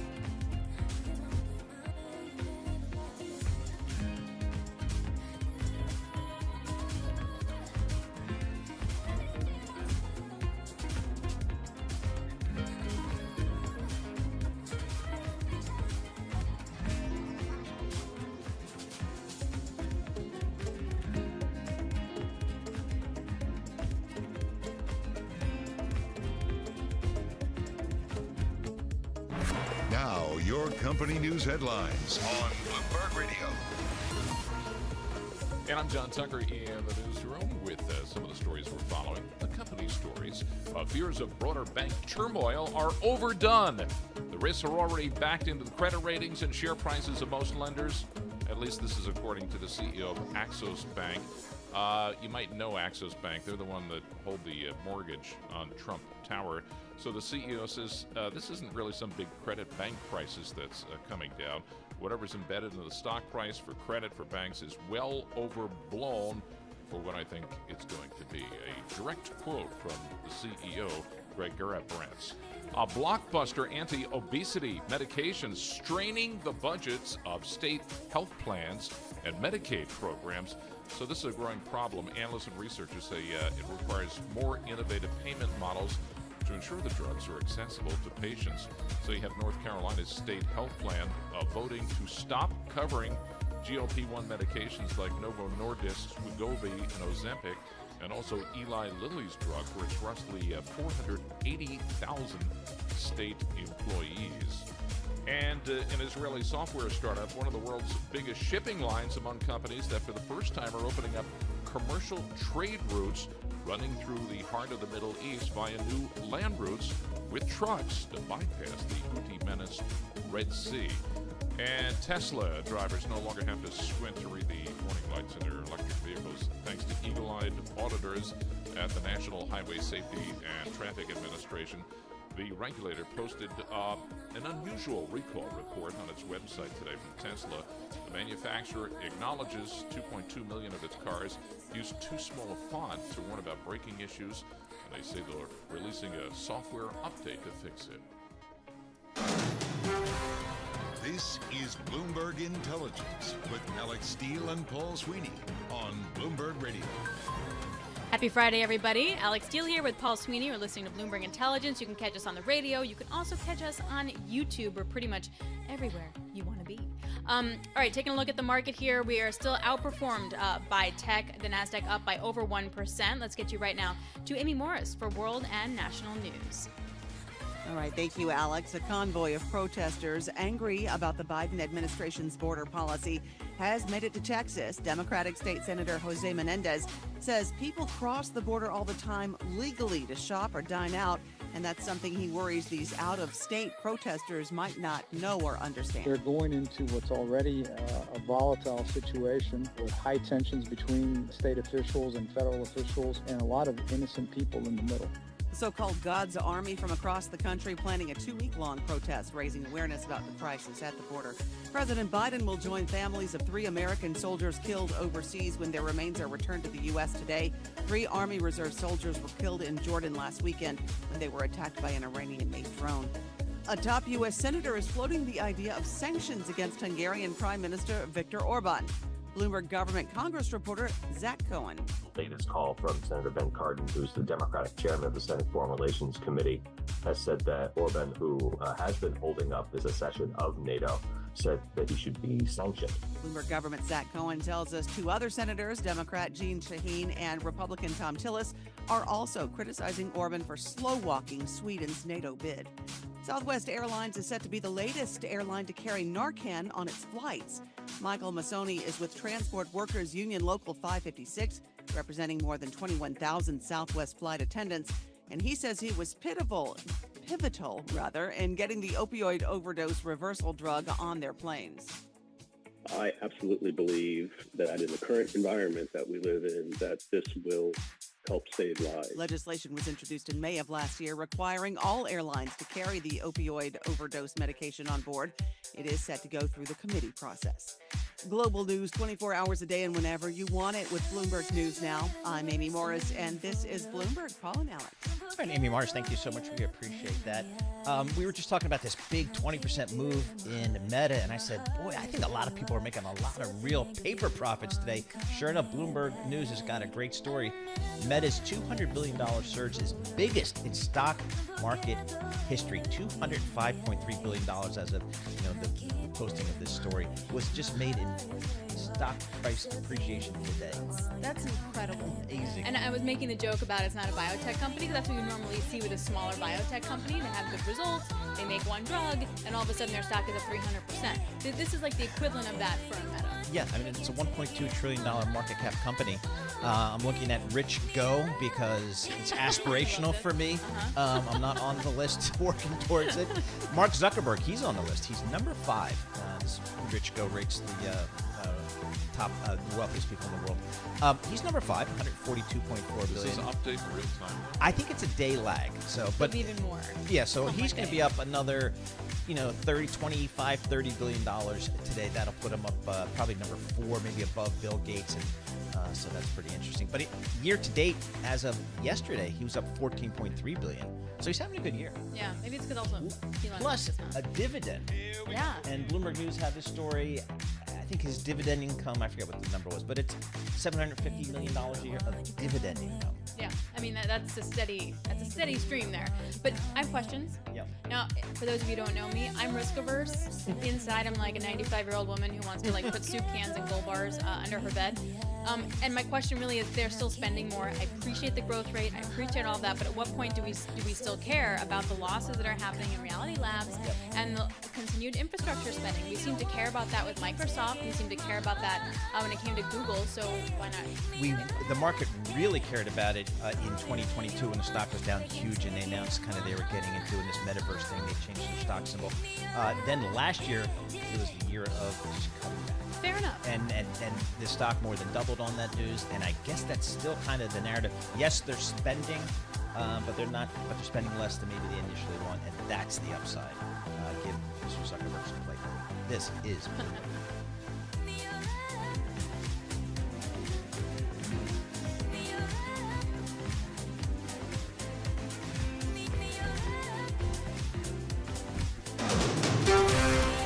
This is Bloomberg Intelligence with Alex Steele and Paul Sweeney. The real outperformance has been in U.S. corporate high yield. Are the companies lean enough? Have they trimmed all the fat? The semiconductor business is a really cyclical business. Breaking market headlines and corporate news from across the globe. Do investors like the M&A that we've seen? These are two big-time blue-chip companies. The window between the peak and cut changing super fast. Bloomberg Intelligence with Alex Steele and Paul Sweeney on Bloomberg Radio. All right, coming up in this hour, we're going to talk to Joanne Shu, University of Michigan Surveys of Consumers Director. We had the UMich numbers came out today. I thought pretty good. So we'll go to the smart people out in Ann Arbor and get the latest. It's Friday, which means we talk municipal bonds, baby. Joe Mysak, rock and roll person, covers all things municipal bonds. He'll be in here to give us some thoughts on what's happening there. And then Brian Egger, he covers the gaming, the lodging space. He's got some interesting research about Super Bowl bets. You're going to get a lift, more markets. They're going to help with the Super Bowl, but they're also going to get help with T-Swift. He's going to aid the sports books in Vegas. Why not? Right now, let's kick things off with Mr. John Tucker. Why not? This business flash being brought to you by Interactive Brokers. Interactive Brokers charges U.S. dollar margin loan rates from 5.83 to 6.83%. It's subject to change. Learn more at ibkr.com/compare. S&P 500 did pass Monday's closing levels, so that means we're on track for a record close if we keep up these levels. The two leading stocks, the S&P 500, you guessed it, Meta Platforms and Amazon.com. After their earnings report, you have Meta up 21%, Amazon 7.2% higher. In the meantime, today's way stronger than expected jobs report. That's going to change the Fed's thinking, according to Mona Mahajan and Edward Jones. I think now people are looking towards May and June for the Fed to start its rate cutting cycle. We do still think that they will pivot from this paused rate cuts later this year. But Jerome Powell told us on Wednesday he's willing to take his time. He doesn't want to see inflation pick up again. And in fact, this jobs report this morning may give him a bit of pause when he sees that 4.5% wage gain figure, average hourly earnings figure. Well, it's given traders pause. The swap contracts referencing the March Fed meeting cover the odds of a quarter-point rate cutting. And right now it's about 15%. The S&P 500, 27 points higher. That's up 0.6%, 49.33. The Dow Jones Industrial Average 55 points lower. The NASDAQ 100 right now 181 points higher. That is up just over 1%. And the 2-year yield, this is an eye popper, 17 basis points higher, 437. The 10-year, the benchmark, 15 basis points higher. That's above 4.03%. And we check the markets for you. That's your Bloomberg Business Flash, Alex and Paul. You would have told me we've seen a 17 basis point move on the 2-year, and I would have told you, woo, equities are definitely selling off, and it's 100% not the case. Yes, you strip exactly. out tech, maybe. Yeah. I don't even know about that. Maybe the Russell's getting hit a little harder on that. So we brought up University of Michigan sentiment. So this is a wonderful indicator. The inflation expectations also tend to move markets. We got the final read for January. Here's where they stacked up. University of Michigan sentiment up to 79. Current conditions lower than the last read, but at 81.9. Expectations much stronger actually at 77.1, and the 1-year inflation expectations at 2.9. We've kind of been around that level for a while. What we want to do is bring you direct analysis from the person who knows these numbers, who did these numbers. And for that, we're joined with Joanne Shu, University of Michigan Surveys of Consumer Director. She joins us now. Joanne, always good to see you on a UMich day. What's your take from the numbers? This is telling us that consumers are really starting to feel more assured that the inflation slowdown is going to continue. They have been reserving judgment for much of the fall of 2023. They're not really sure if the slowdown was going to persist or if inflation was going to come back. And at this point, they're feeling much more confident about it. And that is the main thing that's supporting this very large increase in sentiment that's been continuing on for 2 months now. So, Joanne, the good sentiment numbers that you're talking about, I guess coincide, or let me ask you, to what extent do they coincide with the fact that, again, we get the non-farm payroll number came in today really strong. Kind of everybody who wants a job, has a job, that figures into your data as well, right? Oh, absolutely. Consumers are, by and large, they're workers, and so they recognize that labor markets are strong, and that's also bearing out when we ask people about where they think their incomes are going in the year ahead. Their income expectations have strengthened over the last few months, and that's very much supporting strong consumer spending as well as their strong levels of sentiment. Joanne, is there any divide between if the respondents identify as Democrat or Republican? So there is typically a partisan gap in sentiment, and this month is no different. As it turns out, this 2-month increase, Republicans saw most of that gain in December and were not particularly changed in January. Independents, as well as Democrats, they also saw a gain in December and continued to gain in January as well. For all three political groups, we're at the highest level of sentiment in a couple of years now. So, what is your sense? Your survey work, is a recession still kind of on the table? Or if you take your data, you take the GDP print, you take the labor print, I'm not sure I can make a recession call here. Consumers actually are quite split on what they think is going to happen with the economy going forward. There's still 48% of people who are expecting challenging, bad times with business conditions ahead, compared with 41% who expect good times ahead. Now, this isn't to say that we will be in a recession. Consumer sentiment numbers are about 7% below average, so they're nowhere close to the lows we were seeing last year. But the fact that we're on an upward trajectory, we're pretty much back to the same upward trajectory that we've been seeing since the all-time historic low from June 2022, and that definitely bodes well in terms of supporting GDP growth in the months ahead. Here's what I find confusing, Joanne, because if you wind up having respondents feeling better about the economy, which would imply okay, maybe the Fed's going to cut rates so I can feel a little bit of pressure ease. But then because of that, we see an acceleration, which then increases GDP, which then means the Fed has to keep rates higher for longer and not cut. Is any of that track in the data and the conversations that you have? I think this is, you asked an interesting question. And the reason this is interesting is because, the survey is not happening in a vacuum. Policymakers, including Fed policymakers, are reacting to lots of data, including ours. And when we are asking consumers what they think is happening now, they are folding in their own expectations for where Fed policy is going to go. We have the largest share expecting rate cuts since 2008. So consumers are absolutely expecting rate cuts in the year ahead. Now, of course, if all the strong indicators in the economy lead the Fed to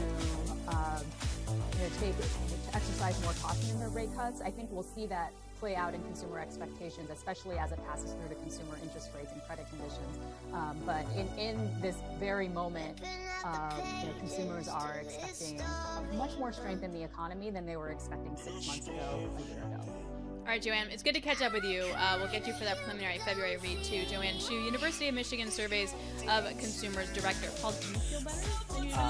I do. I think I feel like I can really see the end in sight for the Fed, and that's all I need. That's really all I need. And I think if earnings are going to kind of stay in there relative to where the market's discounted, I think the market's set up for a pretty good move here. And then we've seen a lot of it. We've seen it. The question is, how much do we, see in November and December? This is a day of earnings as well. Big tech earnings, and there's some themes coming across here in terms of AI, in terms of digital advertising that are pretty bullish, pretty constructive here. And we've been talking about it most of the morning here. We're going to bring in Angelo Zeno. He's a senior equity analyst and vice president of CFRA Research. He joins us via Zoom from New York. Angelo, I'd love to start with Apple, because for me, that's the most fascinating story coming out of big tech. I just don't know which way to go, and my big issue is China. Can you give us your sense about how you think China is as an opportunity and as a risk to the Apple story? Yeah, and I think Apple, there's a huge bull-bear debate going on with that name right now. And when I think about Apple, yes, I mean, China is absolutely an issue right now. We're talking, a 13% decline in revenue in that region, when overall you actually did see, a broader industry growth in the December quarter there.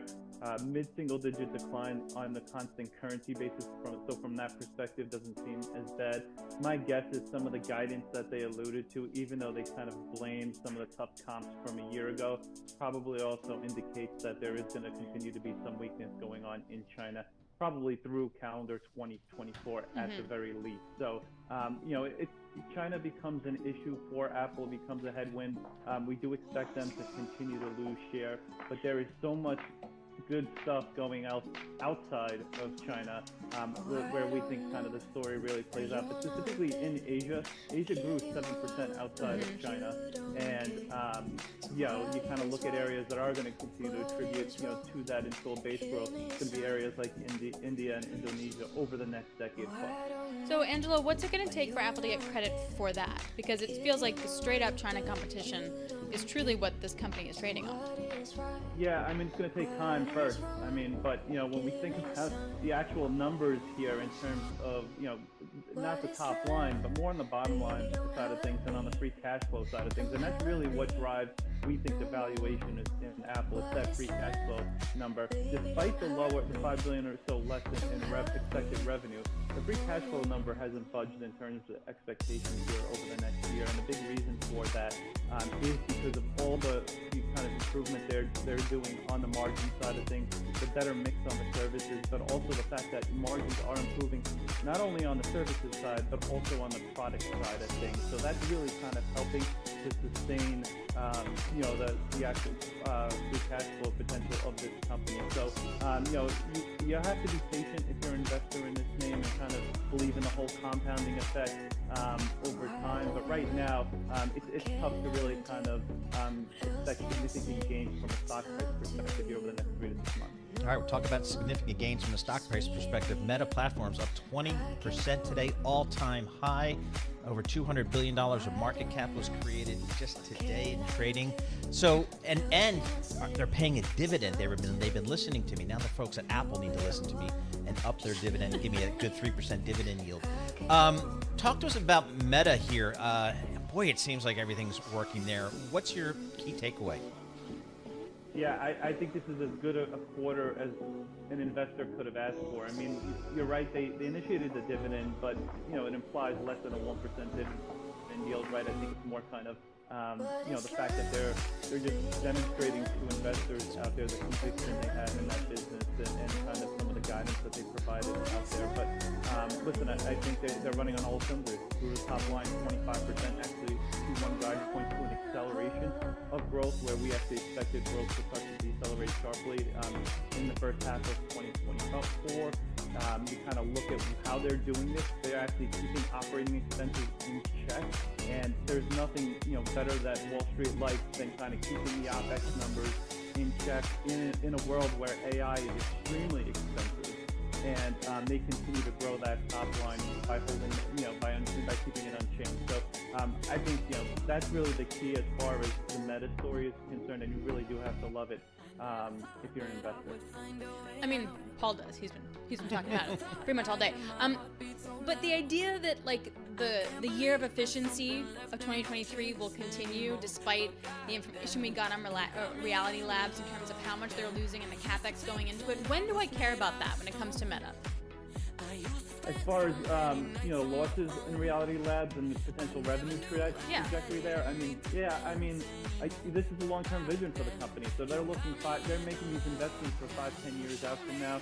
You're not going to get the immediate type of return that you're seeing on the AI side of things. I mean, AI has been absolutely phenomenal for Meta because it's apparent that advertisers are willing to kind of pay up for it because you're getting a higher ROI out there. So it makes a lot of sense. You're seeing most of the kind of the extra capex spend that's going into this company really on the AI side of things.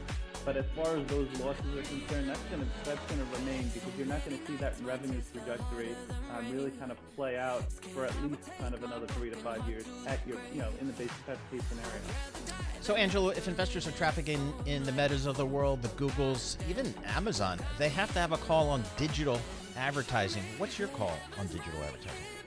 So entering the year, it was a high single-digit growth rate. So, it was pretty much going to be a similar growth rate that we saw in 2023, and our outlook for 2025 also kind of at a high single-digit growth pace. I think how you're going to get that growth pace is going to be interesting. I mean, it looks like on the social media side of things, you're seeing some additional share gain taking place there relative to what you're seeing on the search side of things. Although Alphabet, to be fair, did not provide any type of guidance on their end, but it appears like that momentum continues to really be taking form on the social media side of things. We'll get some additional numbers next week when the Snaps and Pinterest of the world start reporting, but they're a much smaller player in this industry. But I think at the end of the day, the numbers look pretty good for us. There's probably upside to those assumptions that I've provided to you because of some of that AI play and the fact that you're going to see an acceleration, away from those traditional sources to more of the digital side of things. Hey, Angelo, taking a look at just the run that we've seen with some of these guys on some of the numbers, even NVIDIA at another record high today, what stock is most over their skis right now? Oh, that's a great question. That's a really good question. As far as we're concerned, I'd say the names we like the most, the ones where we're absolute table pounders on, are Microsoft and NVIDIA. I think those names on any type of pullback, you just continue to load up and buy more of it. You have to love kind of the Meta results here, but if there were a name I were to throw out there right now, it would probably be Meta. One, because of the type of move that you've seen in the stock today.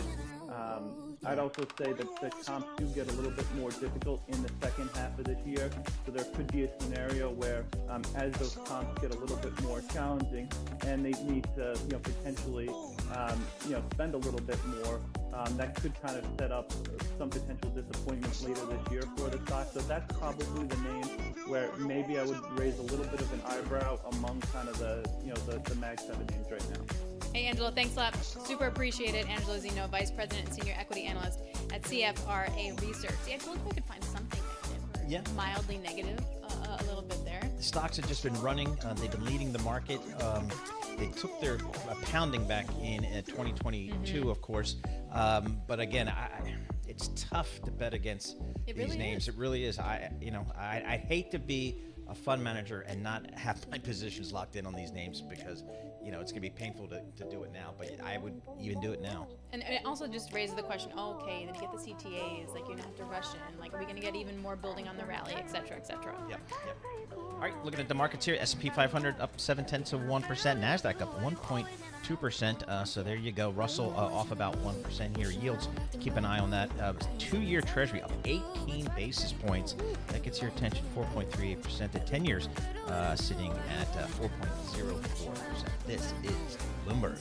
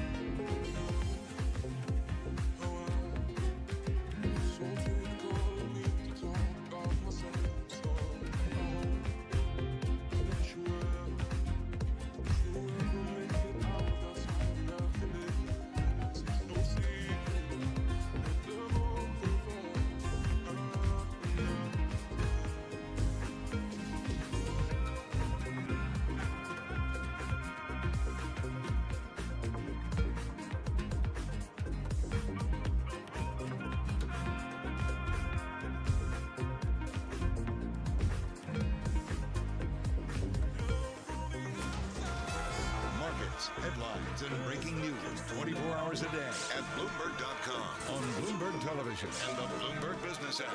This is a Bloomberg Business Flash.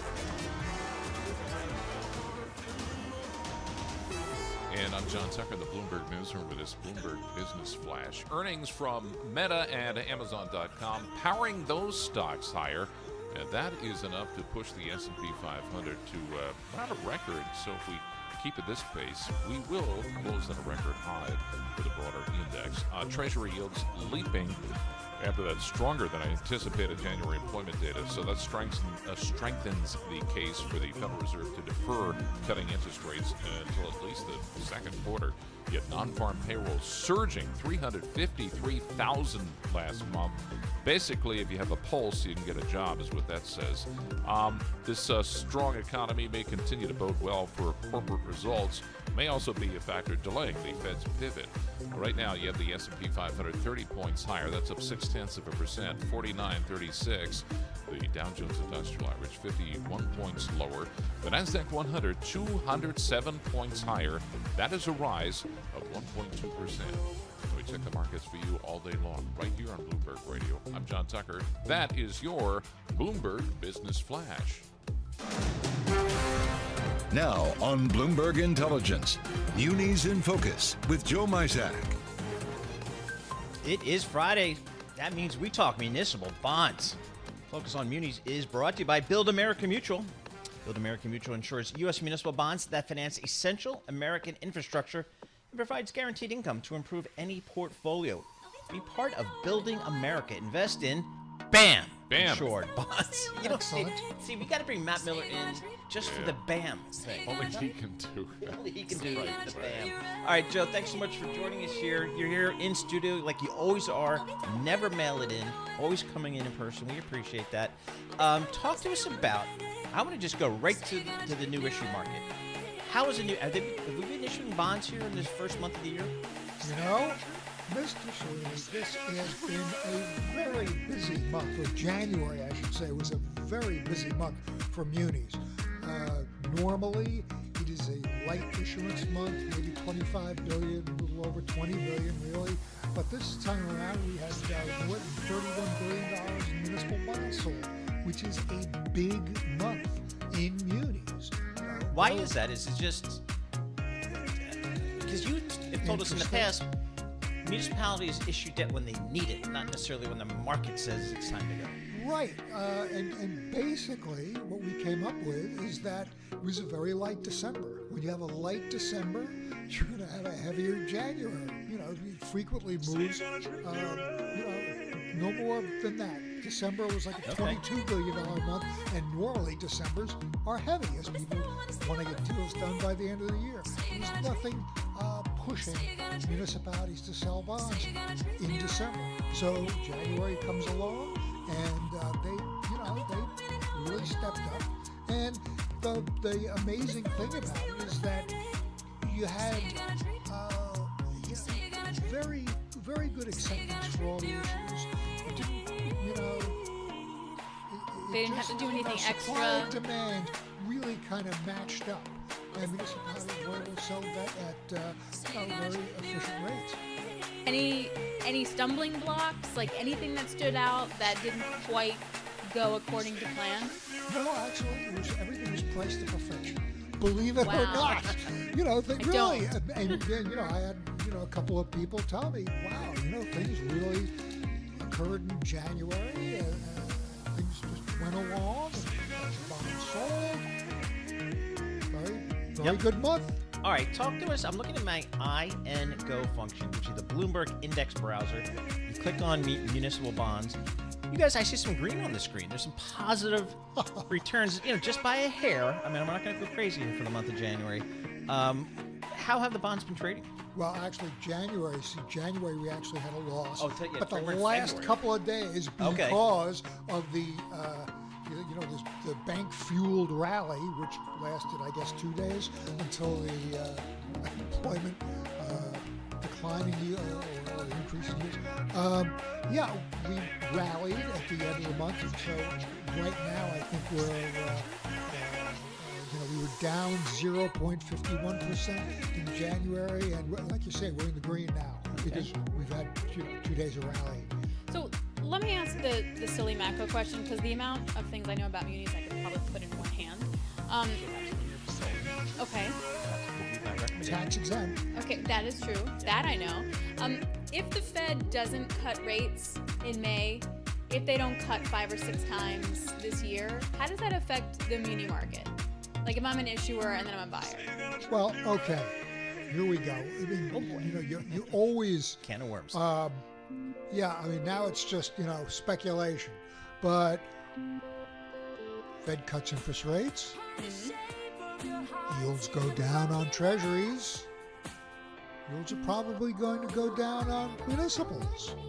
And I would say in February we have a lot of money being returned to investors in the calls and redemptions, maturities, and that money usually seeks a home back in the municipal market. And in February, it's more than 30 billion. I think we have $34 billion coming in, which 34 billion would be a very big month. So you can see there's supply and demand there. But in March, April, May, it's there's not as many bonds maturing, not as many bonds being called. So you're going to see pressure. So that's pressure on yields to go up. So if we don't see any cuts, because, I don't know, Mr. Tucker, did you really think March was a possibility? Come on. Actually, I did. and now we're talking about May, like, oh, come on, I really don't think so. But, you know, so we're going to see this kind of, maybe a kind of stasis. But, you know, obviously, if the Fed starts cutting rates and all the yields are lower, you're going to see, you know, yields go down across the board. Municipals always lag. So, what is the lag? Well, what's normally the lag for that? Oh, you know, right now, for example, you know, the 10-year is yielding about 60% of treasuries. Should be yielding in the 80s. Okay, you do get the ratio in the 80s when you go far out in the yield curve. So 25 to 30 years, that's where you see, you know, what you should be getting right now. Joe, any fun issuers in the marketplace? You usually have some cool, unique type of issuers, whether it's like a football stadium or, you know, a train to nowhere or something like that. What do you got for us? You know, we don't. Right now, it's been a very. January was a very. I want to call it like bland month. Okay, bridges. Lots of issuance, but nothing exciting. Yeah, we had the Curtis School out in Los Angeles, which was a grammar school, kind of a catering to the elite. Yeah, but really? Tucker's throwing up his hands. Yeah, it's no. Remember the broiler mortality? But it's not issue. The broiler. See, yeah, it's not anything like that. Yeah, looking down the line here, you know, okay, I can see things are going to be loosening up soon. So, yeah, nothing really. Anything on the calendar? How's the calendar look? I mean, I know Citibank pulled out of the municipal bond market. You know, how are the rest of the underwriters doing? This is you bring up an amazing point. The calendar is issues are coming into the market. We're seeing robust issuance, $31 billion in January, and yet it is coming in a very slow, steady fashion. So there's nothing overwhelming the stasis right now in the market. Amazing. You know, I looked at thinking, you know, our visible supply figure. What's coming over the next 30 days? And it's, you know, between 6 and 7 billion for the last couple of days, which is a kind of light figure. And yet, when the weeks come up, you see the, you know, issuance climb. So right now, things are copacetic. Are they flush with cash, the municipalities? Oh, the municipalities are still relatively flush with cash, but the investors, of course, they have the money coming back to them in the forms of maturing bonds and called bonds. So they get that. And the mutual funds have actually been getting inflows over the last 3 weeks, which is, you know, amazing in munis because we spent so much of 2022 and 2023 with outflows. So they have money. So there is a lot of demand that's setting up, which is good for issuers because that keeps yields very low for them and for you as a taxpayer.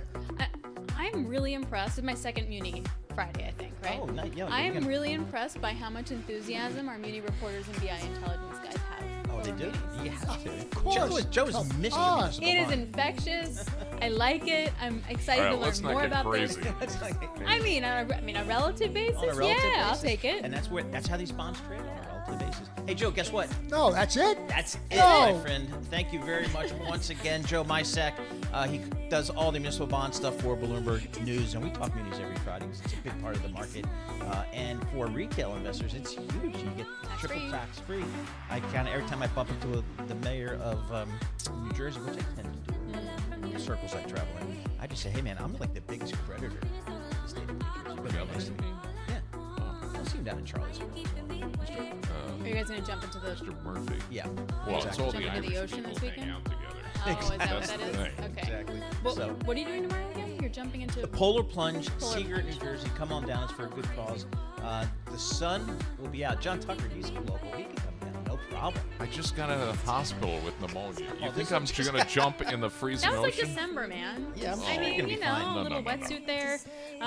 Anyway, looking at the markets here, you're looking at two-year yield continuing to climb up by 18 basis points. Equities, though, holding on to the gains thanks to tech. Let's go over to Amy Morris with National News.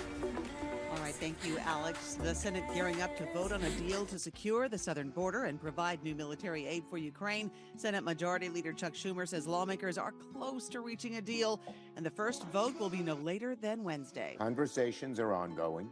Some issues still need resolution, but we are getting very close on the National Security Supplemental. The bill will include border policy changes to stop the flow of migrants coming across the U.S.-Mexico border and funding for Ukraine, Israel, and Taiwan. The path of the deal, though, is uncertain in the House. More than 800 officials in the U.S. and Europe have signed a letter protesting policies in Israel that they say could be contributing to war crimes in Gaza. The New York Times reports the public letter of dissent is the first instance of officials in allied nations coming together to openly criticize their governments over the war. Donald Trump tells Fox Business in an interview he would not reappoint Jerome Powell as chairman of the Federal Reserve if elected president. We talked about it with Bloomberg government reporter Zach Cohen. This increases the amount of pressure on Powell and the rest of the Fed Board of Governors as to determine whether and how to decrease interest rates again as soon as their March meeting in an effort to try to keep the economy humming as inflation continues to cool. Trump says he's concerned the Fed's trying to lower interest rates just in time for the election.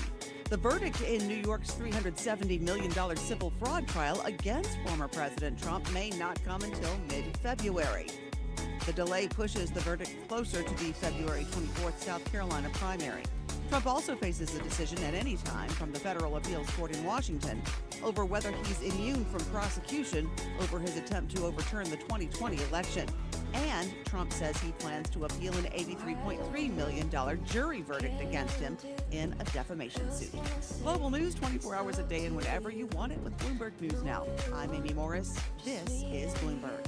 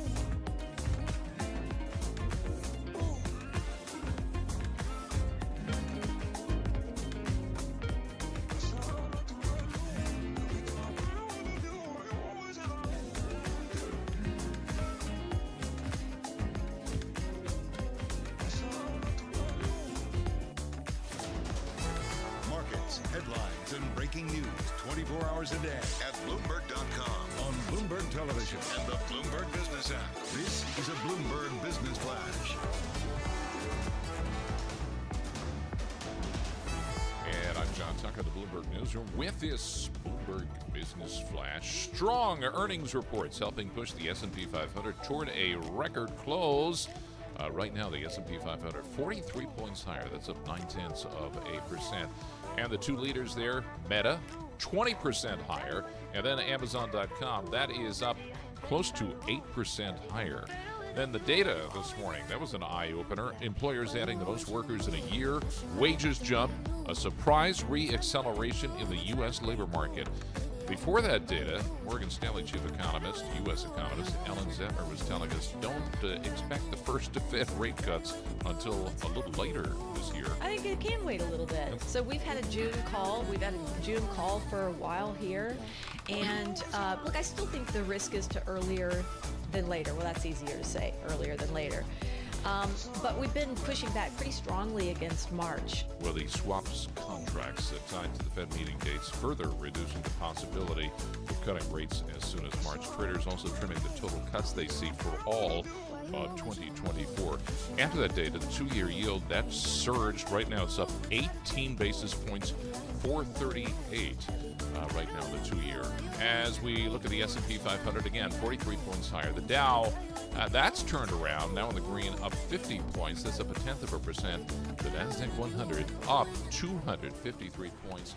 That is up 1.5%. And we check the markets for you all day long, right here on Bloomberg Radio. I'm John Tucker, and that's your Bloomberg Business Flash. Alex and Paul. So, do you guys like Taylor Swift? Is this I admire her greatly. I don't listen to her music, no, but I really admire her. Everything she does. Couldn't tell you one song. My 27-year-old daughter is a big Swiftie. Went down to Philadelphia, couldn't get the tickets to the New York show, did not deter her. Went down to Philadelphia, got a hotel room, stayed over, probably had some meals out, contributed to the Philadelphia economy, and it's all down. So how much do you think, like, ballpark that she spent on all that? $300. And that's just one ticket. Yeah. So my daughter's 9 and she just turned into a Swiftie. We don't know how that happened. We don't know how she found her songs, knew her songs, learned her songs, but now it's like Swift all the way. Nice. We're waiting for her to be like, can I go to a concert so we can spend $1 million? But it turns out not only Taylor Swift is positive for GDP, but also potentially positive for gambling. So to get that, you sigh. I know, I you get sigh. it. It makes sense, but... So she'll be at the Super Bowl, right? Because she's dating someone from... Wait, I thought she had a concert like in Europe. No, we've Apparently worked all this she- out. we We've worked worked all all this this out. She's the jet travel, amazing. Yeah, so she's like jumping off the stage and like running onto the plane. Yep. And going, Travis Kelce. Tight end for the 49ers? I Kansas think City that's Chiefs. really a Chiefs. romantic relationship. I do. It's I think it's really- real. I think it's For real? absolutely real. I also, think that- like, who cares? I'm all in. He's all in. I bring this up because if she's the most recognizable face in the world, does that actually mean more people watch the Super Bowl and more people do things like bet on the Super Bowl, which helps things like FanDuel and DraftKings? Am I making too much of this, or could this really be a thing? Brian Egger joins us, Bloomberg Intelligence, a senior gaming and lodging analyst. Brian, am I just overstating her influence here on the gaming world? I don't think you want to understate it. I mean, the broad correlation we see is that viewership of sports drives sports wagering. And what drives viewership? I mean, many factors, but certainly among those, an appearance by Taylor Swift would be a major factor. There are others, but the anticipation, the possibility of whether or not she'll attend, I don't think we know if she will. It certainly adds to the excitement, which is already there in the first place because the event is in Las Vegas for the first time, right? Well, I mean, there's prop bets on whether she's going to attend and when she'll get stop. there. Everything. Seriously? There's a prop bet on everything. I mean, so Vegas is my town, Brian. Let's be honest. We all know that. How big? Like, what are the companies saying about the impact having the Super Bowl and all the crazy people from all over the world that are going to come to participate in it? What's the impact on the Vegas and the gaming companies, the casinos, all that stuff? Yes, I mean, historically, sports betting has only been about 3% of total gaming revenue in Las Vegas, but it's a hugely important traffic driver. So we retain the premise that the availability of people, the crowds, the attendance, the excitement will drive hotel room rates higher. We already have some data in our report that shows that they are higher even than they were for the Formula One Grand Prix in November. And they will also drive table game wagering and things of that nature. So certainly it's going to bring a lot of people to Vegas in close proximity to the major resorts. And it should be very strong for the top line. We'll see about the margins and other related cost considerations, but definitely a huge traffic driver. Who wins? Dude, go ahead. And I just heard I just heard of a group of people going to Vegas, but they're not going to the hotels. Hotels are too expensive. They're getting an Airbnb. So even that part of the market, which I never thought of. I just thought you go to Vegas, you go right to the strip hotels. Can I ask a dumb question though? Like, if I'm going to Vegas to bet on the Super Bowl, why can't I just watch it from home and then bet online? You can, but it's all about being in Vegas. That's fun. That's fun. Okay. That's fun. So, Brian, who wins? Airbnb? We've heard about both. We had a report last week showing how Vegas should benefit in terms of room rates and hotel and table game wagering. And we have a report out this morning actually talking about how online wagering for apps like FanDuel and DraftKings should bet from the Super Bowl, certainly from the fact that there are at least 4 more betting states in operation this year than there were a year ago. So, I mean, all these things contribute to a potentially very favorable environment for sports wagering online, which, of course, is Paul is suggesting outside Nevada, online is the preponderance of sports betting. And where are we, Brian, with the number of states that have legalized online gambling? It's not nationwide, is it? Not nationwide, but we're certainly well into the mid-30s for states that have some form of sports betting. In terms of mobile sports betting, we're somewhere in the high 20s. Since last Super Bowl, new to the sports betting fray are Massachusetts, Puerto Rico, Kentucky, and Vermont. Those are all markets that have started online wagering, reaching about 5% more of the population than a year ago. So, about half the population, roughly, in the U.S. has access to some form of mobile sports betting. That is amazing. Talking about margins for a second, how do margins in sport betting work? So, the source of the company, the sports books themselves get a bigger commission, which is why, when you bet $100, $110 to win 100, for example, in some cases. So that's kind of the source of the revenue. The margins, it's a bit more complicated because the margins can be affected by things like promotional spending, customer acquisition spending. So, these sportsbooks now, we talked about last week on the air, DraftKings just reaching EBITDA profitability this year going to next year. Not because there's plenty of wagering going on, but it takes a few years for these states to mature, for the customer acquisition costs to come down. So a lot of those marketing considerations go into what affects margins. Hey, Brian, stepping away from the Super Bowl, how is Vegas doing in general now in terms of business level activity vis-a-vis pre-pandemic? Yeah, Vegas is doing very well, up certainly compared to last year and up well over 2019. At some point I think the comps get tougher, but certainly we're well beyond pre-pandemic measures of gaming activity and room rates. So Vegas is doing well, with all the obvious caveats about the economy. Do you have a favorite game in Vegas? I'm Perhaps at the Bellagio. Really? Yeah. I'm a Texas Hold'em girl. Really? Yeah, love it. That's interesting. John Tucker made a face, but it's true. No, I was like, I'm just stunned. I'm like, who knew? Yeah, I used to play tournaments. This is just. You used to play tournaments. Okay, let me clarify that. Not at casinos, but now I go to casinos and I don't play tournaments, but I do like the table. No kidding. I would pay to watch that. We're going road trip. Hey, Brian, talk to us about the regional casino business. Outside of Vegas, how's that doing in this country? Regional casinos are doing well, and I think particularly for both regional casinos in Vegas, December seemed to be quite strong based on the numbers we've seen. The comps get tougher because beginning in the summer of 23, the business was quite strong, and so 22 I should say, quite strong. Comps get tougher, but regional casinos are doing well, and the sort of collateral effect of the pandemic is that companies dramatically reduced operating costs. And so the margins are really much higher than they were before the pandemic. They are leveling off and certainly come down with more labor, but that's certainly been quite strong. All right, Brian, thanks a lot. Super appreciated. Great stuff. I also like AC. I know, I'm very strange. Brian Edgar, Bloomberg Intelligence, and your gaming and lodging analyst. Weird, right? Shocked. Did not see that. I don't know what to say. I know. Like, what does it say about me? I'm not really sure. All right. Well, that's good to know. I mean, Very good. S&P 500, it's up about 1%. We're having a little bit of strength here in this market. We'll have more coming up. This is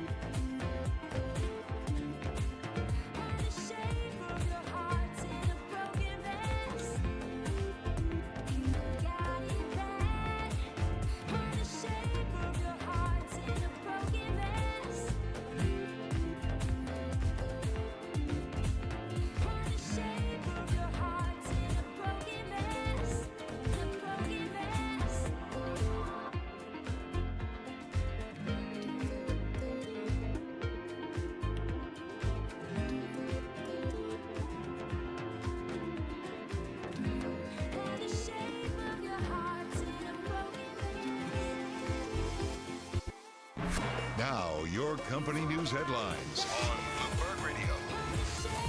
And I'm John Tucker in the studio with a look at some of the company news we're following. All right, since Alex went there, I got to do this. It is a company. It's a small company.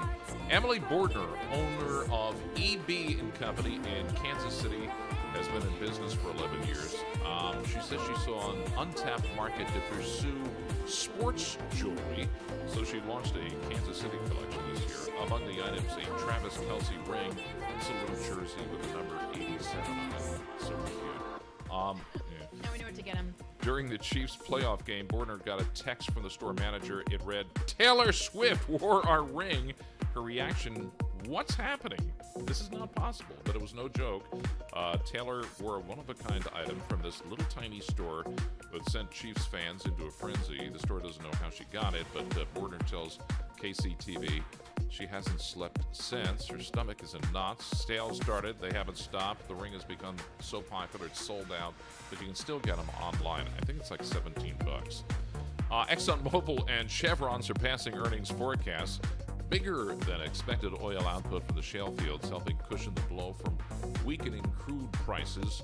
Exxon's outsized result also has been aided by a $1.4 billion boost from unsettled derivatives and record fuel production at its refineries.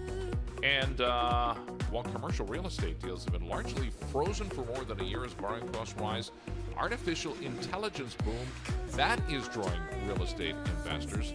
Case in point, part of NVIDIA's headquarters campus in Silicon Valley up for sale as investor interest in AI-related properties. That is now soaring. And that is look at some of the company news that we're following. I'm John Tucker. You're listening and watching at Bloomberg. There was a lot in there for me, I think. There was a little bit of Taylor Swift, a little bit of a Ring of Power situation there. Also, Chevron and Exxon. I appreciate you setting us up for that. So this is a shameless plug, everybody. I'll be speaking with the Chevron CEO, Mike Wirth, coming at 3:15 on television. So you definitely don't want to miss that, Paul, because my big takeaway from earnings is that everyone is firing on all cylinders. See, it's good stuff. We're going to go down to Amy Morris, I think. Want to do that? Yeah, let's shoot down to Amy Morris. We'll get rolling into the news, and then we'll chat it out here. How about that? Amy Morris. All right, thank you, Paul. The Take Our Border Back convoy is at the Texas border now with Mexico for a weekend of protests. Experts say this has all the markings of an extremist group.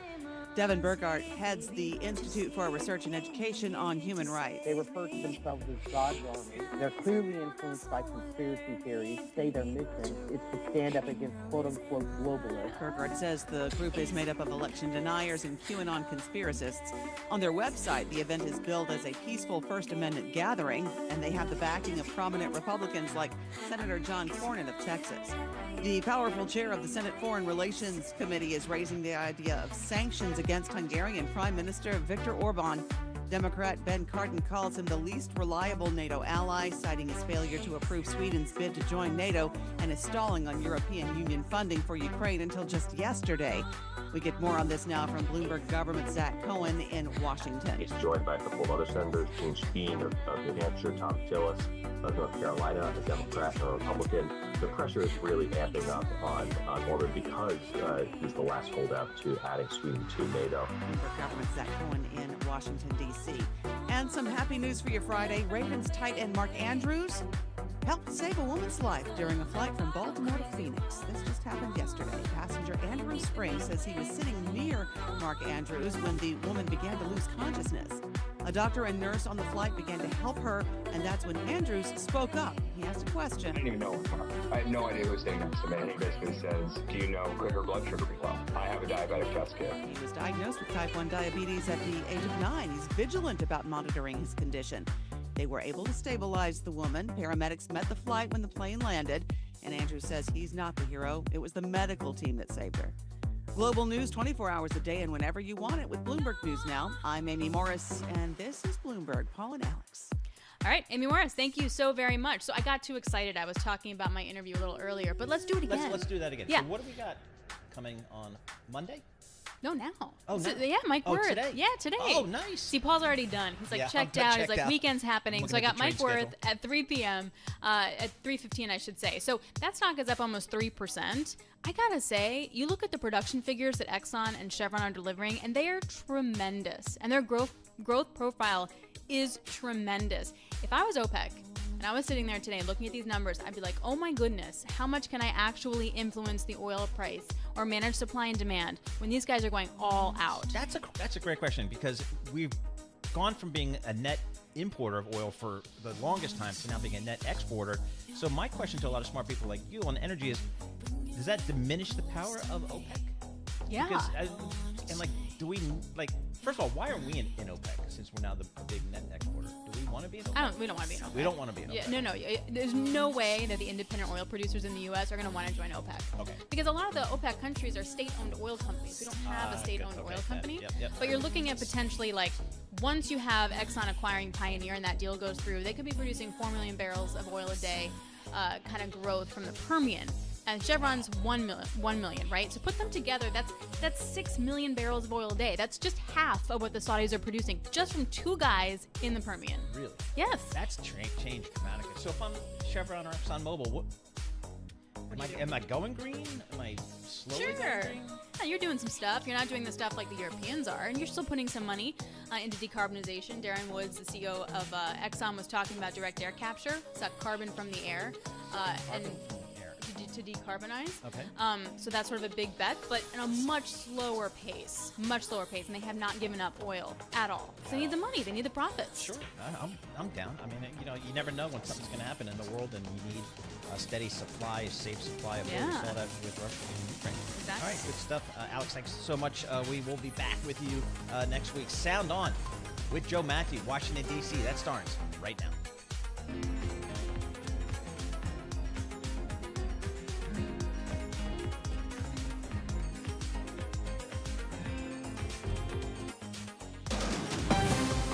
From the world of politics to the world of business, this is Balance of Power.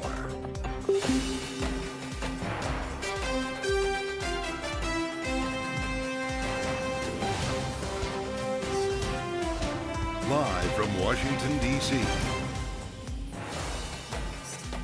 Jobs blow the roof off. Consumer sentiment hits its highest since COVID. So when's the recession? Welcome to the fastest show in politics, as the data again today defies predictions. We'll get into details straight ahead with former White House economist Bharat Ramamurthy. President Biden's in Dover today for the dignified transfer of the fallen. We'll talk with Brett Bruin of the Global Situation Room about the administration's plans for retaliation. We'll have the latest on the campaign trail and analyze it all with our signature panel. Rick Davis and Jeannie Shanzano, Bloomberg Politics contributors, are with us for the hour. And we start, as always, on Wall Street. Charlie Pellet has a look at the markets for us to get things rolling. Hey, Charlie. Well, hello there, Joe Matthew. Indeed, we are looking at the Dow, the S&P, NASDAQ, all advancing right now. Lots of green on the screen. S&P up 45. That is a gain right now of 0.9%. Dow Industrials up 50, an advance of 0.1%. The NASDAQ Composite Index, so soaring after tech earnings. Right now we have got NASDAQ up 239, up 1.6%. NASDAQ 100 index also up 1.6%. Apple lower, down just about 0.3%, have been down as much as 4%. The big story, though, the big earnings story, Meta Platforms. That stock ripping higher now by 21.1%. Amazon higher after earnings, up by 8.2%. Bottom line here, market extending this week's gains amid a rally in big tech, and as a solid jobs report bolstered the outlook for corporate profits. Administration reaction to the jobs report from U.S. Acting Labor Secretary Lisa Su. 353,000 jobs created last month. The unemployment rate remains under 4%. That's now 2 years straight. Labor force participation rate remains high, and we're seeing also, consumer confidence the highest it's been in some time now. U.S. Acting Labor Secretary Julie Soon. Of course, we'll have more coming up on the jobs report, the economy, and yes, the outlook for a recession right here on Balance of Power. 10-year yield, 4.05% with a 2-year, 4.40%. Spot gold down $18 the ounce to 2,036. Drop there of 0.9%. West Texas Intermediate crude down 2.4%, 72.07 for a barrel of WTI. Again, recapping, stocks rally, S&P up 46, up by 1%. I'm Charlie Pellet. That, Joe Matthew, is a Bloomberg Business Flash. All right, Charlie, we thank you. Welcome to the Friday edition of Bloomberg's Balance of Power. You made it to the threshold of the weekend, and we have good news. It's Groundhog Day, right? It's supposed to be the same every day. And, well, I guess maybe it is in terms of the data. Remember last week's stronger than expected GDP report. Better than expected news on inflation. Now payrolls. This number, 353,000, pretty remarkable as the unemployment rate holds at 3.7%. That is the most workers added in a year. Wages jumping in a surprise reacceleration. We can find some good and potentially some scary. But if you're at the White House, it's all good. Ringing the bell today, popping the cork, at least on the economic news, as we see the statement from Joe Biden. America's economy is strongest in the world. Today we saw more proof, and you know how he likes to say, it's not an accident. This is because of the administration's economic policies. And then we look at the polls and we wonder where the disconnect is happening. Well, let's get into this right now with someone who spent time with Joe Biden in the White House. In fact, one of his closest economic advisors, Bharat Ramamurthy, former deputy director of the White House National Economic Council, is now senior advisor at the Economic Security Project. Ron, it's great to see you. Now that you're free to speak about all of these things, including the Fed, Did we just take May off the table? I don't think so. I think that May is very much in play, and frankly, I think that the data suggests that March should be in play too, despite what Chair Powell said. So look, to talk about the jobs report a little bit, it was a blockbuster, like you said, defying expectations once more. And under the hood, a lot of good data as well about wages, as you noted. The employment to population ratio went up, meaning in other words, people are being pulled back into the labor market, attracted by the prospect of good jobs at higher wages. Really just a strong report across the board, and suggests that the underlying characteristics of the American economy remain extremely strong. I earlier today called it the Energizer Bunny economy. It just keeps growing and growing and growing. Well, it sure seems like it.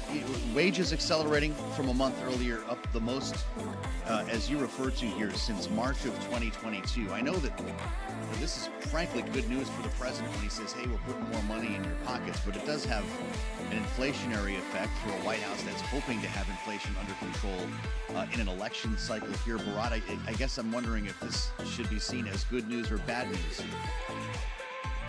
Look, the Fed looks at a variety of measures when it comes to wages.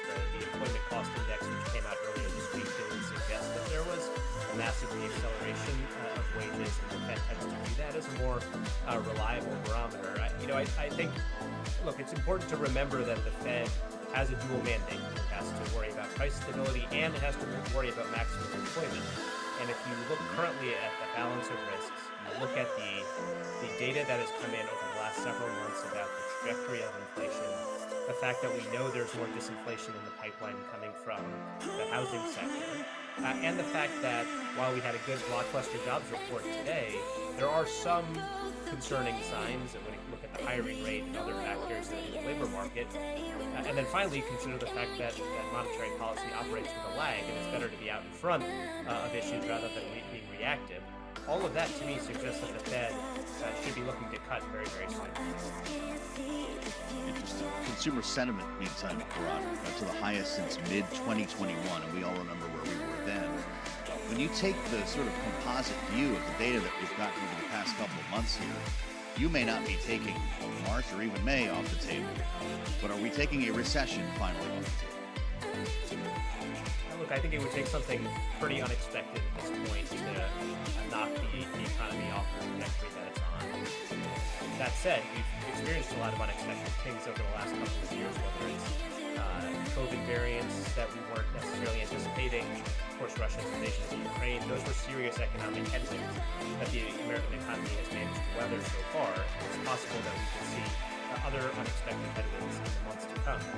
But again, the underlying data, things like consumer spending, the state of household balance sheets, business investment, all of that paints a very strong picture of where the economy is, and there's very little concern, in my mind, that it can be knocked off course. That said, I think the biggest variable we have to consider at the moment is the Fed's approach. And I worry that if the Fed takes too long to start cutting rates, that could end up having a negative effect as we get into the second half. Well, God knows we understand that Jay Powell doesn't want to cut too early. History has proven how deadly that move can be. So is he wrong in his view right now, or just being careful? Look, the Fed is data-driven. It has been data-driven throughout this process, and I think the fact that that's not unexpected, given the fact that the way Chair Powell has been throughout his tenure of the Fed and the other great folks on the Fed board, I expect them to continue to be data-driven going forward. To me, the balance of the data that we have gotten on both inflation and the state of the labor market suggests that the risks of inflation reaccelerating and the risks of dropping below maximum employment are fairly well balanced, which suggests that a cut should be coming. If you look at the real effective interest rate, it's over 5% right now. Inflation is running at 2%. That means real rates are pretty high, relatively speaking. And so all of that suggests that a cut is an appropriate course of action. It will matter a lot what the data looks like in the next couple of months leading into that March meeting. We've got a lot to learn, as always. Data dependent with Bharat Ramamurthy. Great to see you, Bharat. Thank you for the insights today. Formerly of the White House and now at the American Economic Liberties Project. I'm Joe Matthew in Washington as we're spinning a couple of plates here today. It's been that case all week long here, as the president right now is not in the nation's capital. He kicked out that statement that I read earlier via email. He's in fact in Dover today, in Delaware, for the dignified transfer, meeting with grieving families at Dover Air Base today in honor of the 3 American servicemen who were killed last weekend.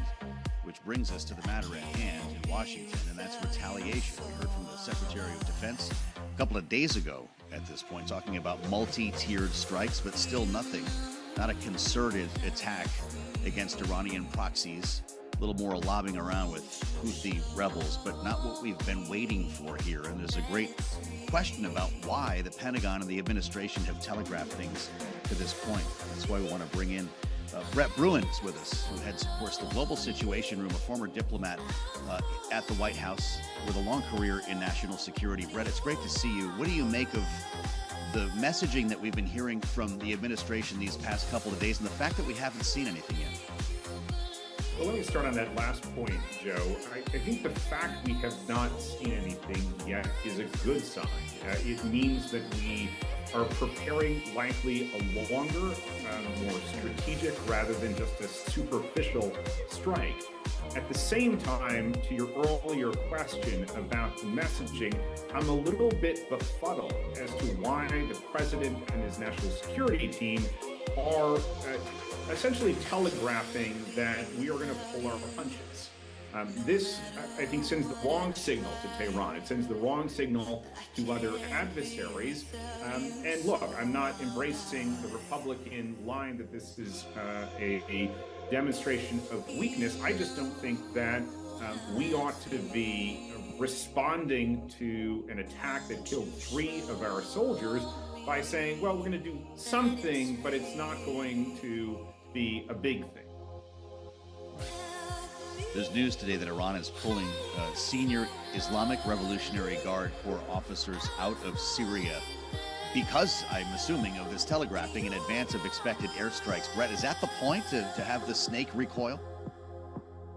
Well, partially, and you also want to keep in mind, Joe, what is our longer-term strategy here? I think it's important, and the Biden team would be successful if they are able to push back Iranian extracurricular activities across the Middle East. If that is the outcome of both our strikes as well as our strategy here, then that would be encouraging. I think it would help to stabilize not just the Houthis in Yemen or Hezbollah in Lebanon, support for Bashar al-Assad in Syria, but it would, I think, send a strong message to others in the region that things are getting back to a more stable place, a more predictable place, and that Iran will be put back in the box, at least for a period of time. I'm going to ask you what you think should be done here, but the story yesterday about Iran slowing production of enriched uranium, when you couple that on top of the withdrawals that I just mentioned, is that evidence that telegraphing is working? Well, I think what we're seeing from Iran, and you've read the same news reports certainly that I have, where there is an indication Iranian leaders did not necessarily have direct involvement in this drone strike. So they're trying to say, look, we realize this may have been a step too far, and they are working on trying through some of those back channels as well as the public messaging to say, okay, we will take at least a strategic step back. And I do think that that's part of what's going into the calculation right now of how do we reduce, as Admiral John Kirby said, some of those capabilities, some of those missile sites, some of those drone sites, while at the same time not going to a point where Iran feels the need that they have to up the ante here. So let's talk about what might come in the days ahead. We've heard about attacks being planned against Iranian officials in Iraq and Syria specifically. Maybe there won't be that many left, but that's as opposed to a direct attack against Iran. Brett, is that what you expect? I do, because I think if we cross the Rubicon and strike directly into Iranian territory, that would force a response from Tehran. Whereas if we are able to take out some of those capabilities in Iraq, in Syria, in Yemen, that will send a pretty significant message to Iranian leaders without forcing them into a corner where they feel their national sovereignty, where they feel that their power has been challenged to a point that they are forced to hit back. And let's not forget, Joe, Iranian leaders, because of years now of economic sanctions after Trump pulled out of the nuclear deal, the JCPOA, are already in a somewhat vulnerable, somewhat precarious position. So we've got to factor that in and ensure that our efforts are done in such a way that we don't allow an even more extreme group of characters to take power in Iran. Spending time with Brett Bruin of the Global Situation Room, we talk about this disparate group of Iranian-backed proxies as if we have a sense of the whole chain of command here, Brett. There's reporting in Politico today that American intelligence officials believe Tehran does not have full control of these proxy groups. Is that more reason to avoid a strike against Tehran? And does that make it more difficult to understand what happens next? Well, first, I think that's accurate. Look, Iran has set up a wide web of relationships with groups that help to serve different purposes and help Iran to pull and puppeteer both in terms of the internal politics of some of these countries like Iraq, Syria, Yemen. But at the same time, Iran isn't there sitting in a command center with these folks. They may be providing them the drones, the missiles, the wherewithal to engage in some of those activities, generally giving them a strategic direction. But Iran, I think, has not established these as direct lines of command from Tehran out to some of those sites. And what we're seeing are the risks and really, quite frankly, the dangers in that model. And Tehran may learn a lesson from this experience. Well, you'd like to think so. Is there anything to the idea of holding off, maybe doing a couple of precision strikes here in the weeks ahead, and potentially hitting these groups much harder when they regroup in the spring? Well, there may be, but I would say that the expectation has been set, both from the Pentagon as well as the White House, that we are going to see a series, potentially an extended series of strikes. I think the goal will be to diminish, to damage that capability that Iranian groups, or Iranian-backed groups have. But, you know, the other, Joe, which is key here, is where we can hold out a threat of more. If Iran does try to rapidly rebuild, constitute these groups, if Iran does continue to aggressively stoke the flames, the embers in the regional fires that are burning, then we will take, and this doesn't necessarily have to be a public message, but we get the message through, for instance, the Swiss embassy, which is our interlocutor in Tehran. We get the message through to Iranian leaders. There isn't going to be tolerance for any more of this. And they wait. Brett, it's great to see you. Brett Bruin from the Global Situation Room at the Townhouse in Old Town with us here on Bloomberg. Always a great conversation with Brett Bruin as the Bidens today, again, attending the dignified transfer of the remains of the troops killed last weekend. They are in Dover today, along with the Secretary of Defense and the Chairman of the Joint Chiefs. I'm Joe Matthew. This is Bloomberg.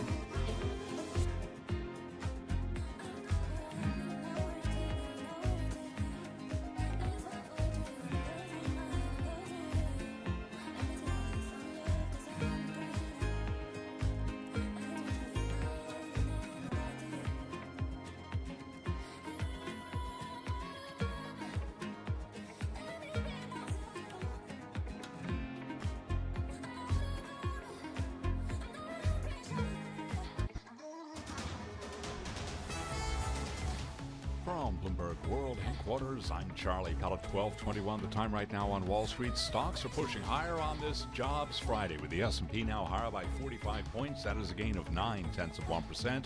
Stocks are extending this week's gains amid a rally in big tech. Also, a solid jobs report bolsters the outlook for corporate profits. Dow Industrials up 24 now. That is a gain of just about 0.1%.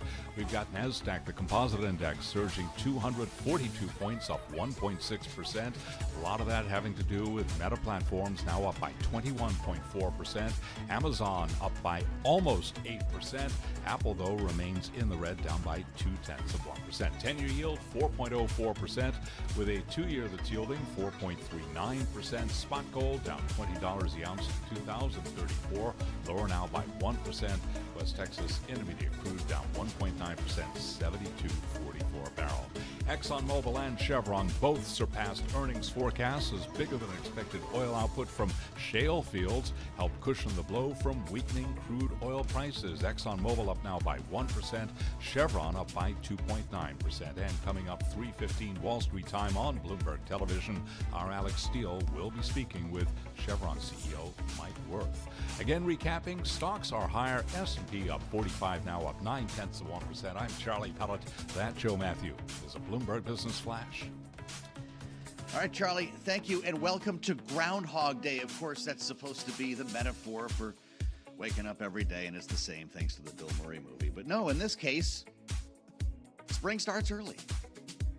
And we're wondering if maybe something could happen on Capitol Hill other than what we've grown used to, which is gridlock, nothing, division. And the reason why we're asking that is because of the tax bill that was passed the other night, overwhelmingly in the House. We've talked about it here on the program, and it does make you wonder what might happen next door in the Senate with some of the language that we're hearing. Senate and House are out.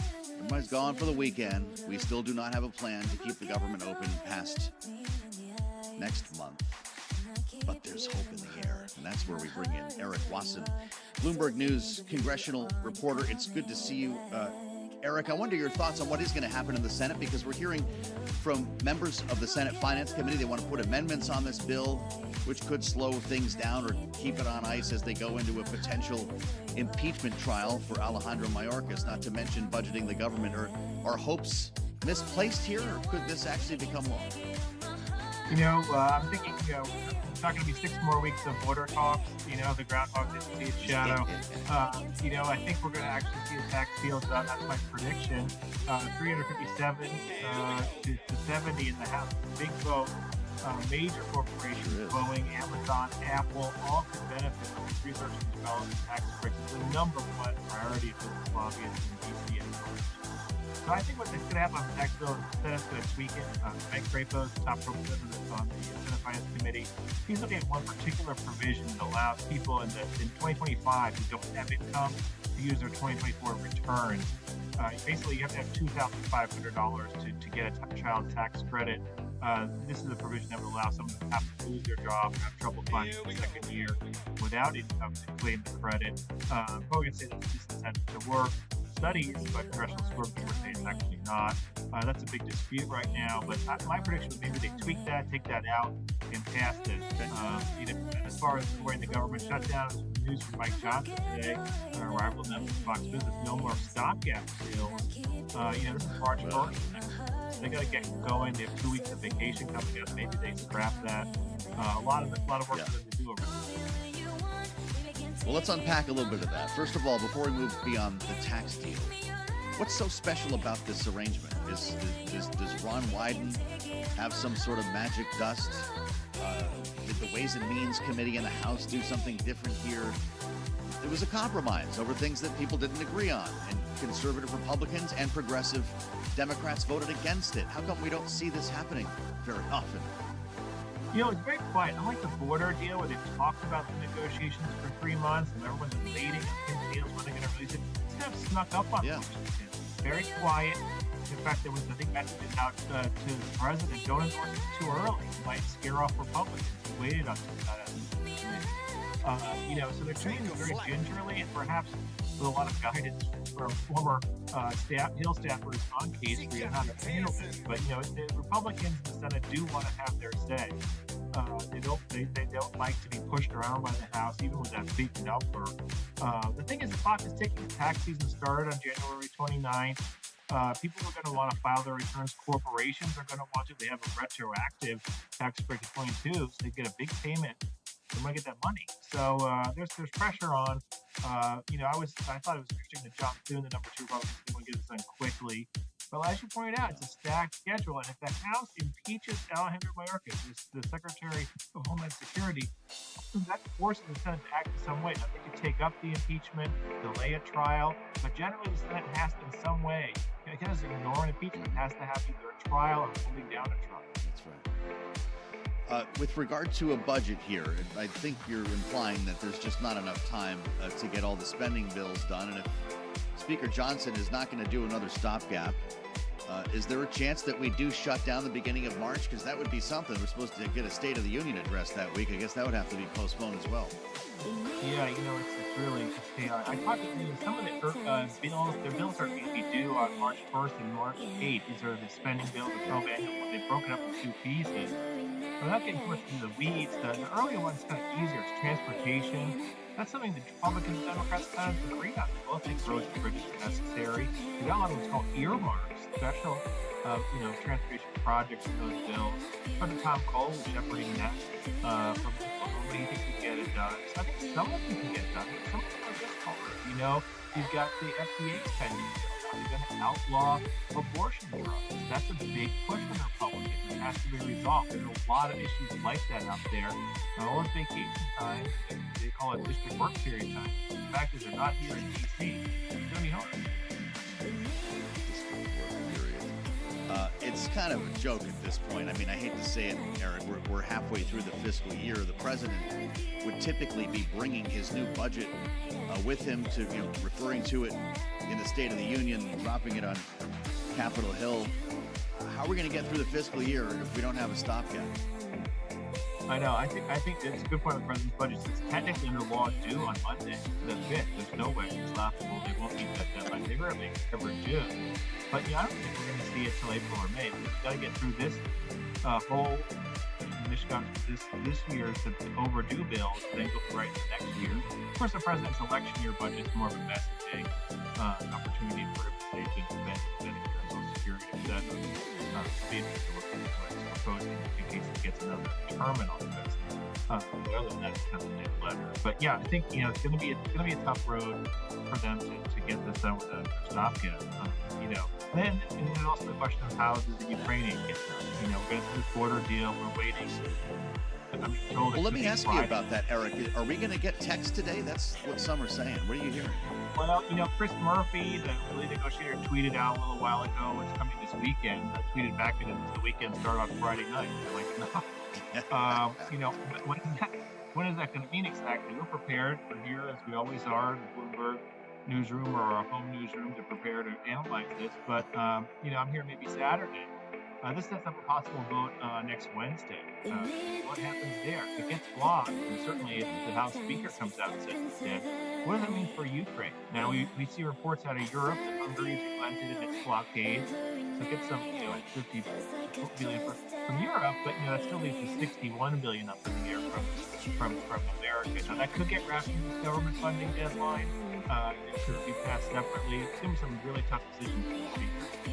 Where's the defense lobby on this? We spent one day this week talking all about social media and how TikTok's lobbied up and Facebook's lobbied up and they can't get anything passed to control them. Where's the Raytheon, Northrop Grumman, Boeing lobby knocking on the door here to skeptical Republicans to say, hey, this money is actually going to us in your state to make more bombs and missiles? Should that not be happening right around now, or has it already? Are they resisting the sales pitch? No, I think that's going, and it's falling on receptive ears from members of the Armed Services Committee, the traditional hawks. I would say we're still at the point where close to a majority of Republicans in Congress, if not majority support, but skepticism is building, and a big part of that is Donald Trump, as he solidifies his role as a GDP frontrunner. He is not in favor of Ukraine. Some say he's in favor of Russia winning the war, or at the very least, some kind of settlement that gives away large swaths of Ukraine territory. And then a lot of people in the party follow his lead. So as he becomes more powerful, he only will, as time goes on, unless Nikki Haley pulls up an incredible upset that no one's been forecasting at this point, Ukraine aid only becomes part of it. Let me ask you this. It's pretty clear that this border deal, if and when it emerges, will have trouble passing in the House. The Speaker himself says it's DOA. Can it actually pass the Senate, or is that a question? I think it could pass the Senate. The real question is, do you get 60, which is, the bare minimum that's needed to pass something in the Senate, or do you get 75, which is the goal, and half the Republicans? That puts more pressure on Mike Johnson. Either way, I think we're going to see some kind of negotiation. You have to listen, though, when the Speaker says something with DOA, you could read that as, okay, it's written now, but does he tweak it? Does that mean he adds, some border wall money for some segment of the wall? Or does he just trash it and nothing? I mean, we have to figure that out. So there's some ambiguity in when he says that. But my sense is that as days go by, Trump keeps saying it has to be a perfect deal, no deal, but a perfect deal. That's what's resonating more and more with members of the House Republican Conference. And so again, perfect, the enemy of the good. I think I've said it a couple times lately.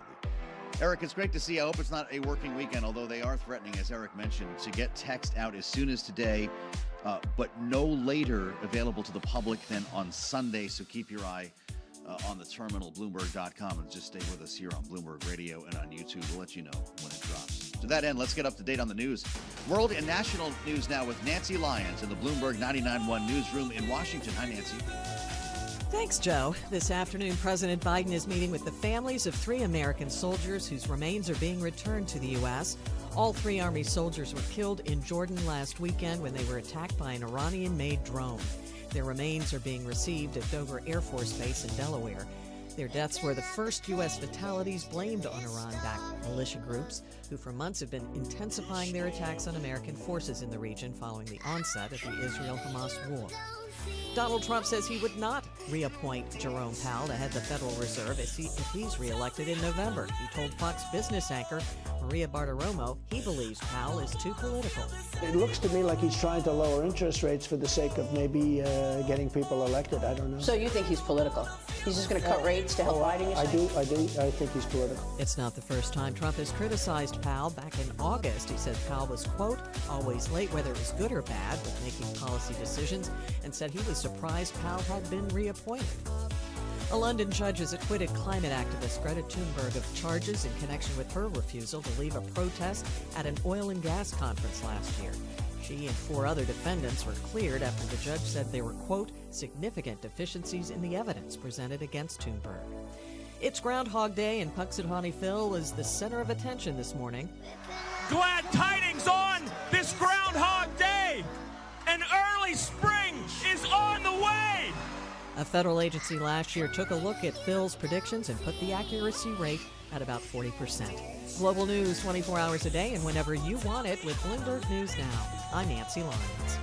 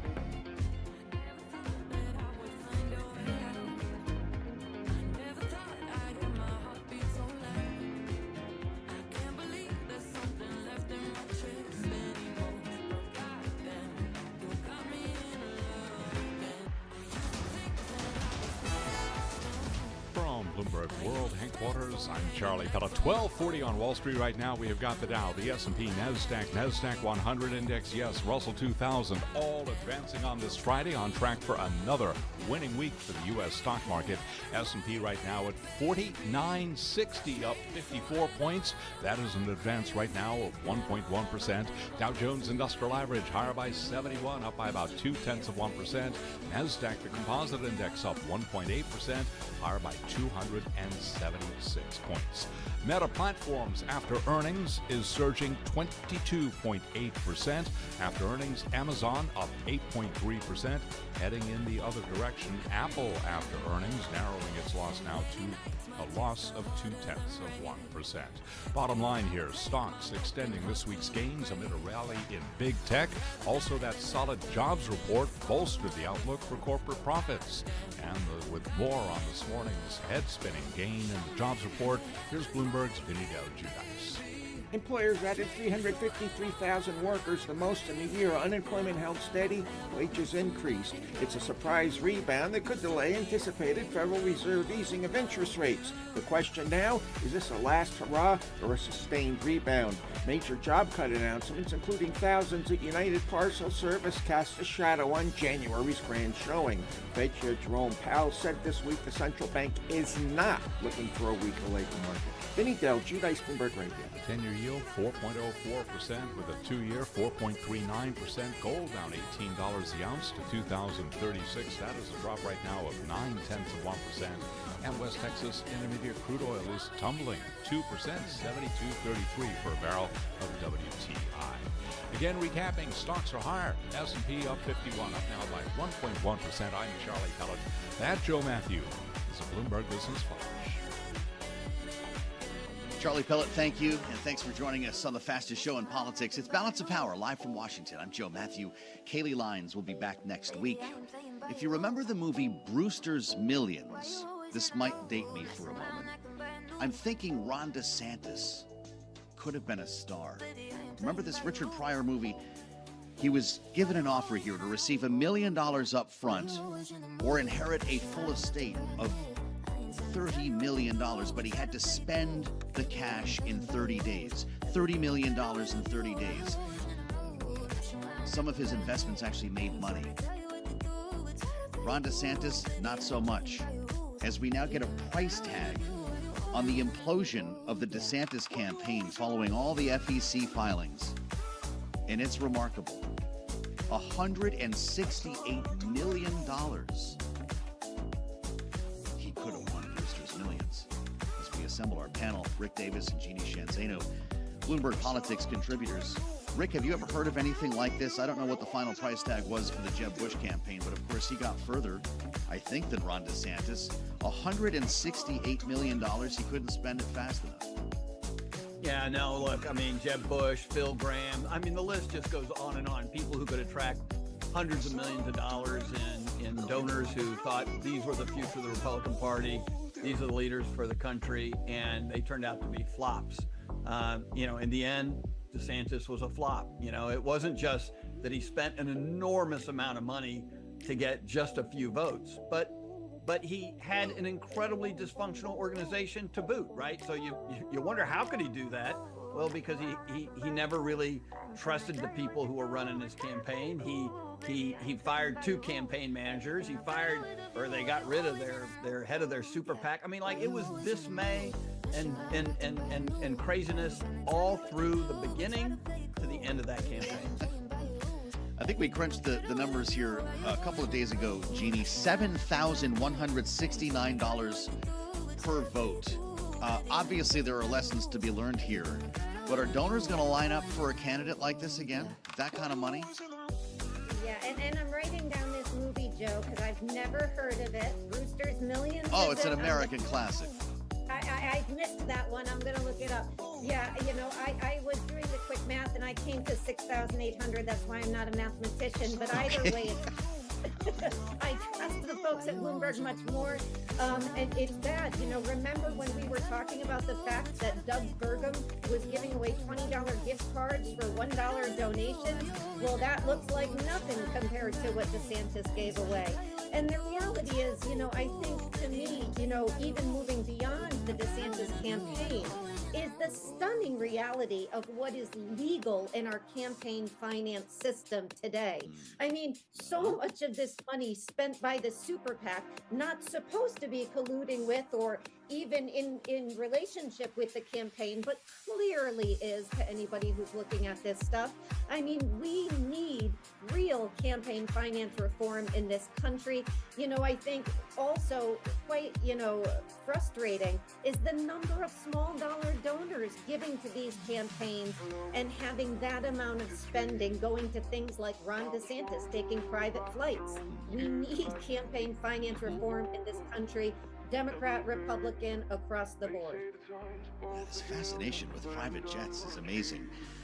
Rick Davis, McCain-Feingold was a long time ago, and I want to hear from you on what Jeannie just brought up here. These filings show Never Back Down PAC kicked in $130 million. A newer super PAC called Fight Right added almost $10 million between mid-November and December. The campaign kicked in its own money, but Ron DeSantis relied on these outside groups more than any other major candidate has since the Citizens United ruling. What's the takeaway? Yeah, I think the takeaway is that super PAC model of winning a presidential primary should be dead if it's not.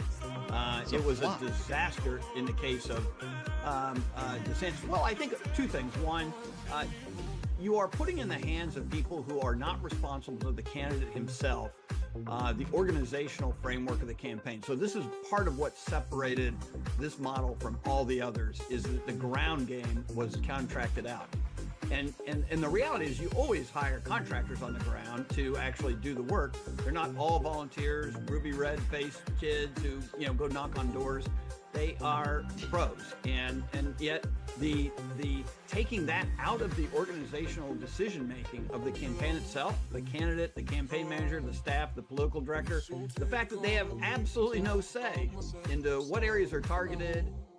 How do you schedule a tour? I mean, DeSantis would get on the bus and go to 99 counties in Iowa, except he didn't actually decide which counties to go to, when to go to them, what kind of events he'd have at that event. He had to rely on his super PAC to do that because he was the yes on board.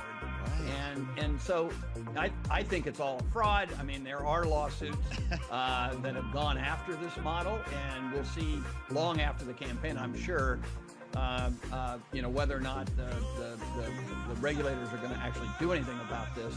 But yeah, I mean, it is a stunning failure, and anybody who tries to replicate that does at the risk of putting their candidate in the same position DeSantis did, which is not in control of his own destiny. Yeah, you wonder if this ever happens again, Jeannie. And Rick's right. He was a guest on his own bus tour, for crying out loud. We sat down with Ken Cuccinelli. As I'm sure you remember, Jeannie, you were there in Iowa. They were talking a big game going into the caucuses, not so much going into New Hampshire. The implosion is remarkable. Are we going to get back to more grassroots fundraising, or at least that's going to be the image that future campaigns will want to express? Because they weren't hiding the super PACs, were they? They weren't, and nobody should try to replicate this model. And let's remember, the numbers we're looking at are not even the full picture of how bad this is, because they only include from May to December. They don't even include the first few weeks before Iowa. I mean, it's worse than we're talking about. And so hopefully nobody tries to replicate this. I'm a political scientist. We like our political parties when they're responsible. I'd like to go back to that model. I know it's not a popular idea, but this model, it should be dead in the water just based on these numbers alone. Rick, I've only got 30 seconds here. I just wonder what happens to Ron DeSantis at home. Does this take away from his reputation in Florida, or does he remain a hero in Sunshine State? Going to have to rebuild his image at home. He's proven that he can do that. So, but the jury's out. Who will follow him now, and how much trouble is Donald Trump, a resident of Florida, going to give him in the process? Yeah. Brought to you by the letters WOKE. Rick Davis and Jeannie Shanzano are back with more after this here on the fastest show in politics. An important conversation coming up in about 10 minutes with Congresswoman Debbie Dingell of Michigan. We're going to go to ground in the swing state here on Balance of Power, only on Bloomberg.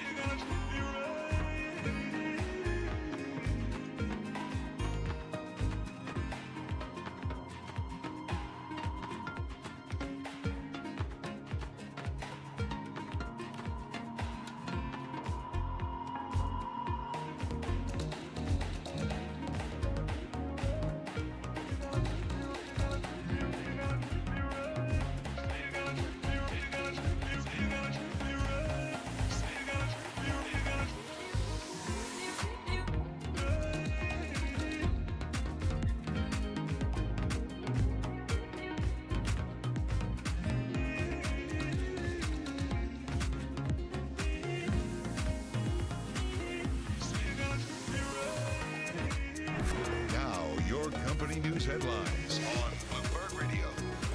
From Bloomberg World Headquarters, I'm Charlie Pellet. We begin with a headline from the Bloomberg Professional Service. Reddit plans to pick the New York Stock Exchange for its IPO. That, according to the Wall Street Journal. Reddit is an online discussion platform, but again, the Journal reporting that Reddit plans to pick the NYSE for its IPO. Apple reported a deepening slump in China during the holiday quarter, even as the total iPhone sales number came in stronger than expected, and Apple returned to revenue growth. Anurag Rana is a senior tech analyst at Bloomberg Intelligence. What we learned is, yes, long term it is a big story, but at least for the next 12 to 18 months, you could say that things are going to not be as smooth over there as they try to figure out how to be more competitive, give more rebates, try to work with more carriers. So Apple has their work cut out for them in China, and we are not expecting a rebound anytime soon. Apple shares now lower by 0.8%. Also reporting earnings last night was Meta Platforms. That stock is surging by 21.2%. Meta is poised to add roughly $200 billion to its market cap, and that would be the biggest single-session market value addition, eclipsing $190 billion in gains that were made by Apple and Amazon in 2022. Homebuilder Beazer Homes tumbled today after reporting revenue for the first quarter that missed the average analyst estimate. It is also lowering its full-year 2024 gross margin guidance. Authorities have upgraded an investigation into a possible defect involving Tesla's top-selling models after identifying almost 2,400 complaints about drivers losing steering control. Those are our top company stories at this hour. This is Bloomberg.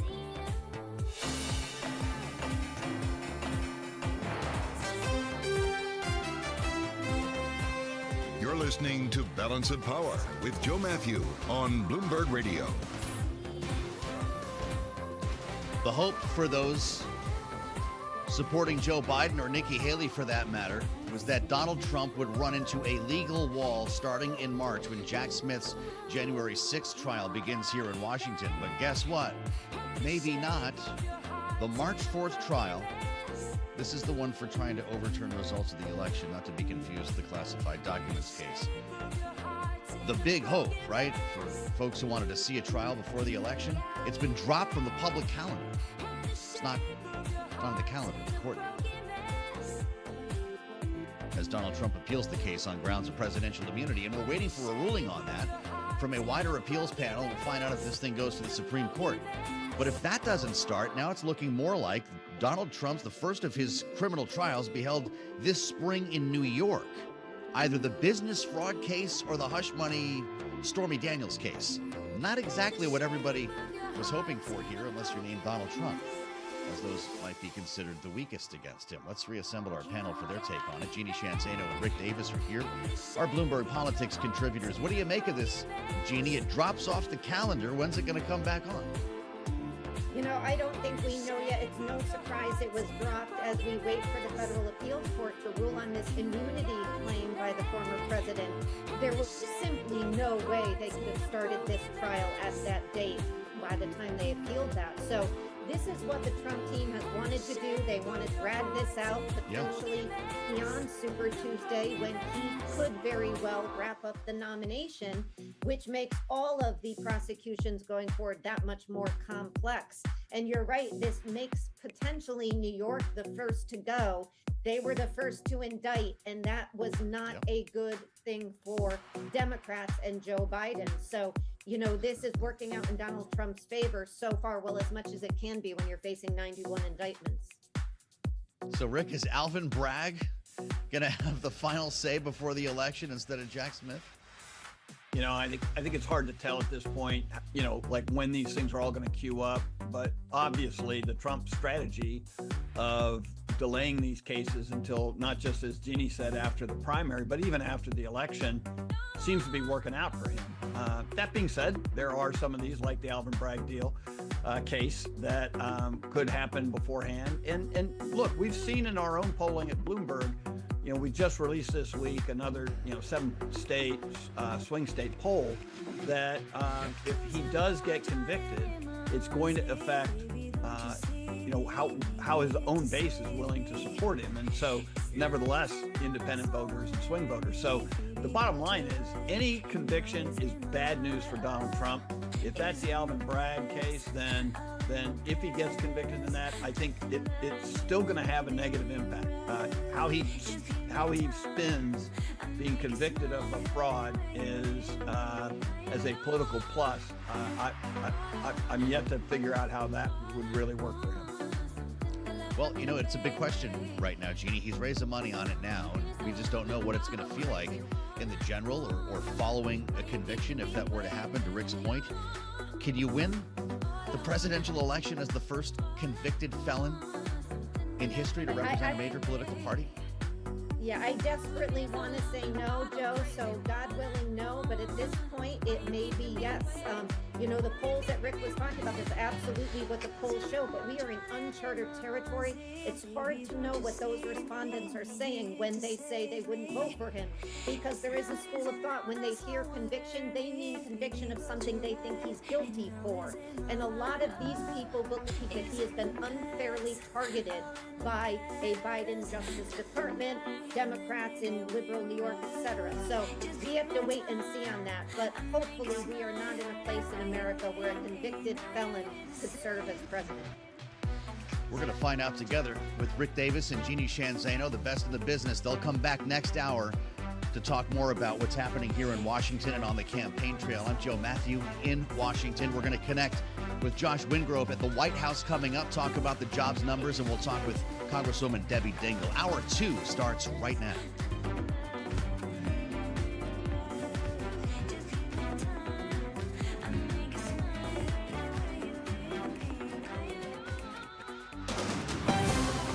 From the world of politics to the world of business, this is Balance of Power.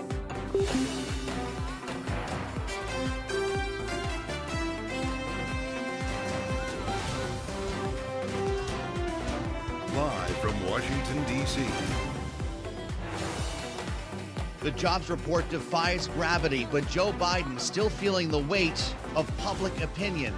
Welcome to the fastest show in politics, with more positive data out today, even as the administration struggles to connect with voters. We're going to talk about that with a live conversation from the White House and Bloomberg's own Josh Wingrove. We'll also have a conversation with Congresswoman Debbie Dingell.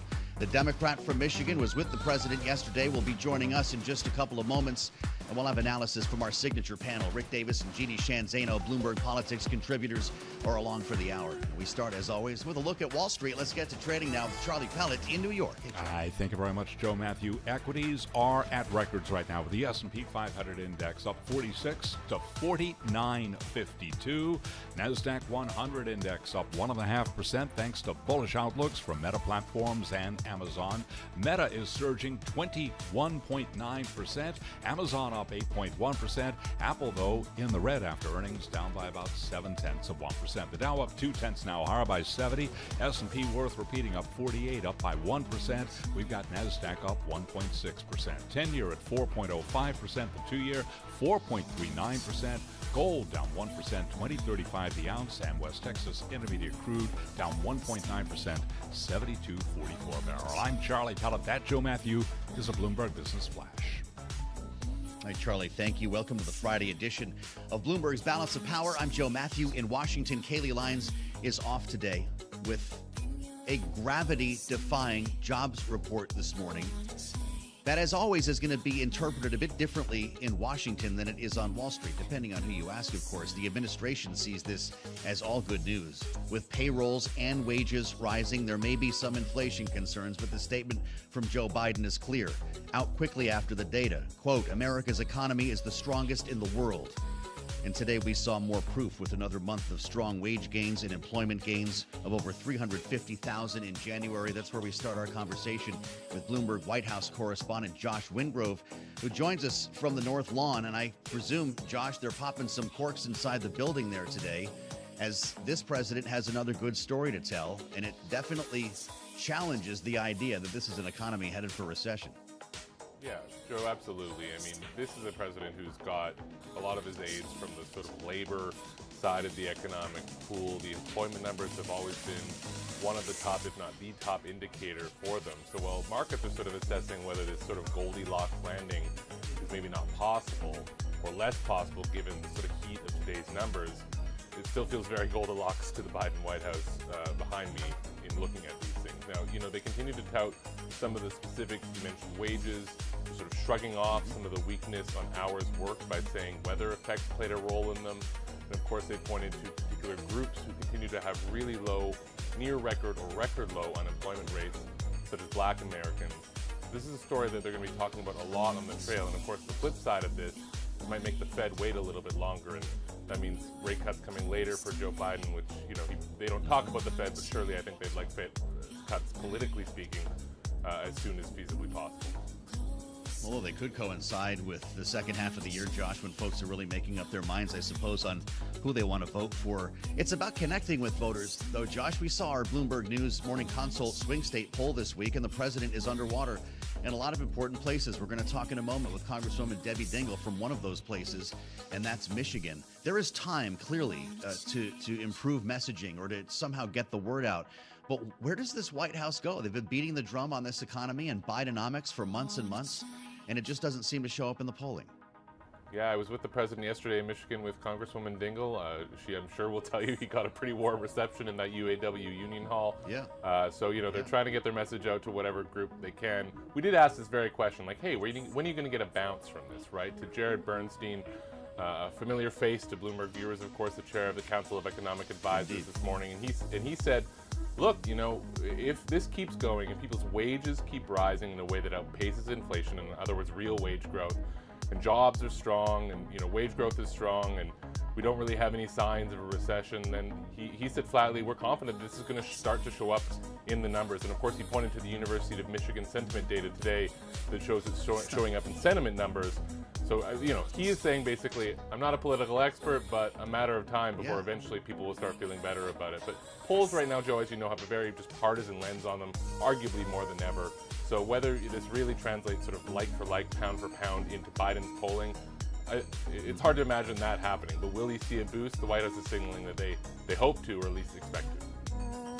Well, I'm glad you mentioned that consumer sentiment index. Highest today since mid-2021, and we have come a long way since then, Josh Wingrove. Some of our analysts, including Rick Davis, would tell you that is a far more accurate gauge than a lot of political polls, a lot of campaign polls are this far out from an election. That's got to be good news for this White House. And does it give us an indication of where public opinion might be months down the road? Yeah, they're hoping it's a leading indicator. Democrats don't traditionally run on the economy per se, but Biden kind of wants to, in particular in states like Michigan when he went yesterday, where they want to talk about defending unions, they want to talk about manufacturing jobs, and they want to draw a contrast to Donald Trump. We're finally gearing up for this Trump-Biden rematch. A lot of people didn't necessarily think it was going to happen. So, some people still don't think it's going to happen. This is certainly, barring a major surprise, where it's headed. So we're headed for a rematch. We're going to hear a lot of the sort of contrast questions. Biden always likes to say, don't compare me to the almighty, compare me to the alternative. Well, now he's got an alternative. So we're going to be hearing a lot more about this from them. But the question is, of course, can it bring those numbers up? You mentioned our Bloomberg polls. Not to put too fine a point on it, he's trailing Trump in every one of those 7 swing states, including Michigan, in that poll. There's time left, but right now our polling shows that Joe Biden is an underdog to win a second term.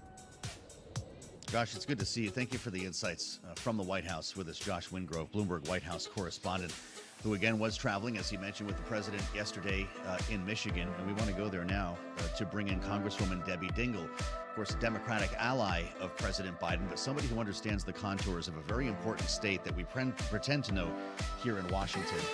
And I wonder what we might learn here in our conversation. Representative Dingell, it's great to see you. Welcome back. I'd like to start with this jobs report, because this is the kind of story that the president wants to tell and frankly has been telling. Is it perplexing to see this not connect with public opinion, or can you draw on your experience to tell us that it will show up in the next couple of months, that this is a leading indicator?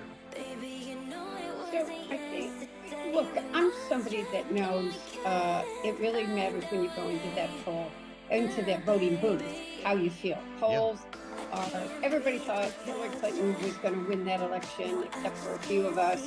And the polls were still showing she was going to win election day. And people told me I was crazy when I, for months, said Donald Trump could and then would win the election. I think that we've all been through a very difficult time. The cost in grocery stores has remained high. People are seeing job security. We've seen significant labor negotiations, which is giving people real wage increases. And now it's our job to get, it's not just the president's job, it's our job to get in the union halls and give him the credit that he deserves for what he has actually done the last few years. Tell me what's happening in union halls, because you were in one yesterday with the president. He's received the endorsement of the UAW. And we know as well that Donald Trump has been courting the union vote here. I'm sure you have very strong feelings about that, but he's talking to Teamsters members who already voted for him once. How does Joe Biden take the power of walking the picket line and turn it into something real? So I think he needs to go in and connect with those workers. And it's great to get an endorsement from a union leader, and that's a good thing. But quite frankly, for the last few years or decades, people aren't getting into those halls. They're not doing the door-to-door. They're not talking to each other about what's really happened. I know that in the instance of the UAW, President Kane was not one of the early presidents that came through. He did the comparison of what Donald Trump had done for auto workers, what President Biden has done for auto workers. He doesn't give his name lightly, and he is going to work to do everything he can. He's going to be in those halls. He's going to talk to every worker. He's going to tell them, Donald Trump hasn't delivered for you. He didn't care if you got a pay raise. He didn't care if you had a pension that was going to be protected. He didn't care if you got health care. Donald Trump is very good at playing on people's fears, but not delivering. We and other unions, I'm going to get in every union hall I can so that I can show how Joe Biden has actually delivered for the worker. Well, I find it interesting, confusing, sometimes fascinating. I don't know what the right word is, Congresswoman. When Joe Biden goes and talks to union members about the power of organized labor, about the future, in this case, of the auto industry, some of the nuances that come with union membership. Donald Trump shows up, he talks about the border, and he talks about the fact that China's going to own them when EVs come around. Does Joe Biden need a sharper message? So this is what I'm going to say to you. Donald Trump is very effective. I'm always very honest that in 14, 15, 16, we did a terrible job as Democrats talking about trade. I knew what these workers had all seen their jobs shift overseas to Mexico and to Asia, and they didn't want to see that happen anymore. Joe Biden has brought those jobs home. People are worried about people coming into the border and over the border, and they're worried about safety and national security, but they're also worried that they might take their job away. And the fact of the matter is, we have too many small businesses, we need caregiving, farmers that don't have people to fill the jobs. Secondly, I'm a hard worker. You know that. I worked in the auto industry for more decades than I'm going to admit. I remember the 70s. I was young. But we lost, the domestic auto market lost our competitive advantage for more than a decade because we weren't ready when there was demand for small cars because of increased gasoline costs. We're competing in a global marketplace. That's a fact. And I'm not going to cede our leadership to China or anything. EVs are part of our future, and we're going to build them here in America.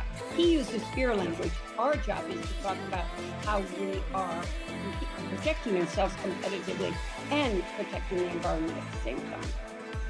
Spending time with Congresswoman Debbie Dingell of Michigan as we walk down the campaign trail just a bit. I'd like to ask you about some of the stuff that's happening in Congress right now, Representative. But before we move from the campaign trail, the matter of criticism from Arab Americans, from Islamic Americans, Muslim Americans in your state, you've got a large population. It's an important demographic in Michigan. It's something that we've been hearing a lot about, of course, since Joe Biden spoke so forcefully in support of Israel in its war against Hamas. This is something that has turned into a repeated instance of heckling when he's in person. We're seeing protests in Washington that are shutting down traffic on some mornings. How much of a liability is this going to be in your state? So these issues, I'm someone who tells the truth. These are very serious issues. I lived in Dearborn, Michigan for almost 40 years. Those people, the residents of Dearborn are my neighbors, my friends. They have family that lives over there. They have family that has died. They have family that doesn't have food.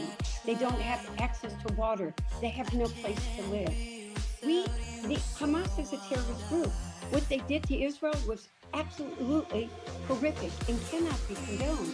But at the same time, we need a ceasefire right now. More than 30,000 innocent people have died over there, 12,000 children. A Jewish baby, a Palestinian baby, they're babies. We need to protect our children. We need a two-state solution. The president has to address it. He knows that he does. He's always been for a two-state solution. I know there are a lot of diplomatic things going on, and people say they can't talk about everything. They're going to have to become much more public on telling people what is going on and addressing it head-on in the next few weeks. You speak on a very personal level about this, Congresswoman. Did you deliver that message to the president yesterday?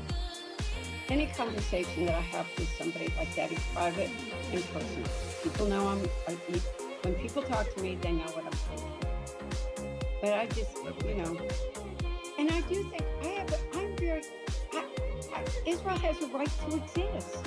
I mean, I think a whole lot of American people are where I am. What Hamas did was horrific. It was a terrorist act. But you cannot watch these innocent children, these families die. It's horrific. It's a horrific situation. Well, I know that there's talk about a ceasefire. How about another pause? How about a couple of days to get more hostages out? All the hostages have to be returned. I called for the immediate release of them, and I want to see them get home. It's a very complicated situation. I'm clearly not at the State Department or the White House negotiating this, but the killing has to stop. But they're not getting humanitarian aid there.